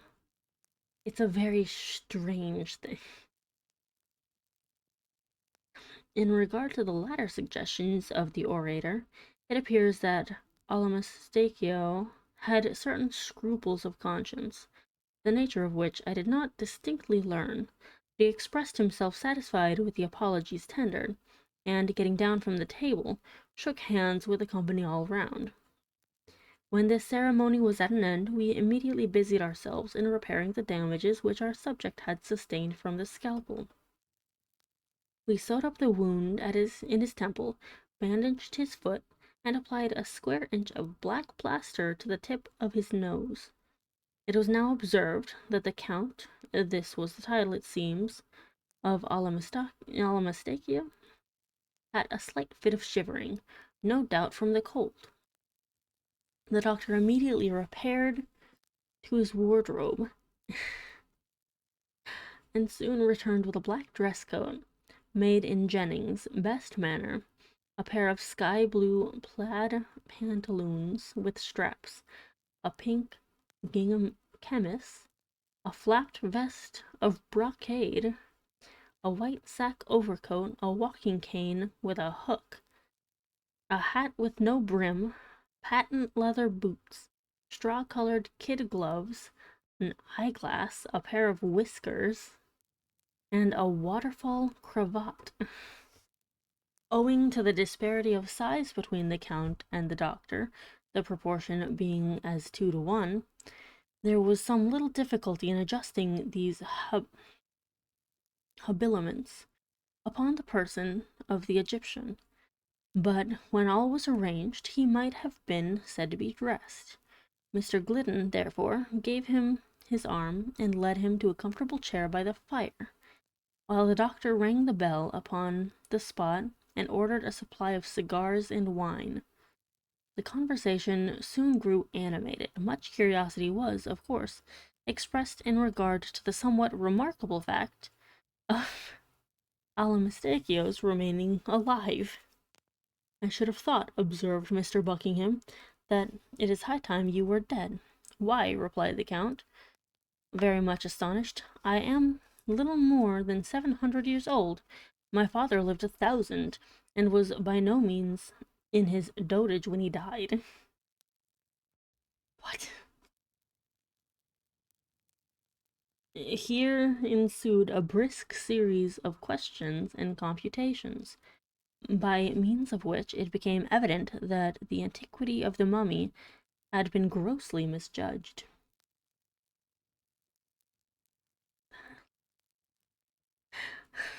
This is just wild, by the way. It had been 5,050 years and some months since he had been consigned to the catacombs of Eleutherus. But my remark, resumed Mr. Buckingham, had no reference to your age at the period of internment. I am willing to grant, in fact, that you are still a young man, and my illusion was to the immensity of time during which, by your own showing, you must have been done up in asphaltum. In what? Said the Count. In asphaltum. Ah, yes, I have some faint notion of what you mean. It might be made to answer, no doubt, but in my time we employed scarcely anything else than bichloride of mercury. But what we are especially at a loss to understand, said Dr. Bonhonor, is how it happens that, having been dead and buried in Egypt 5,000 years ago, you are here today all alive and looking so delightfully well. Had I been, as you said, dead, replied the Count, it is more than probable that dead I should still be, for I perceive you are yet in the infancy of galvanism, and cannot accomplish with it what was a common thing among us in the old days. But the fact is, I fell into catalepsy, and it was considered by my best friends that I was either dead or should be. They accordingly embalmed me at once. I presume you are aware of the chief principle of the embalming process. Why not altogether? Ah, I perceive a deplorable condition of ignorance. Well, I cannot enter into details just now, but it is necessary to explain that to embalm, properly speaking, in Egypt, was to arrest indefinitely all the animal functions subjected to the process. I use the word animal in its widest sense, as including the physical not more than the moral and vital being. I repeat that the leading principle of embalmment consisted with us as in the immediately arresting and holding in perpetual abeyance all the animal functions subjected to the process. To be brief, in whatever condition the individual was at the period of embalmment, in that condition he remained. Now, as it is my good fortune to be of the blood of the Scarabaeus, I was embalmed alive, and as you see me present, as you see me at present, it's just getting absurd. The blood of the Scarabaeus, exclaimed Dr. Pannonner. Yes, the Scarabaeus was the insignium or the arms of a very distinguished and very rare patrician family. To be of the blood of Scarabaeus is merely to be one of that family of which the Scarabaeus is the insignium. I speak figuratively. But what has this to do with you being alive? Why, it is the general custom in Egypt to deprive a corpse before embalmment of its bowels and brains. The race of the Scarabaei alone did not coincide with the custom. Had I not been a Scarabaeus, therefore, I should have been without bowels and brains, and without either it is inconvenient to live. I perceive that, said Mr. Buckingham. I presume that all the entire mummies that come to hand are of the race of Scarabaei, beyond doubt. I thought, said Mr. Glidden very meekly, that the Scarabaeus was one of the Egyptian gods. Of one of the Egyptian what? Exclaimed the mummy, starting to its feet. Gods, repeated the traveler. Mr. Glidden, I really am astonished to hear you talk in this style, said the Count, resuming his chair. No nation upon the face of the earth has ever acknowledged more than one god. The Scarabaeus, the Ibis, etc., were with us, as similar creatures have been with others, the symbols or media through which we offered worship to the Creator, too august to be more directly approached. There was a pause. At length the colloquy was renewed by Dr. Pannonner. It is not improbable, then, from what you have explained, said he, that among the catacombs near the Nile there may exist other mummies of the Scarabaeus tribe in a condition of vitality? There can be no question of it, replied the Count. All the Scarabaei embalmed accidentally while alive are alive now. Even some of those purposely so embalmed may have been overlooked by their executors, and still remain in the tombs. Will you be kind enough to explain, I said, what you mean by purposely so embalmed? With great pleasure, answered the mummy, after surveying me leisurely through his eyeglass, for it was the first time I had ventured to address him in direct question. With great pleasure, he said. The usual duration of a man's life in my time was about 800 years. Few men died, unless by most extraordinary accident, before the age of 600. Few lived longer than a decade of centuries, but 8 were considered the natural term. After the discovery of the embalming principle, as I have already described it to you, it occurred to our philosophers that a laudable curiosity might be gratified, and at the same time the interests of science much advanced, by living this natural term in installments. In the case of history, indeed, experience demonstrated that something of this kind was indispensable.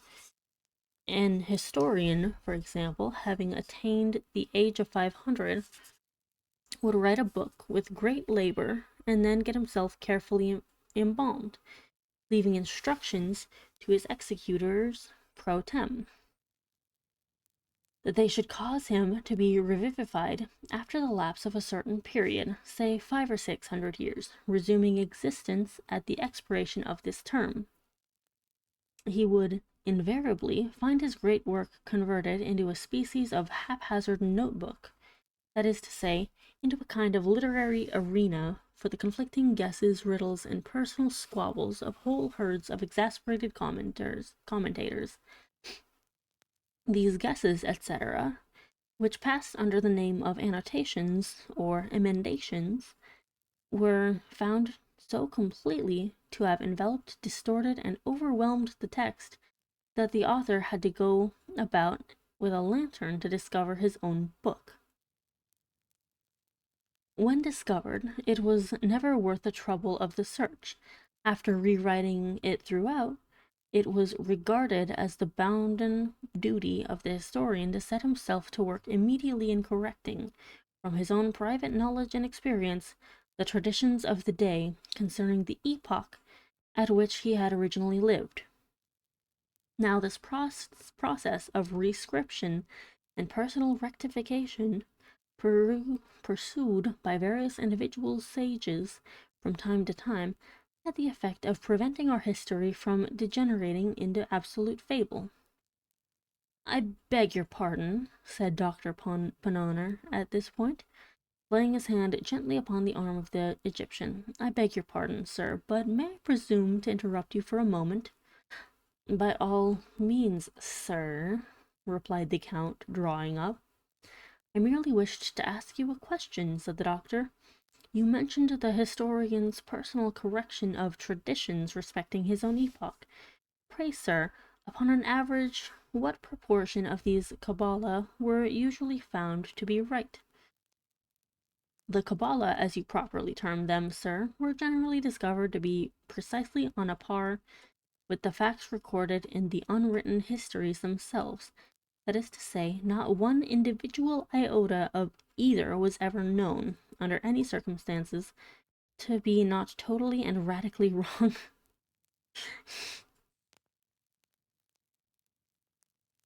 "But since it is quite clear," resumed the doctor, "that at least 5,000 years have elapsed since your entombment, I take it for granted that your histories at that period, if not your traditions, were sufficiently explicit on that one topic of universal interest, the creation, which took place, as I presume you are aware, only about 10 centuries before." "Sir," said the Count, a la Mistachio. The doctor repeated his remarks, but it was only after much additional explanation that the foreigner could be made to comprehend them. The latter at length said hesitatingly, "The ideas you have suggested are, to me, I confess, utterly novel. During my time, I never knew any one to entertain so singular a fancy as that the universe, or this world, if you will have it so, ever had a beginning at all. I remember once, and once only, hearing something remotely hinted by a man of many speculations concerning the origin of the human race, and by this individual the very word atom, or red earth, which you make use of, was employed. He employed it, however, in a generical sense, with reference to the spontaneous germination from rank soil, just as 1,000 of the lower genera of creatures are germinated. The spontaneous germination, I say, of 5 vast hordes of men, simultaneously upspringing in 5 distinct and nearly equal divisions of the globe." Here, in general, the company shrugged their shoulders, and 1 or 2 of us touched our foreheads with a very significant air. Mr. Silk Buckingham, first glancing slightly at the occiput, and then at the synciput of Allamistakio, spoke as follows: "The long duration of human life in your time, together with the occasional practice of passing it, as you have explained, in installments, must have had indeed a strong tendency to the general development and conglomeration of knowledge. I presume, therefore, that we are to attribute that the marked inferiority of the old Egyptians in all particulars of science, when compared to the moderns, and more especially the Yankees, altogether to the superior solidity of the Egyptian skull. I confess again, replied the Count, with much suavity, that I am somewhat at a loss to comprehend you. Pray, to what particulars of science do you allude? He's about to get dunked on by a mummy. Here our whole party, joining voices, detailed at great length the assumptions of phrenology and the marvels of animal magnetism. Having heard us to an end, the Count proceeded to relate a few anecdotes, which rendered it evident that prototypes of Gaul and Spurzheim had flourished and faded in Egypt so long ago as to have been nearly forgotten, and that the maneuvers of Mesmer were really very contemptible tricks when put in collation with the positive miracles of the Theban savants, who created lice and a great many other similar things. I here asked the Count if his people were able to calculate eclipses. He smiled rather contemptuously and said they were. This put me a little out, but I began to make other inquiries in regard to his astronomical knowledge, when a member of the company, who had never as yet opened his mouth, whispered in my ear that, for information on this head, I had better consult Ptolemy, whoever Ptolemy is, as well as Plutarch, de Facile Lunae. I then questioned the mummy about burning glasses and lenses, and in general about the manufacture of glass. But I had not made... Hi, Ira. Thank you for coming on in. I'm doing well today. I'm reading some words with a mummy. It's very funny. I find it very amusing. It's just a whole bunch of science dudes getting dunked on by a mummy. Mummy's like, y'all are stupid. Kicked a guy out a window and is dunking on them currently.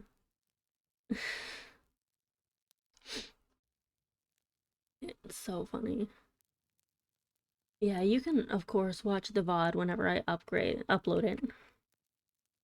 But holy moly, I've had to pause to laugh a few times. It's a satirical story about um people being obsessed with, mummies in Egyptian culture. It's so funny. I don't know why it's so funny, but it is. Just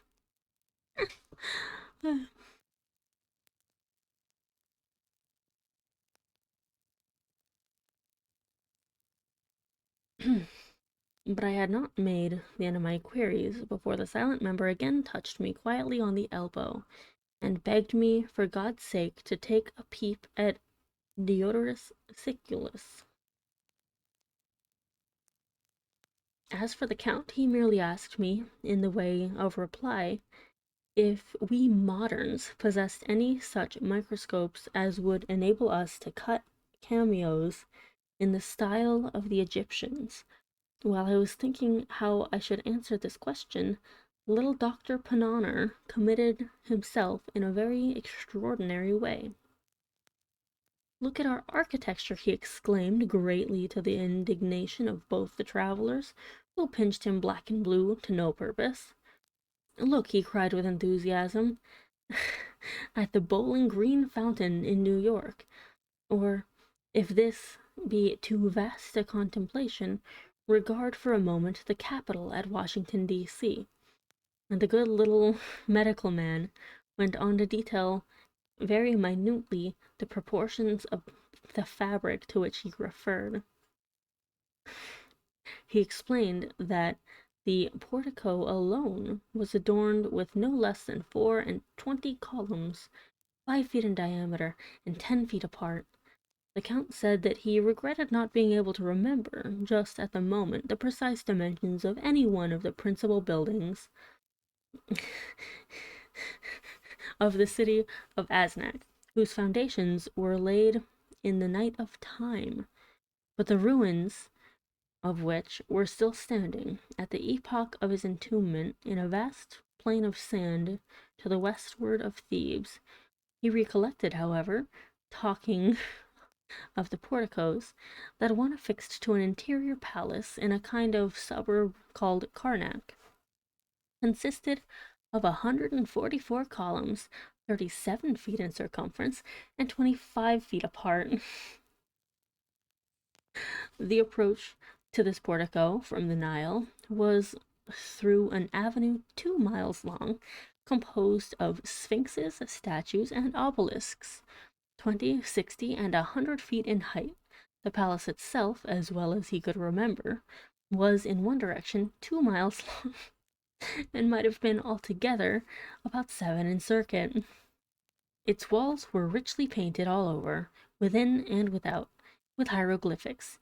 He could not pretend to assert that even 50 or 60 of the doctor's capitals might have been built within these walls, but he was by no means sure that 200 or 300 of them might not have been squeezed in with some trouble.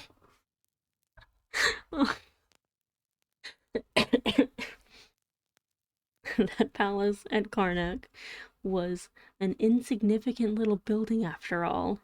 He, the Count, however, could not conscientiously refuse to admit the ingenuity, magnificence, and superiority of the fountain at the Bowling Green, as described by the doctor. Nothing like it, he was forced to allow, had ever been seen in Egypt or elsewhere. I here asked the Count what he had to say to our railroads. They're just... It's like, yeah, your Capitol building's so small and stupid. Thank you for the hydrate, Bellamy. I'm sorry, I'm laughing at a mummy dunking on science nerds.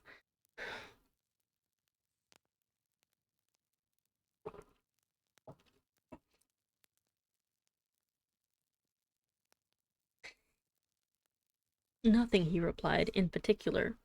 They were rather slight, rather ill-conceived, and clumsily put together.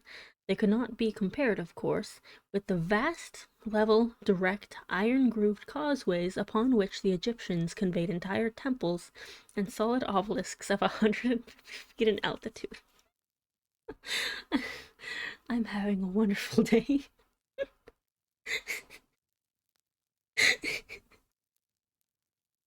I don't know why this is tickling me so much, but I'm fucking dying.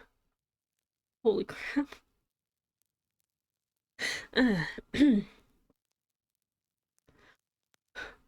So, if anyone's checking the Mummy versus Moderns scorecard, we have one for the fountain in New York, and the Mummy has many for everything else.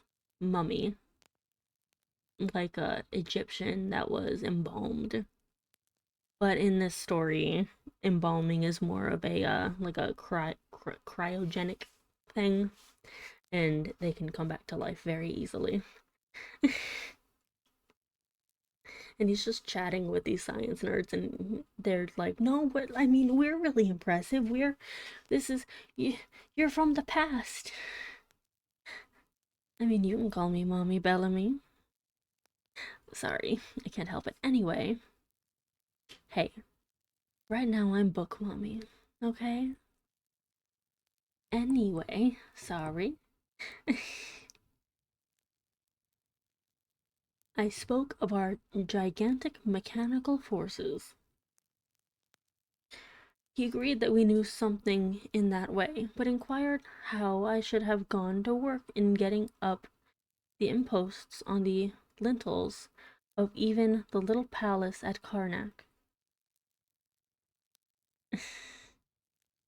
This question I concluded not to hear, and demanded if he had any idea of artesian wells, but he simply raised his eyebrows, while Mr. Glidden winked at me very hard and said in a low tone that One had been recently discovered by the engineers employed to bore for water in the great oasis.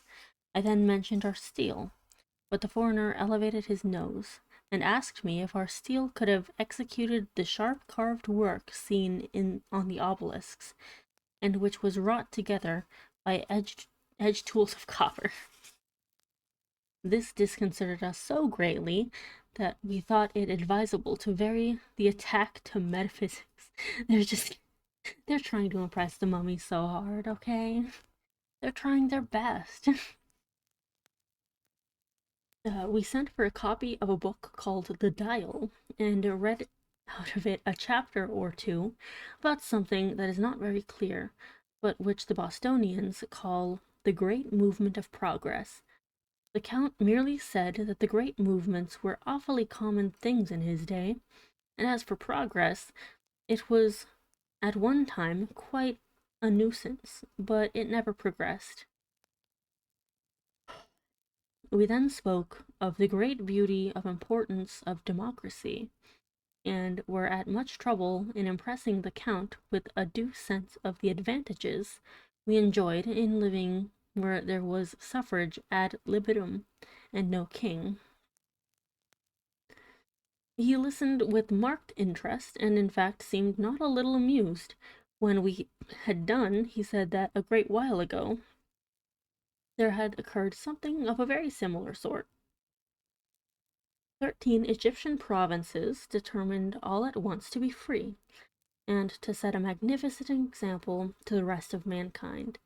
They assembled their wise men and concocted the most ingenious constitution it is possible to conceive. For a while they managed remarkably well, only their habit of bragging was prodigious.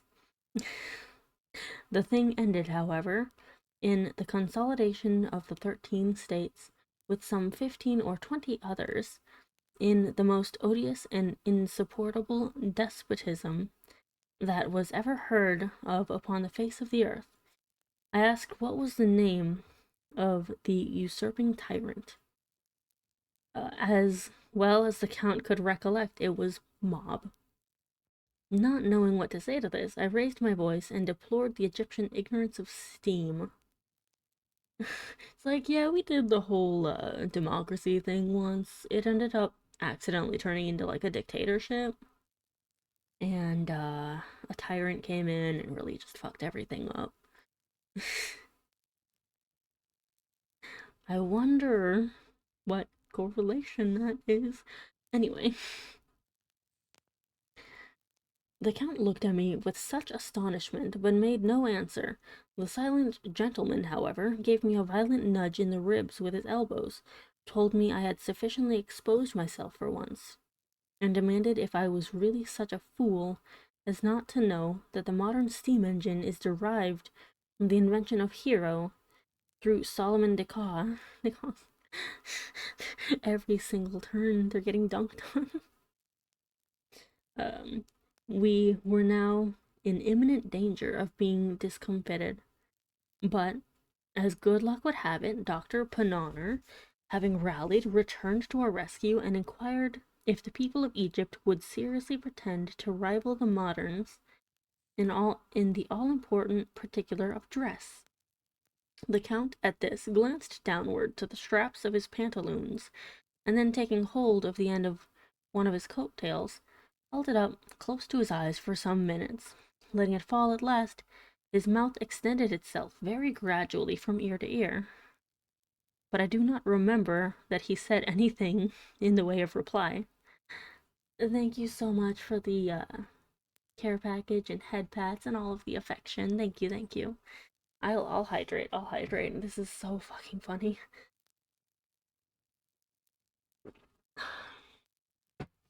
Big stretch. God.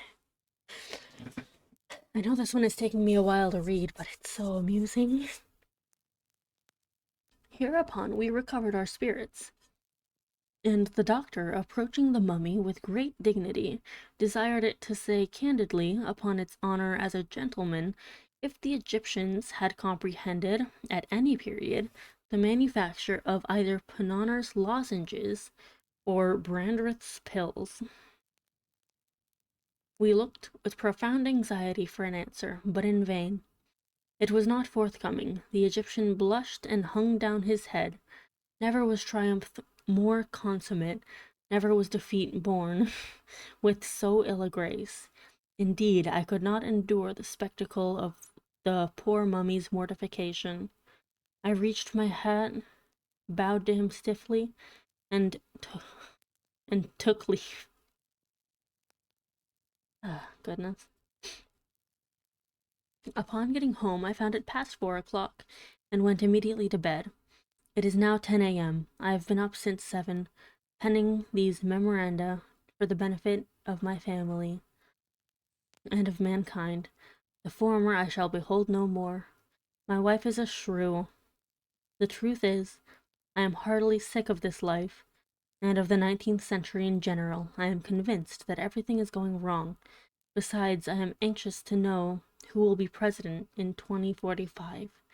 As soon, therefore, as I shave and swallow a cup of coffee, I shall just step over to Pun Honors and get embalmed for a couple of 100 years. It's really funny. And that's the end of Some Words with a Mummy.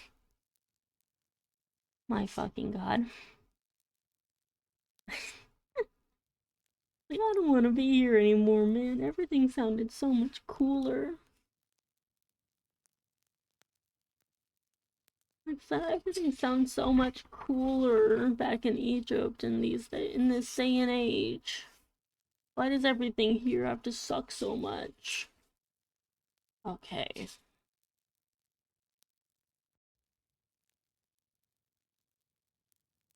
Oh, rad. Rad. So, I believe it ends. Yes, it ends with a cask of Amontillado. But, in the meantime, we have to read The Imp of the Perverse and one more. And I think then we'll be at the cask of Amontillado. For now, though, I'm going to go to the restroom and have a little stretch and ruminate on the mummy dunking so hard. The mummy. I love the mummy that fucking just causes them to have an existential crisis. Okay, I'll be right back. Just a moment. Okay, bye.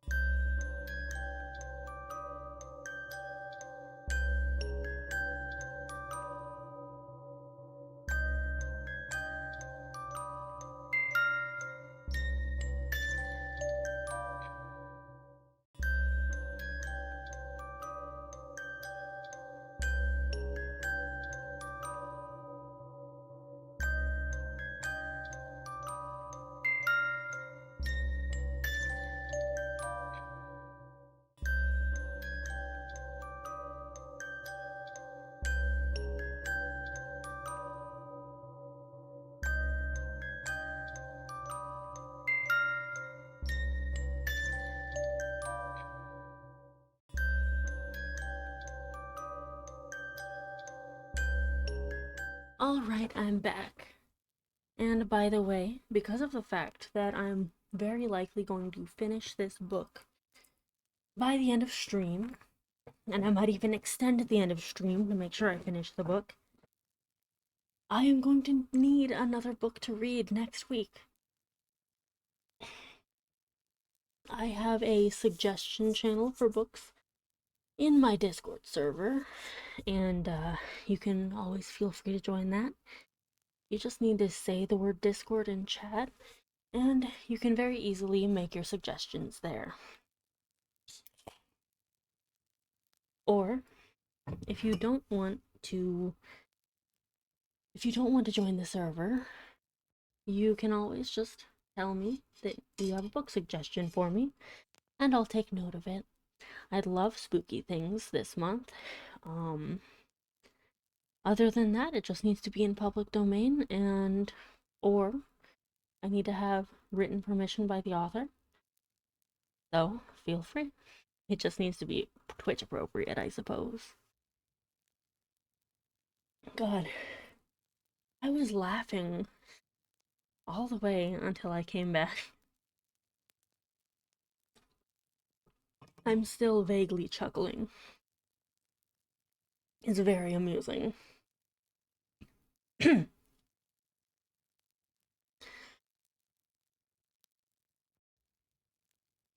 But yeah, anyone with suggestions, feel free to join the Discord or just give me suggestions here. Now, The Imp and the Perverse. It's based on the metaphor of the Imp of Perverse. It explores the self-destructive impulses of the narrator. It was first published in Graham's Magazine in July 1845. And I don't know what it's going to be like. I've never read it before. I haven't read the previous one before, but that was fun. So, let's enjoy together.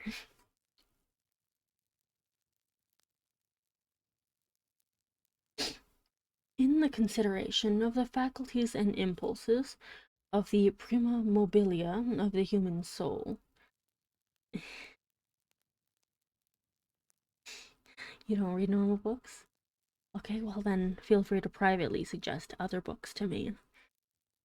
I like reading. Clearly. I decided to oh no, I'm gonna sneeze. No wait. I just gotta think of pineapples. God fucking damn it, it always works. Anyway.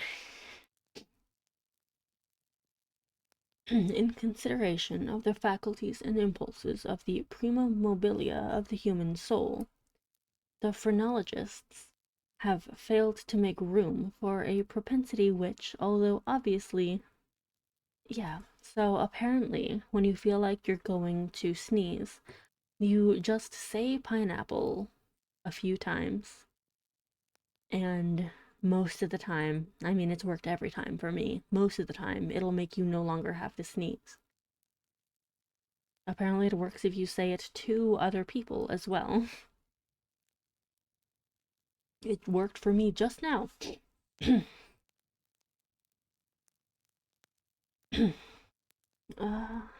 see.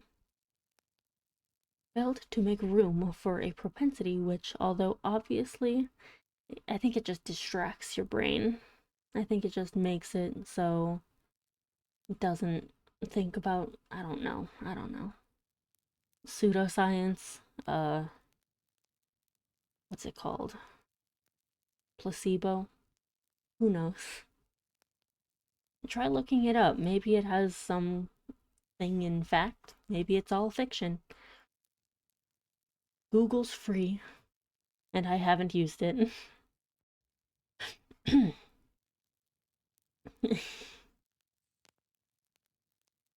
Propensity, which, although obviously existing as a radical, primitive, irreducible sentiment, has been equally overlooked by all the moralists who have preceded them.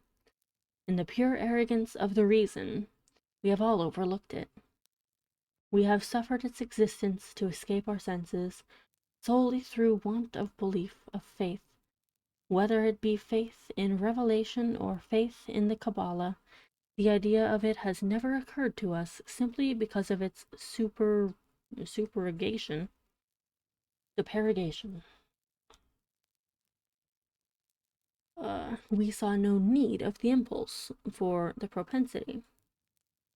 We could not perceive its necessity. We could not understand, that is to say, we could not have understood that the notion of this primum mobile ever obtruded itself. We could not have understood in what manner it might be made to further the objects of humanity, either temporal or eternal. It cannot be denied that phrenology, and in great measure all metaphysicianism, holy fuck, that's a long word, have been concocted a priori. The intellectual or logical man, rather than the understanding or observant man, set himself to imagine designs, to dictate purposes to God, having thus fathomed, to his satisfaction, the intentions of Jehovah. Out of these intentions he built his innumerable systems of mind. In the matter of phrenology, for example, we first determined, naturally enough, that it was the design of the deity that man should eat. We then assigned to man an organ of eliminative.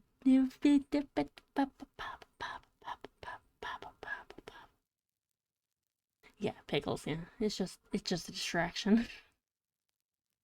Uh, alimentiveness. And this organ is the scourge with which the deity compels man willy-nilly into eating. Secondly, having settled it to be God's will that man should continue his species, we discovered an organ of amativeness forthwith. Amativeness? I don't know. And so, with combativeness and ideality, with casuality, with constructiveness. So, in short, with every organ, whether representing a propensity, a moral sentiment, or a faculty of the pure intellect, and in these arrangements of the principia of human action, the Spurzheimites, whether right or wrong, in part or upon the whole, have but followed in principle the footsteps of their predecessors, deducing and establishing everything from the preconceived destiny of man, and upon the ground of objects of his Creator.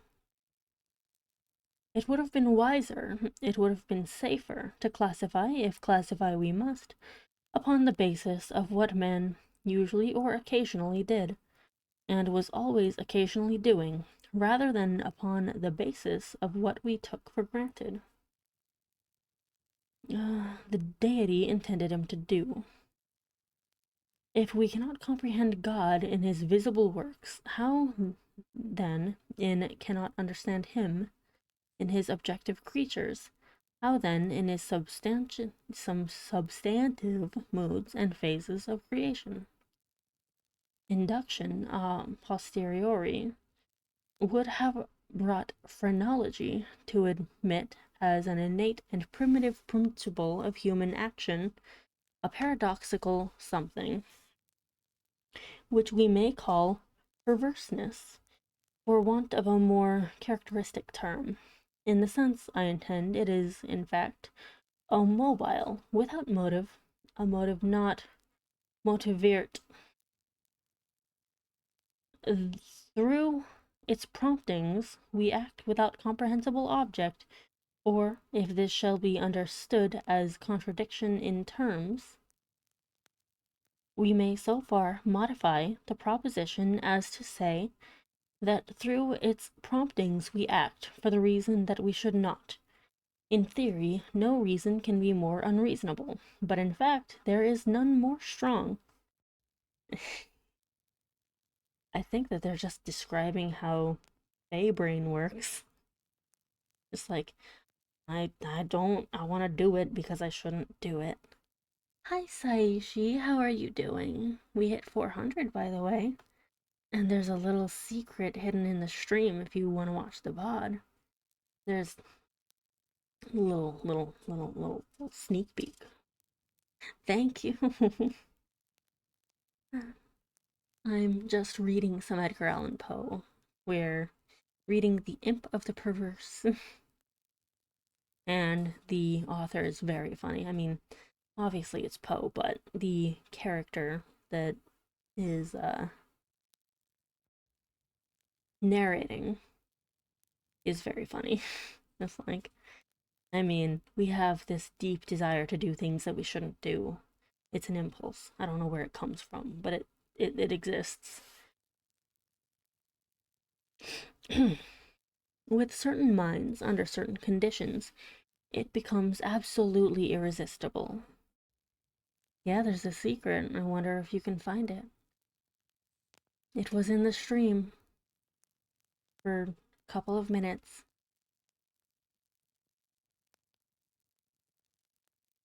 I am not more certain that I breathe than that the assurance of the wrong or error. Hey, of any action is often the once unconquerable force which impels us, and alone impels us to its prosecution. Nor will this overwhelming tendency to do wrong for the wrong's sake admit of analysis or resolution into ulterior elements. It is a radical, a primitive impulse, elementary. It will be said, I am aware, that when we persist in acts because we feel we should not persist in them, our conduct is but a modification of that which ordinarily springs from the combativeness of phrenology. But a glance will show the fallacy of this idea. The phrenological combativeness has for its essence the necessity of self-defense. It is our safeguard against injury.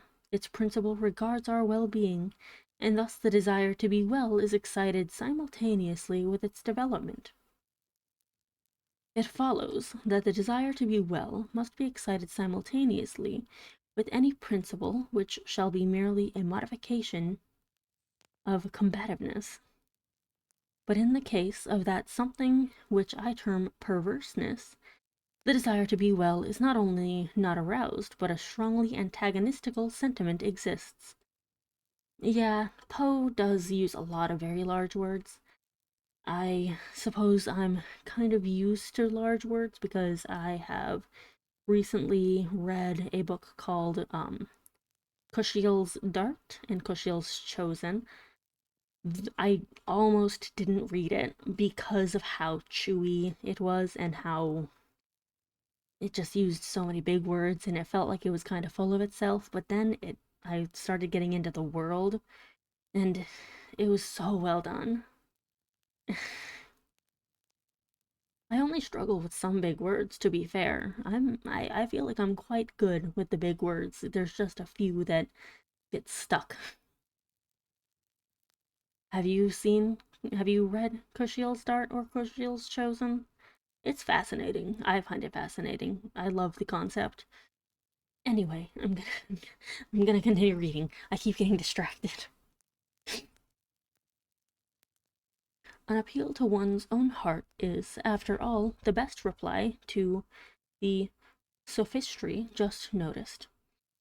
No one who trustingly consults and thoroughly questions his own soul will be disposed to deny the entire radicalness of the propensity in question. It is not more incomprehensible than distinctive. No, don't worry. It's fine. I'm happy to talk to everyone, okay? Shh, it's okay. Let's see.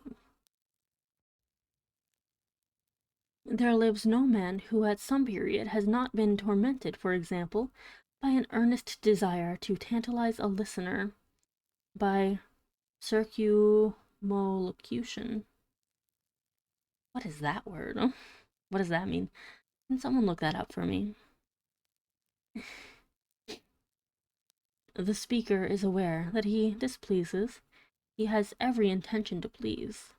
He is usually curt, precise, and clear. The most laconic and luminous language is struggling for utterance upon his tongue. It is only with difficulty that he restrains himself from giving it flow. He dreads and deprecates the anger of him whom he addresses, yet the thought strikes him that by certain involutions and parentheses this anger may be engendered. That single thought is enough. The impulse increases to a wish, the wish to a desire, the desire to an uncontrollable longing, and the longing to the deep regret and mortification of the speaker, and in defiance of all consequences is indulged. We have a task before us which must be speedily performed. We know that it will be ruinous to make delay. The most important crisis of our life calls, trumpet-tongued, for immediate energy and action. We glow, we are consumed with eagerness to commence the work, with the anticipation of whose glorious result our whole souls are on fire. It shall be undertaken today, and yet we put it off until tomorrow. And why? There is no answer, except that we feel perverse, using the word with no comprehension of the principle. Tomorrow arrives, and with it a more impatient anxiety to do our duty. But with this very increase of anxiety arrives also a nameless, a positively fearful, because unfathomable craving for delay. This craving gathers strength as the moments fly. The last hour for action is at hand. We tremble with the violence of the conflict within us, of the definite with the indefinite, of the substance with the shadow. But if the contest has proceeded thus far, it is the shadow which prevails. We struggle in vain. The clock strikes, and is the knell of our welfare. At the same time, it is the chanticleer note to the ghost that has so long overwrought us. It flies, it disappears, we are free, the old energy returns. We will labor now. Alas, it is too late. We stand upon the brink of a precipice. We peer into the abyss. We grow sick and dizzy. Our first impulse is to shrink from the danger. Unaccountably we remain. By slow degrees our sickness and dizziness and horror become merged in a cloud of unnameable feeling. By gradations still more imperceptible, this cloud assumes shape, as did the vapor from the bottle out of which arose the genius of in the Arabian Nights. But thank you so much for the follow. I like to chill. I hope you're having a lovely day. Welcome in. I'm reading The Imp of the Perverse by Edgar Allan Poe. We're going to be finishing up his book today, and then we'll try to find something else to read for next week. But tomorrow not tomorrow, but Thursday, I'm going to be back to playing Yakuza 0. I'm doing very well. How about you? I'll take a moment to take a drink and, stretch, be comfy. This is a very low energy stream. We're chill, we're having fun, okay? Everything's fine.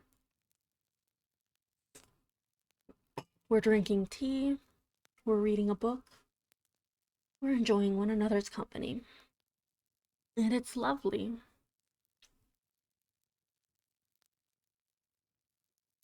That's good. I'm glad to hear it.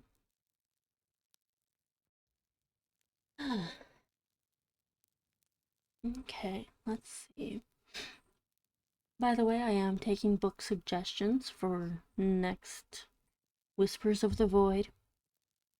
Has to be in public domain, or I need the written consent of the author. And it has to be fun to read and safe to read on Twitch. So no naughty books, okay? Sorry.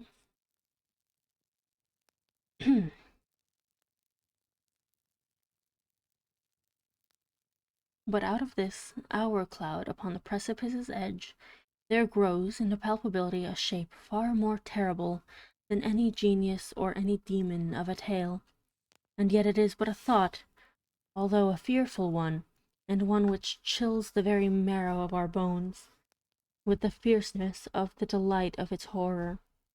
It is merely the idea of what would be our sensations during the sweeping precipitancy of a fall from such a height.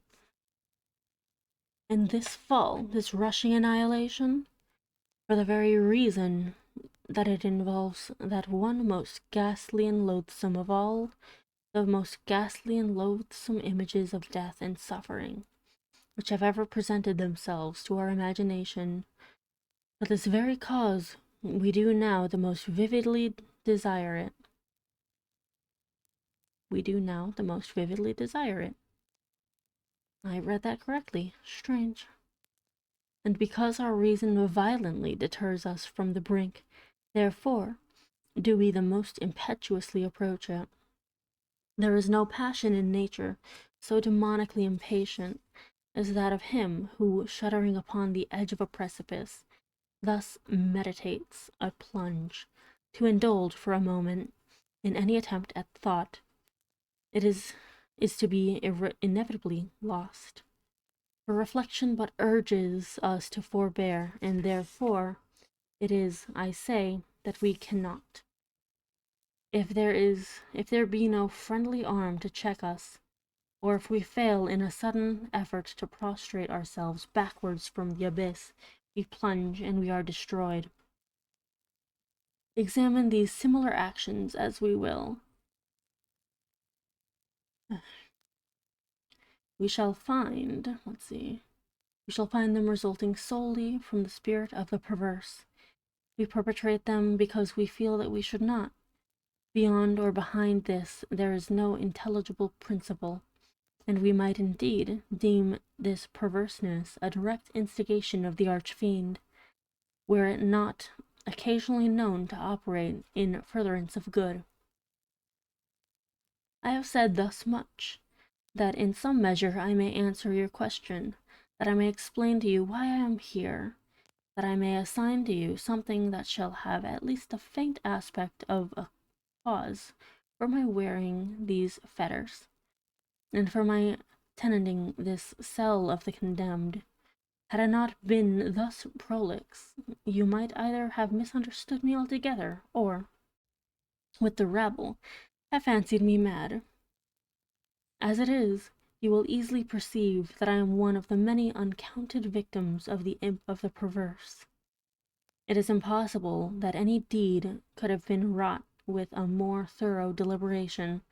For weeks, for months, I pondered upon that means of the murder. I rejected 1,000 schemes because their accomplishment involved a chance of detection.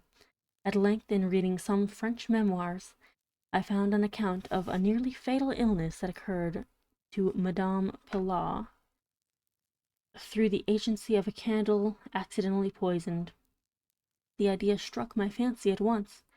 I knew the victim's habit of reading in bed. I knew, too, that his apartment was narrow and ill-ventilated, but I need not vex you with impertinent details.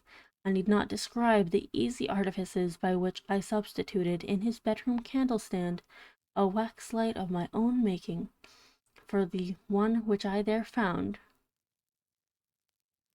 I mean, not nice, bad, naughty, very bad. Don't murder people. I think this guy's clever, though. I mean, poisoning a candle? That's fucking wild. The next morning, he was discovered dead in his bed, and the coroner's verdict was death by the visitation of God. Having inherited his estate, all went well with me for years. The idea of detection never once entered my brain. Of the remains of the fatal taper, I had myself carefully disposed. I had left no shadow of a clue by which it would be possible to convict, or even to suspect me of a crime. It is inconceivable how rich a sentiment of satisfaction arose in my bosom as I reflected upon my absolute security. For a very long period of time, I was accustomed to revel in this sentiment. I know. I should watch it. Where is that? Is that on any streaming thing? I'm gonna keep reading, but tell me about where I can watch that. For a long period of time, I was accustomed to revel in this sentiment. It afforded me more real delight than all the mere worldly advantages accruing from my sin.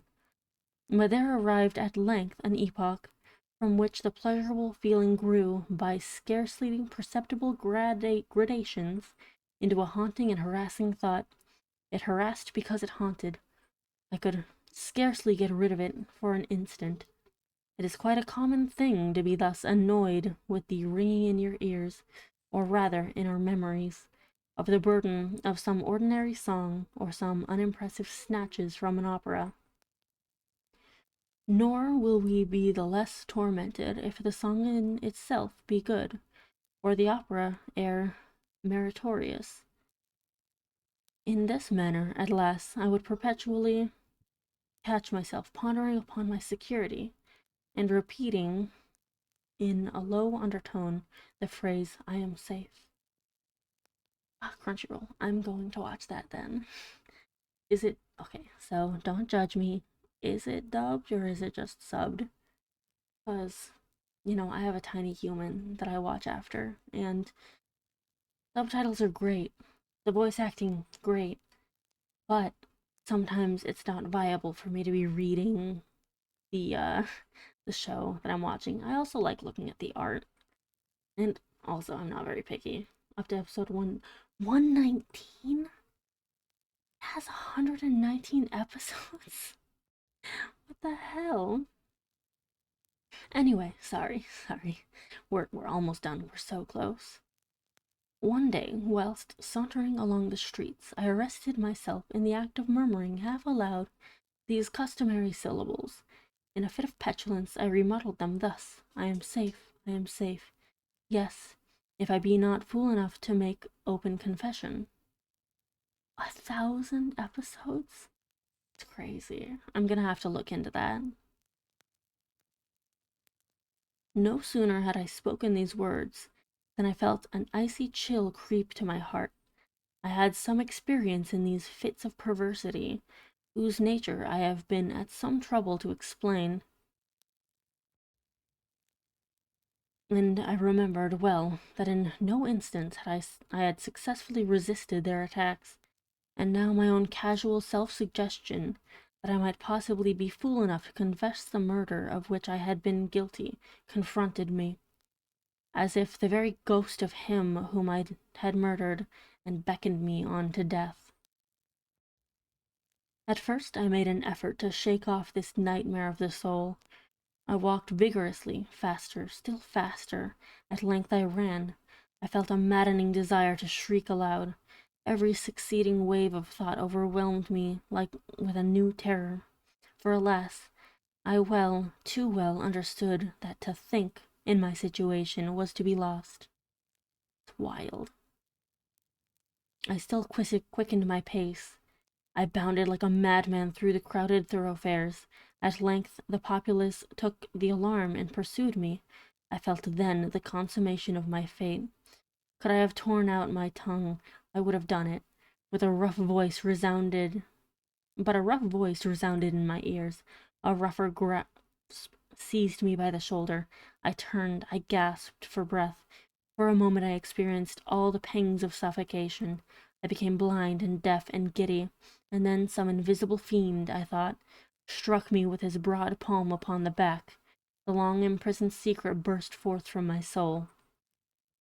They say that I spoke with a distinct enunciation, but with marked emphasis and passionate hurry, as if in dread of interruption before concluding the brief but pregnant sentences that consigned me to the hangman and to hell. Having related all that was necessary for the fullest judicial conviction, I fell prostrate in a swoon. But why shall I say more? Today I wear these chains and am here. Tomorrow I shall be fetterless, but where?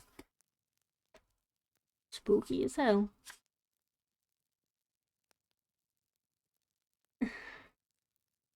Like, holy shit.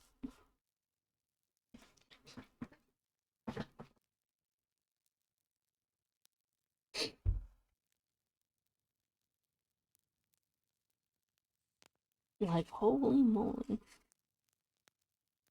How's the animation? Is it like a really old one?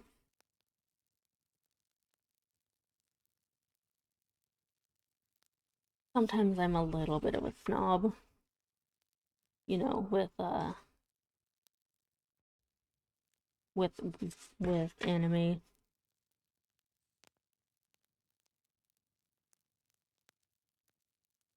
Okay, we have about 18 pages left. Oh, okay, cool.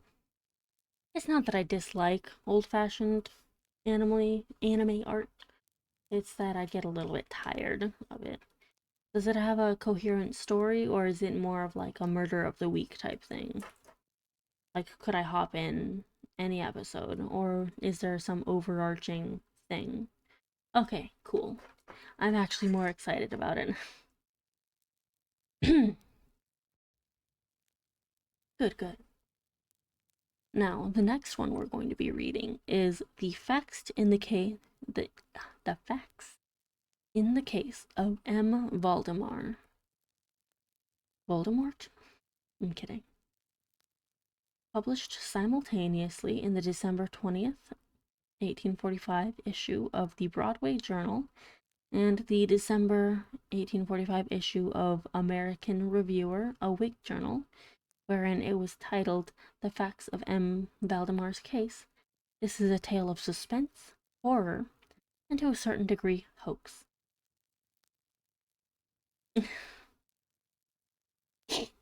Apparently, we're about to read some fun stuff. I've never actually read this one. Don't worry, it'll be fine.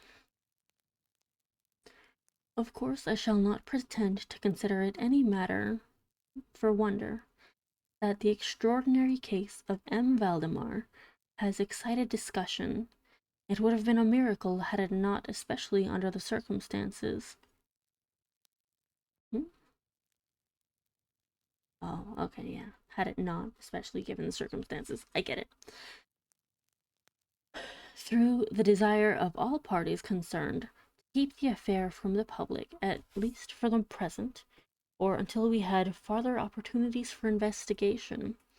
Through our endeavors to effect this, a garbled or exaggerated account made its way into society, and became the source of many unpleasant misrepresentations, and very naturally, a great deal of disbelief.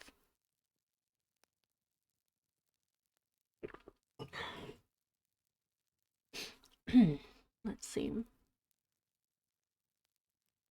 It is now rendered necessary that I give the facts as far as I comprehend them myself. They are succinctly these. My attention for the last 3 years had been repeatedly drawn to the subject of mesmerism, and about 9 months ago it occurred to me quite suddenly that in the series of experiments made hitherto there had been a very remarkable and most unaccountable omission. No person had as yet been mesmerized in articulo mortis. It remained to be seen, first, whether in such condition there existed in the patient any susceptibility to the magnetic influence. Secondly, whether, if any existed, it was impaired or increased by the condition. Thirdly, to what extent or for how long a period the encroachments of death might be arrested by the process. There were other points to be ascertained, but these most excited my curiosity. The last in especial, from the immensely important character of its consequences. In looking around me for some subject by whose means I might test these particulars, I was brought to think of my friend M. Ernest Valdemar, the well-known compiler of the Bibliotheca Forensica and author under the nom de plume of Issachar Marx, of the Polish versions of Wallenstein and Gargantua. M. Valdemar, who has resided principally in Harlem, New York, since the year 1839, or is, or was, particularly noticeable for the extreme spareness of his person, his lower limbs much resembling those of giant John Randolph, and also for the whiteness of his whiskers, in violent contrast to the blackness of his hair, the latter, in consequence, being very generally mistaken for a wig. His temperament was markedly nervous, and rendered him a good subject for a mesmeric experiment. On 2 or 3 occasions I had put him to sleep with little difficulty, but was disappointed in other results which his peculiar constitution had naturally led me to anticipate. His will was at no period positively or thoroughly under my control, and in regard to clairvoyance I could accomplish with him nothing to be relied upon.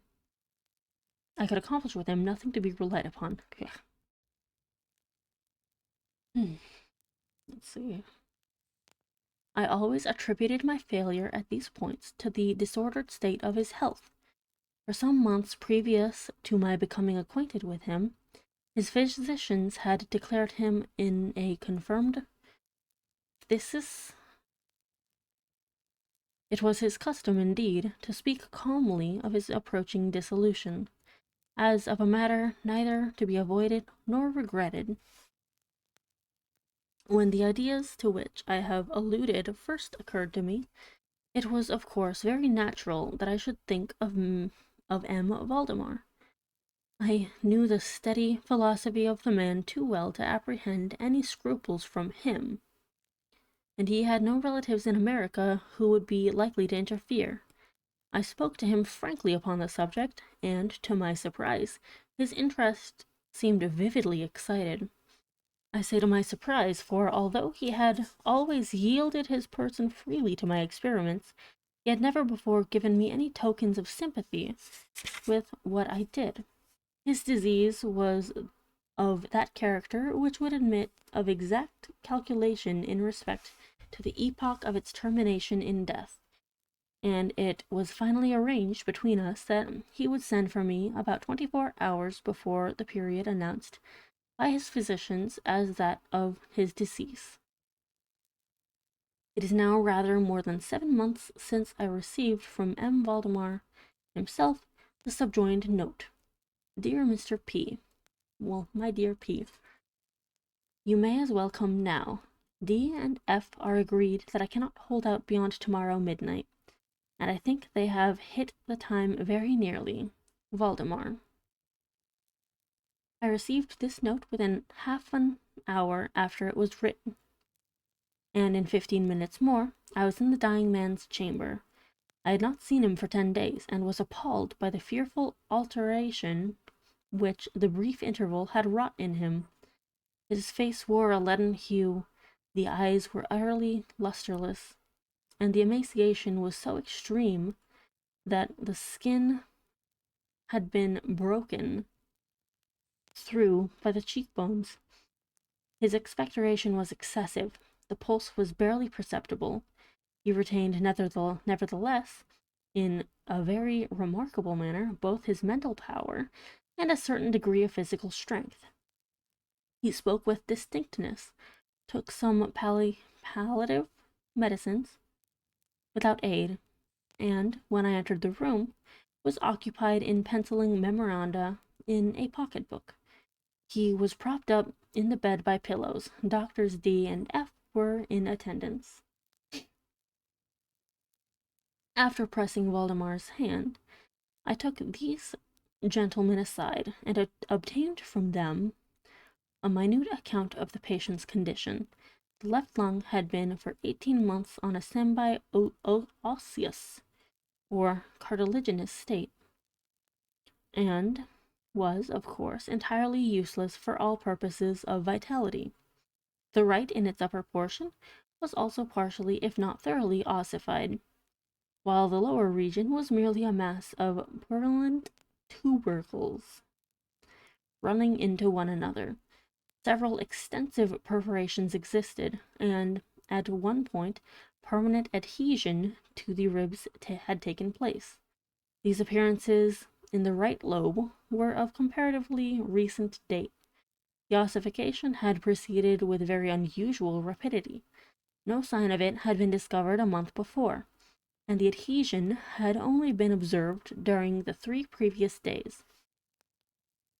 Independently of the phthisis, the patient was suspected of aneurysm of the aorta, but on this point the osseous symptoms rendered an exact diagnosis impossible.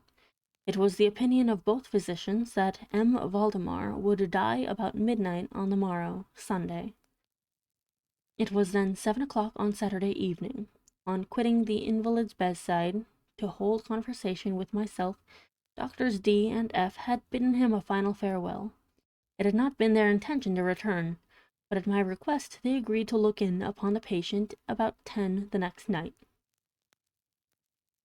When they had gone, I spoke freely with M. Valdemar on the subject of his approaching dissolution, as well as, more particularly, of the experiment proposed. He still professed himself quite willing and even anxious to have it made, and urged me to commence it at once. A male and a female nurse were in attendance, but I did not feel myself altogether at liberty to engage in a task of this character with no more reliable witnesses than these people, in case of sudden accident might prove. I therefore postponed operations until about 8 the next night, when the arrival of a medical student with whom I had some acquaintance, Mr. Theodore L., relieved me from farther embarrassment. It had been my design, originally, to wait for the physicians, but I was induced to proceed, first by the urgent entreaties of M. Valdemar, and secondly, by my conviction that I had not a moment to lose, as he was evidently sinking fast. Mr. L. was so kind as to accede to my desire that he would take notes of all that occurred. Thank you so much, Cyclops, for the follow. You're lovely. Let's see. Now, let's see. And it is from his memoranda that what I now have to relate is, for the most part, where's the kisses? And mwah, there you go.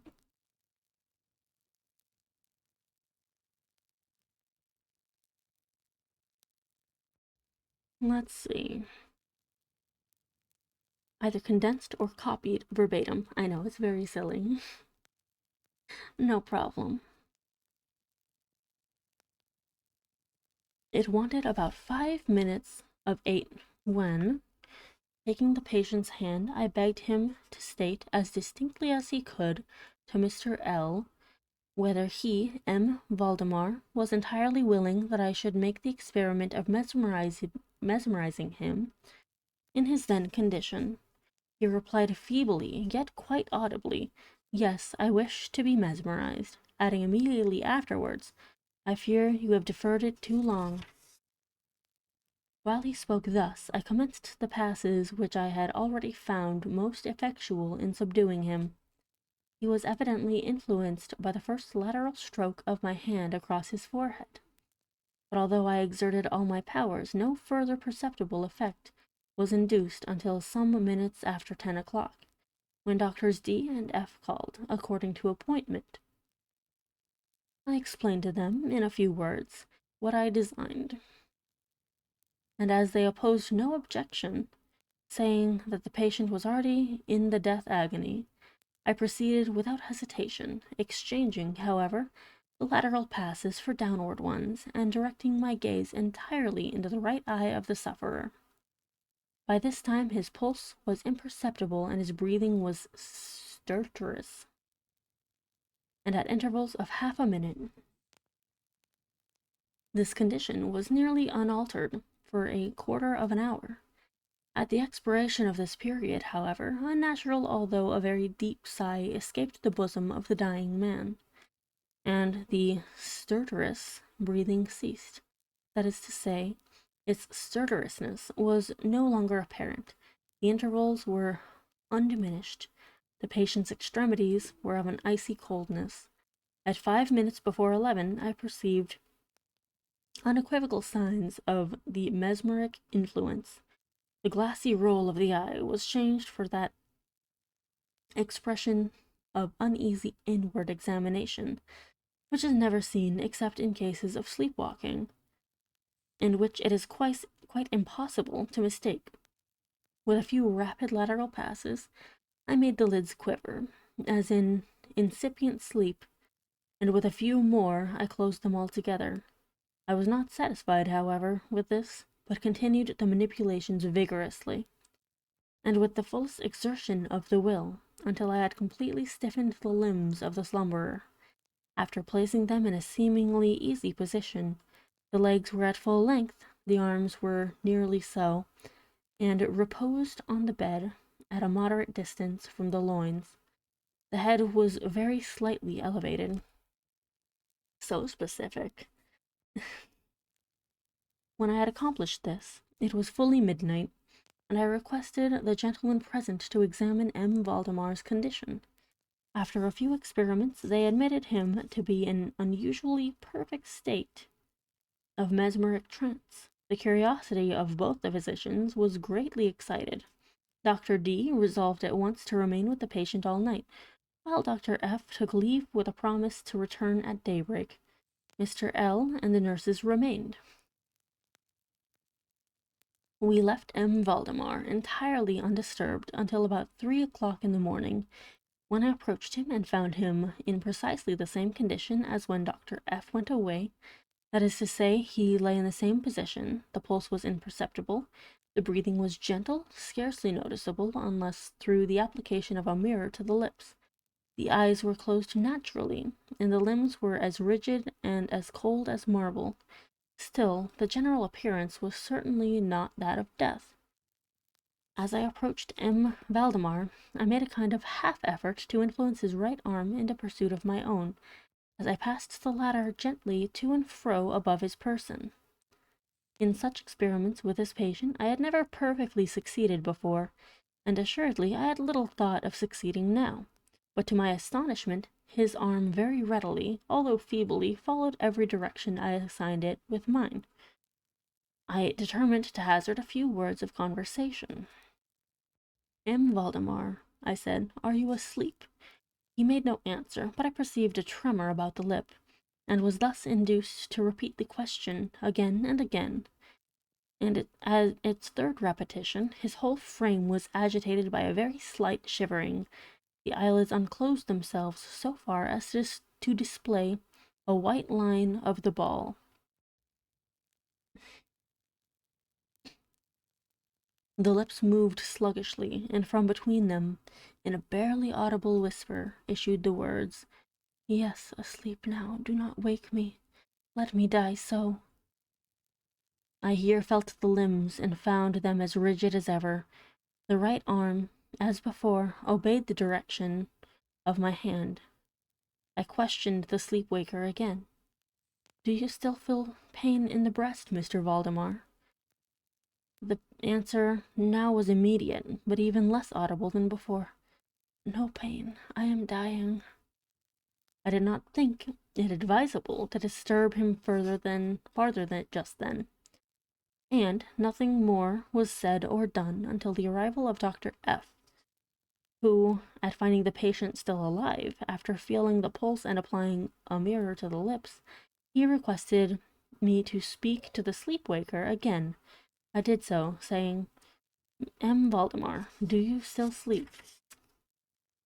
As before, some minutes elapsed ere a reply was made, and during the interval the dying man seemed to be collecting his energies to speak. At my fourth repetition of the question, he said very faintly, almost inaudibly, "Yes, still asleep, dying."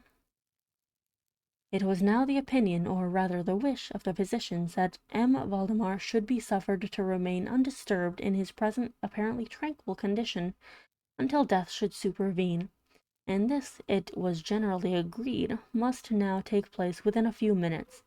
I concluded, however, to speak to him once with more, and merely repeated my previous question. While I spoke, there came a marked change over the countenance of the sleepwaker. The eyes rolled themselves slowly open, the pupils disappearing upwardly. The skin generally assumed a cadaverous hue, resembling not so much parchment as white paper, and the circular hectic spots which hitherto had been strongly defined in the centre of each cheek went out at once. I use this expression because the suddenness of their departure put me in mind of nothing so much as the extinguishment of a candle by a puff of a breath. The upper lip, at the same time, writhed itself away from the teeth, which it had previously covered completely, while the lower jaw fell with an audible jerk, leaving the mouth widely extended, and disclosing in full view the swollen and blackened tongue. I presume that no member of the party then present had been unaccustomed to deathbed horrors, but so hideous beyond conception was the appearance of M. Valdemar at this moment that there was a gentle shrinking back from the region of the bed. I now feel that I have reached a point of this narrative at which every reader will be startled into positive disbelief. It is my business, however, simply to proceed. There was no longer the faintest sign of vitality in M. Valdemar, and concluding him to be dead, we were consigning him to the charge of the nurses, when a strong vibratory motion was observable in the tongue. This continued for perhaps a minute. At the expiration of this period there issued from the distended and motionless jaws a voice, such as it would be madness in me to attempt describing. There are, indeed, 2 or 3 epithets which might be considered as applicable to it in part. I might say, for example, that the sound was harsh and broken and hollow, but the hideous whole is indescribable, for the simple reason that no similar sounds have ever jarred upon the ear of humanity. There were 2 particulars, nevertheless, which I thought then, and still think, might fairly be stated as characteristic of the intonation, as well adapted to convey some idea of its unearthly peculiarity. In the first place, the voice seemed to reach our ears, at least mine, from a vast distance, or from some deep cavern within the earth. In the second place, it impressed me, I fear, indeed, that it will be impossible to make myself comprehended, as gelatinous or glutinous matters impress the sense of touch. He felt a sound crazy. I've spoken both of sound and of voice. I mean to say, the sound was one of even wonderfully, thrillingly distinct syllabification.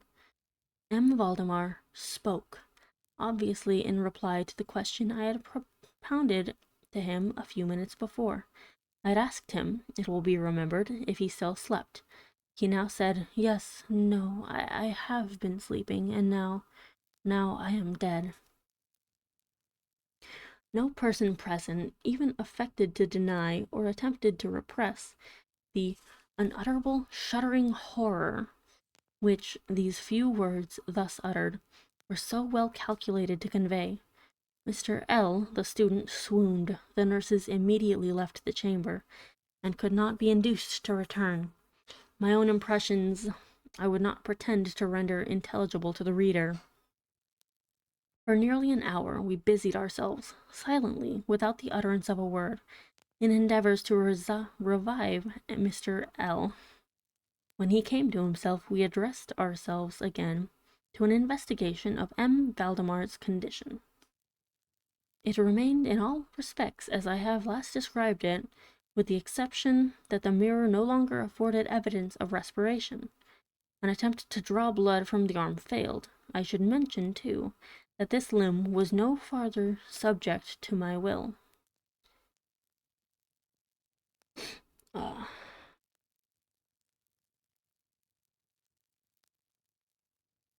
Thank you so much. I hope you're doing lovely today. I'm gonna be finishing up this book, and then we're going to be ending stream and possibly raiding someone if I see anyone cool online. A lot of people have raids disabled right now for me, which is unfortunate. Let's see.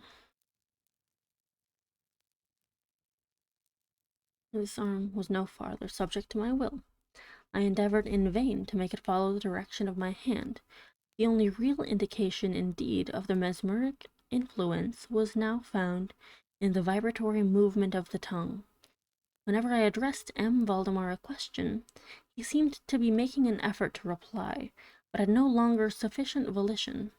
To queries put to him by any other person than myself, he seemed utter insensible. Although I endeavored to place each member of the company in mesmeric rapport with him. I believe that I have now related all that is necessary to an understanding of the sleepwaker's state at this epoch. Other nurses were procured, and at 10 o'clock I left the house in company with the 2 physicians and Mr. L.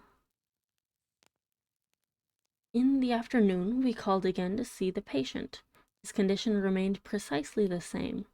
He had now some discussion as to the propriety and feasibility of awakening him, but we had little difficulty in agreeing that no good purpose would be served by so doing.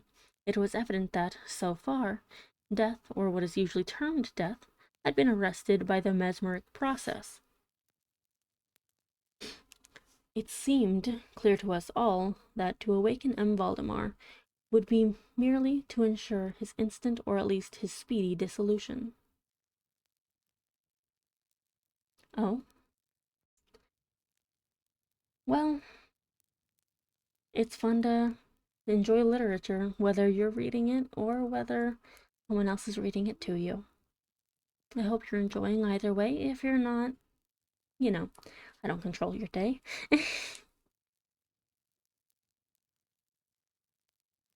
Thank you. I know I'm not perfect at reading, but I'm doing my best, and I feel like I add a little bit of personality to it. I mean, it already has so much personality, but you know what I mean. Oh, thank you. I'm glad. Let me see. From this period until the close of last week, an interval of nearly 7 months, we continued to make daily calls at M. Valdemar's house, accompanied now and then by medical and other friends. All this time, the sleepwaker remained exactly as I have last described him. The nurse's attentions were continual. I stutter the words sometimes, and sometimes I don't even know how to say certain words.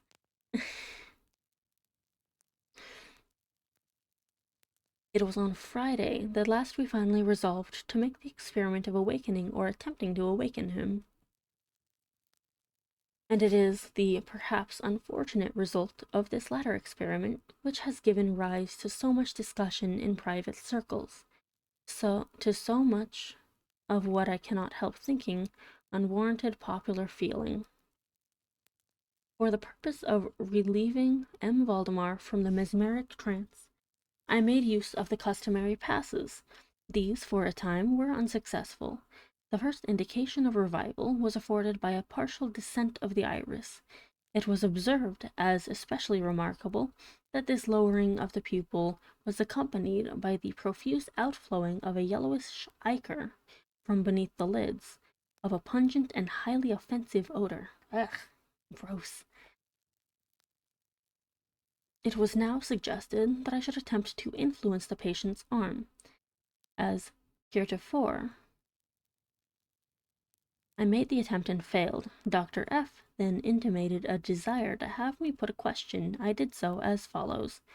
M. Valdemar, can you explain to us what are your feelings or wishes now? There was an instant return of the hectic circles on the cheeks. The tongue quivered, or rather rolled violently in the mouth, although the jaws and lips remained rigid as before, and at length the same hideous voice which I have already described broke forth. For God's sake, quick, quick, put me to sleep, or quick, waken me, quick. I say to you that I am dead.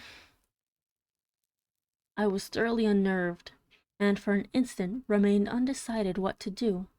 At first I made an endeavor to recompose the patient, but failing in this, through total abeyance of the will, I retracted my steps and as earnestly struggled to awaken him.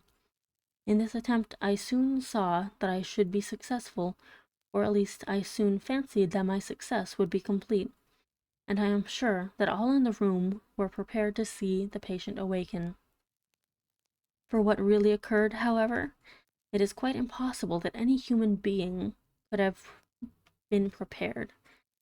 As I rapidly made the mesmeric passes, amid ejaculations of "dead, dead," absolutely bursting from the tongue and not from the lips of the sufferer, his whole frame at once, within the space of a single minute, or even less, shrunk, crumbled, absolutely rotted away beneath my hands. Upon the bed, before that whole company, there lay a nearly liquid mass of loathsome, of detestable putridity. Jesus fucking Christ. He unmesmerized him, and the guy melted. The guy melted. Imagine. I mean, obviously it's fiction, but that would be insane. I think I'd be terrified. Now, the very last thing we're going to read from Poe is The Cask of Amontillado. This is a tale of mystery, was first published in November 1846, issue of the Godey Ladies Book. Let's hope that I can do it a little bit of justice. And then we get to decide who we raid, and I get to start figuring out what book I'm going to read next. Fun, fun. I am going to sip my drink, though.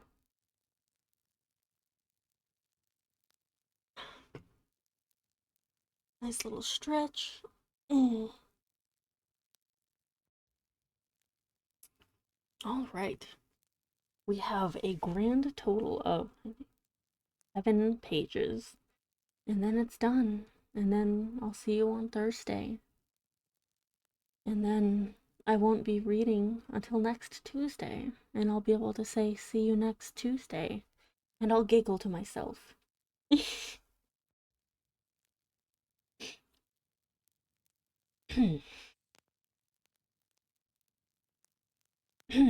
Okay. The Cask of Amontillado. The 1,000 injuries of Fortunato I had borne as I best could, but when he ventured upon insult I vowed revenge. You, who so well know the nature of my soul, will not suppose, however, that I gave utterance to a threat. At length I would be avenged. This was a point definitively settled. But sorry. At length I would be avenged. This was a point definitively settled, but the very definitiveness with which it was resolved precluded the idea of risk. I must not only punish, but punish with impunity. A wrong is unredressed when retribution overtakes its redresser. It is equally unredressed when the avenger fails to make himself felt as such to who has done the wrong. It must be understood that neither by word nor deed had I given Fortunato cause to doubt my goodwill. I continued, as was my wont, to smile in his face, and he did not perceive that my smile now was at the thought of his immolation. He had a weak point, this Fortunato, although in other regards he was a man to be respected and even feared. He prided himself on his connoisseurship in wine. Few Italians have the true virtuoso spirit. For the most part, their enthusiasm is adopted to suit the time and opportunity. to practice imposture upon the British and Austrian millionaires.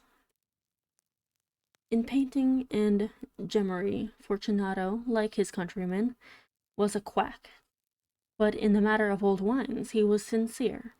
In this respect I did not differ from him materially.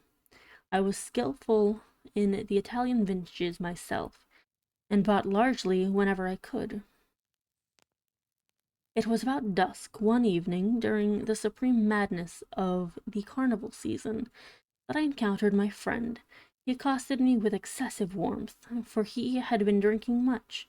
The man wore motley. I think that it just means that he's in a bad state.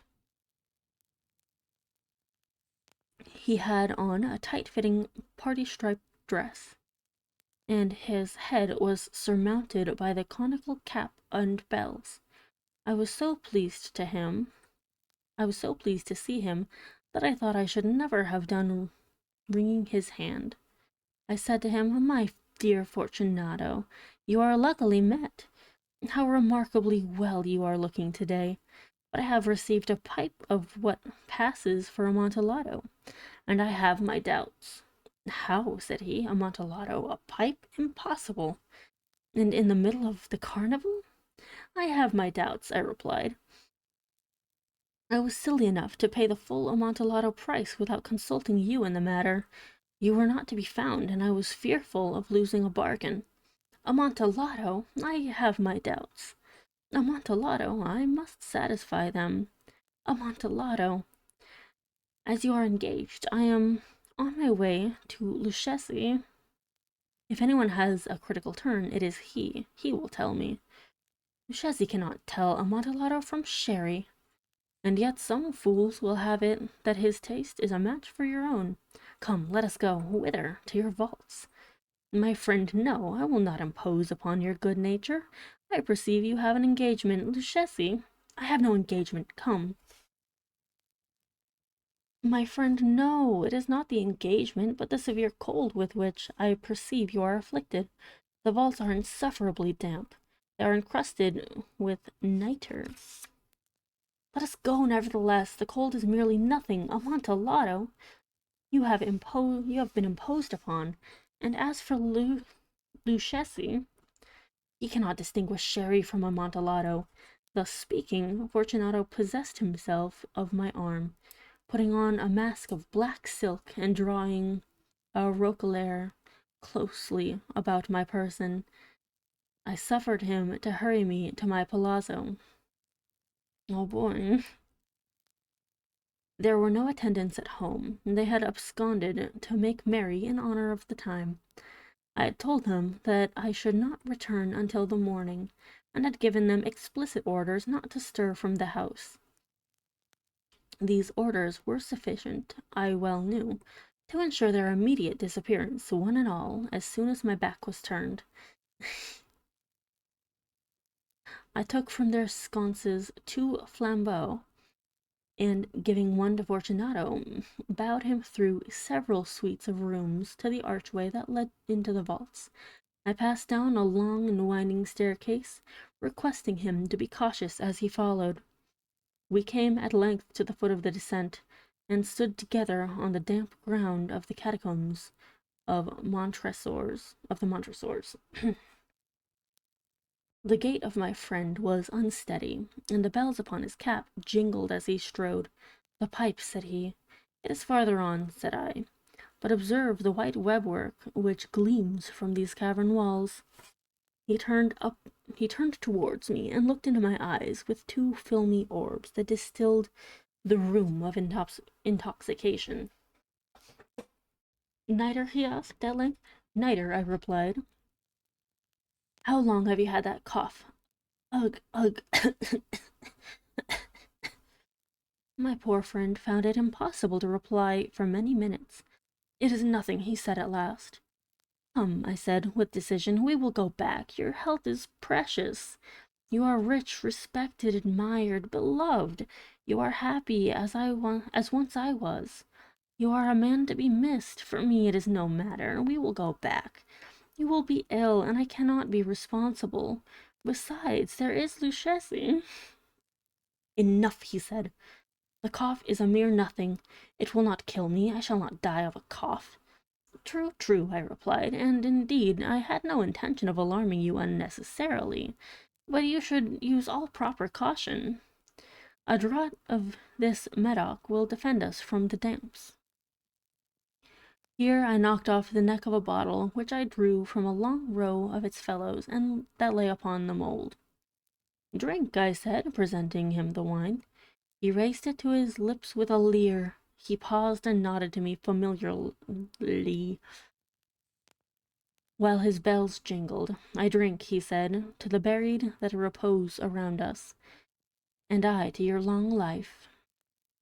He again took my arm, and we proceeded. These vaults, he said, are extensive.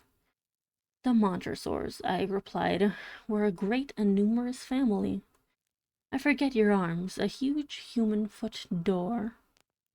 In a field azure, the foot crushes a serpent rampant, whose fangs are embedded in the heel. And the motto?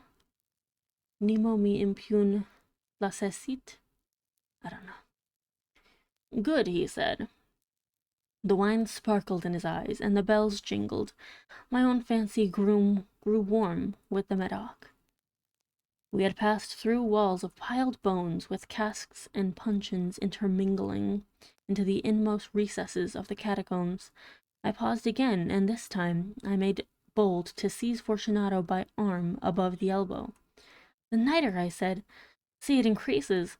It hangs like moss upon the vaults. We are below the river's bed. The drops of moisture trickle along among the bones.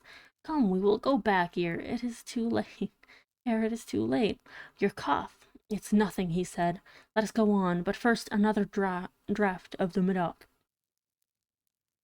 I broke and reached him a flacon of de Grave. He emptied it at a breath. Jesus. His eyes flashed with a fierce light. He laughed and threw the bottle upwards with gesticulation I did not understand. I looked at him in surprise. He repeated the movement, a grotesque one. You do not comprehend, he said.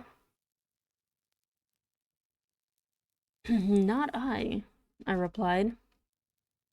Then you are not of the Brotherhood. How? You are not of the Masons. Yes, yes, I said. Yes, yes. You? Impossible. A Mason? A Mason, I replied. A sign, he said. A sign. It is this, I answered, producing from beneath the folds of my roquelaire a trowel. You jest, he exclaimed, recoiling a few paces. Well, let us proceed to the Amontillado. Be it so, I said, replacing the tool beneath the cloak, and again offering him my arm. He leaned upon it heavily. We continued our route in search of the Amontillado.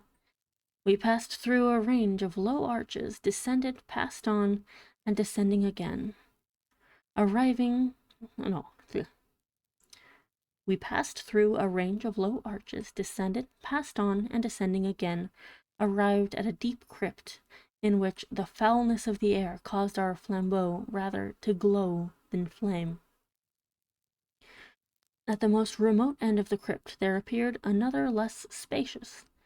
Its walls had been lined with human remains, piled to the vault overhead, in the fashion of the great catacombs of Paris.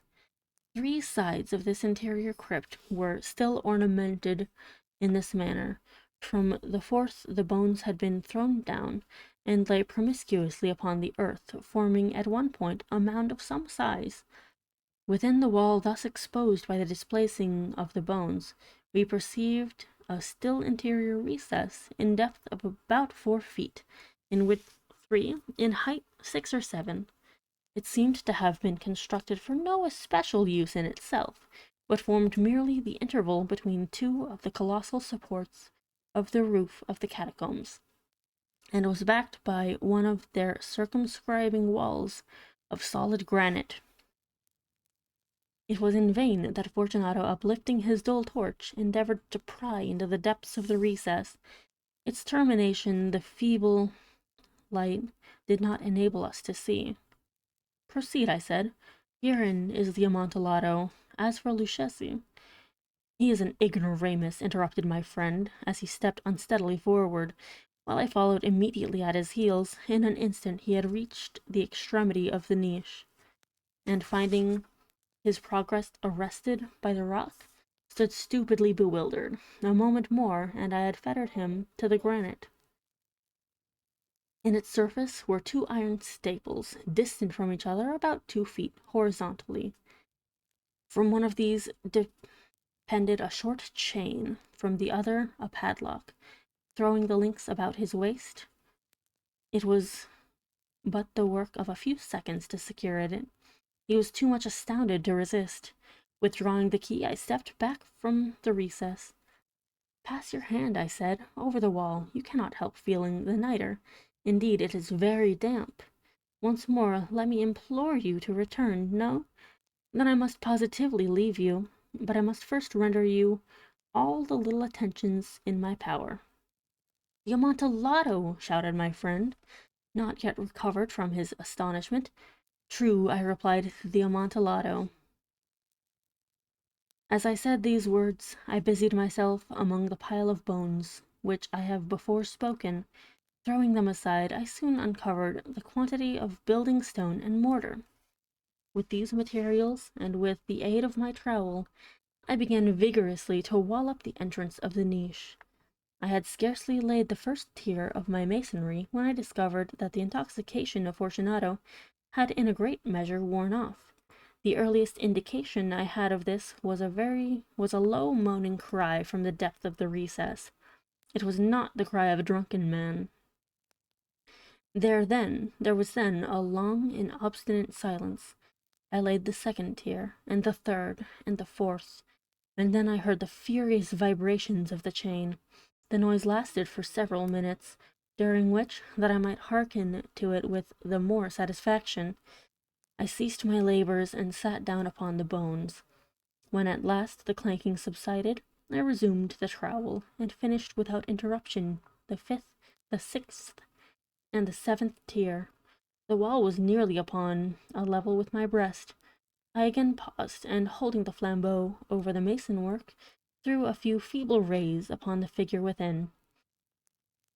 A succession of loud and shrill screams bursting suddenly from the throat of the chained form seemed to thrust me violently back.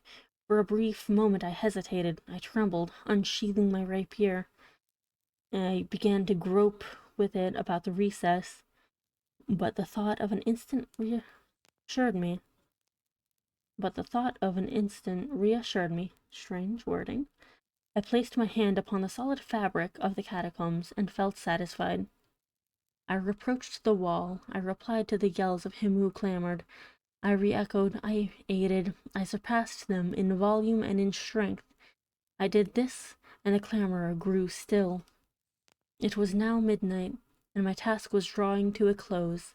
I had completed the 8th, the 9th, the 10th tier. I had finished a portion of the last and the 11th. There remained but a single stone to be fitted and plastered in. I struggled with its weight. I placed it partially in its destined position, but now there came from out the niche a low laugh that erected the hairs upon my head. It was succeeded by a sad voice, which I had difficulty in recognizing as that of the noble Fortunato. The voice said, "Ha ha ha! A very good joke indeed, an excellent jest. We will have many a rich laugh about it at the palazzo over our wine. The Amontillado," I said. "Yes, the Amontillado. But is it not getting late? Will not they be awaiting us at the palazzo, the Lady Fortunato and the rest? Let us be gone." "Yes," I said, "let us be gone." "For the love of God, Montresor!" "Yes," I said, "for the love of God." But to these words I hearkened in vain for a reply. I grew impatient. I called aloud, "Fortunato!" No answer. I called again, "Fortunato!"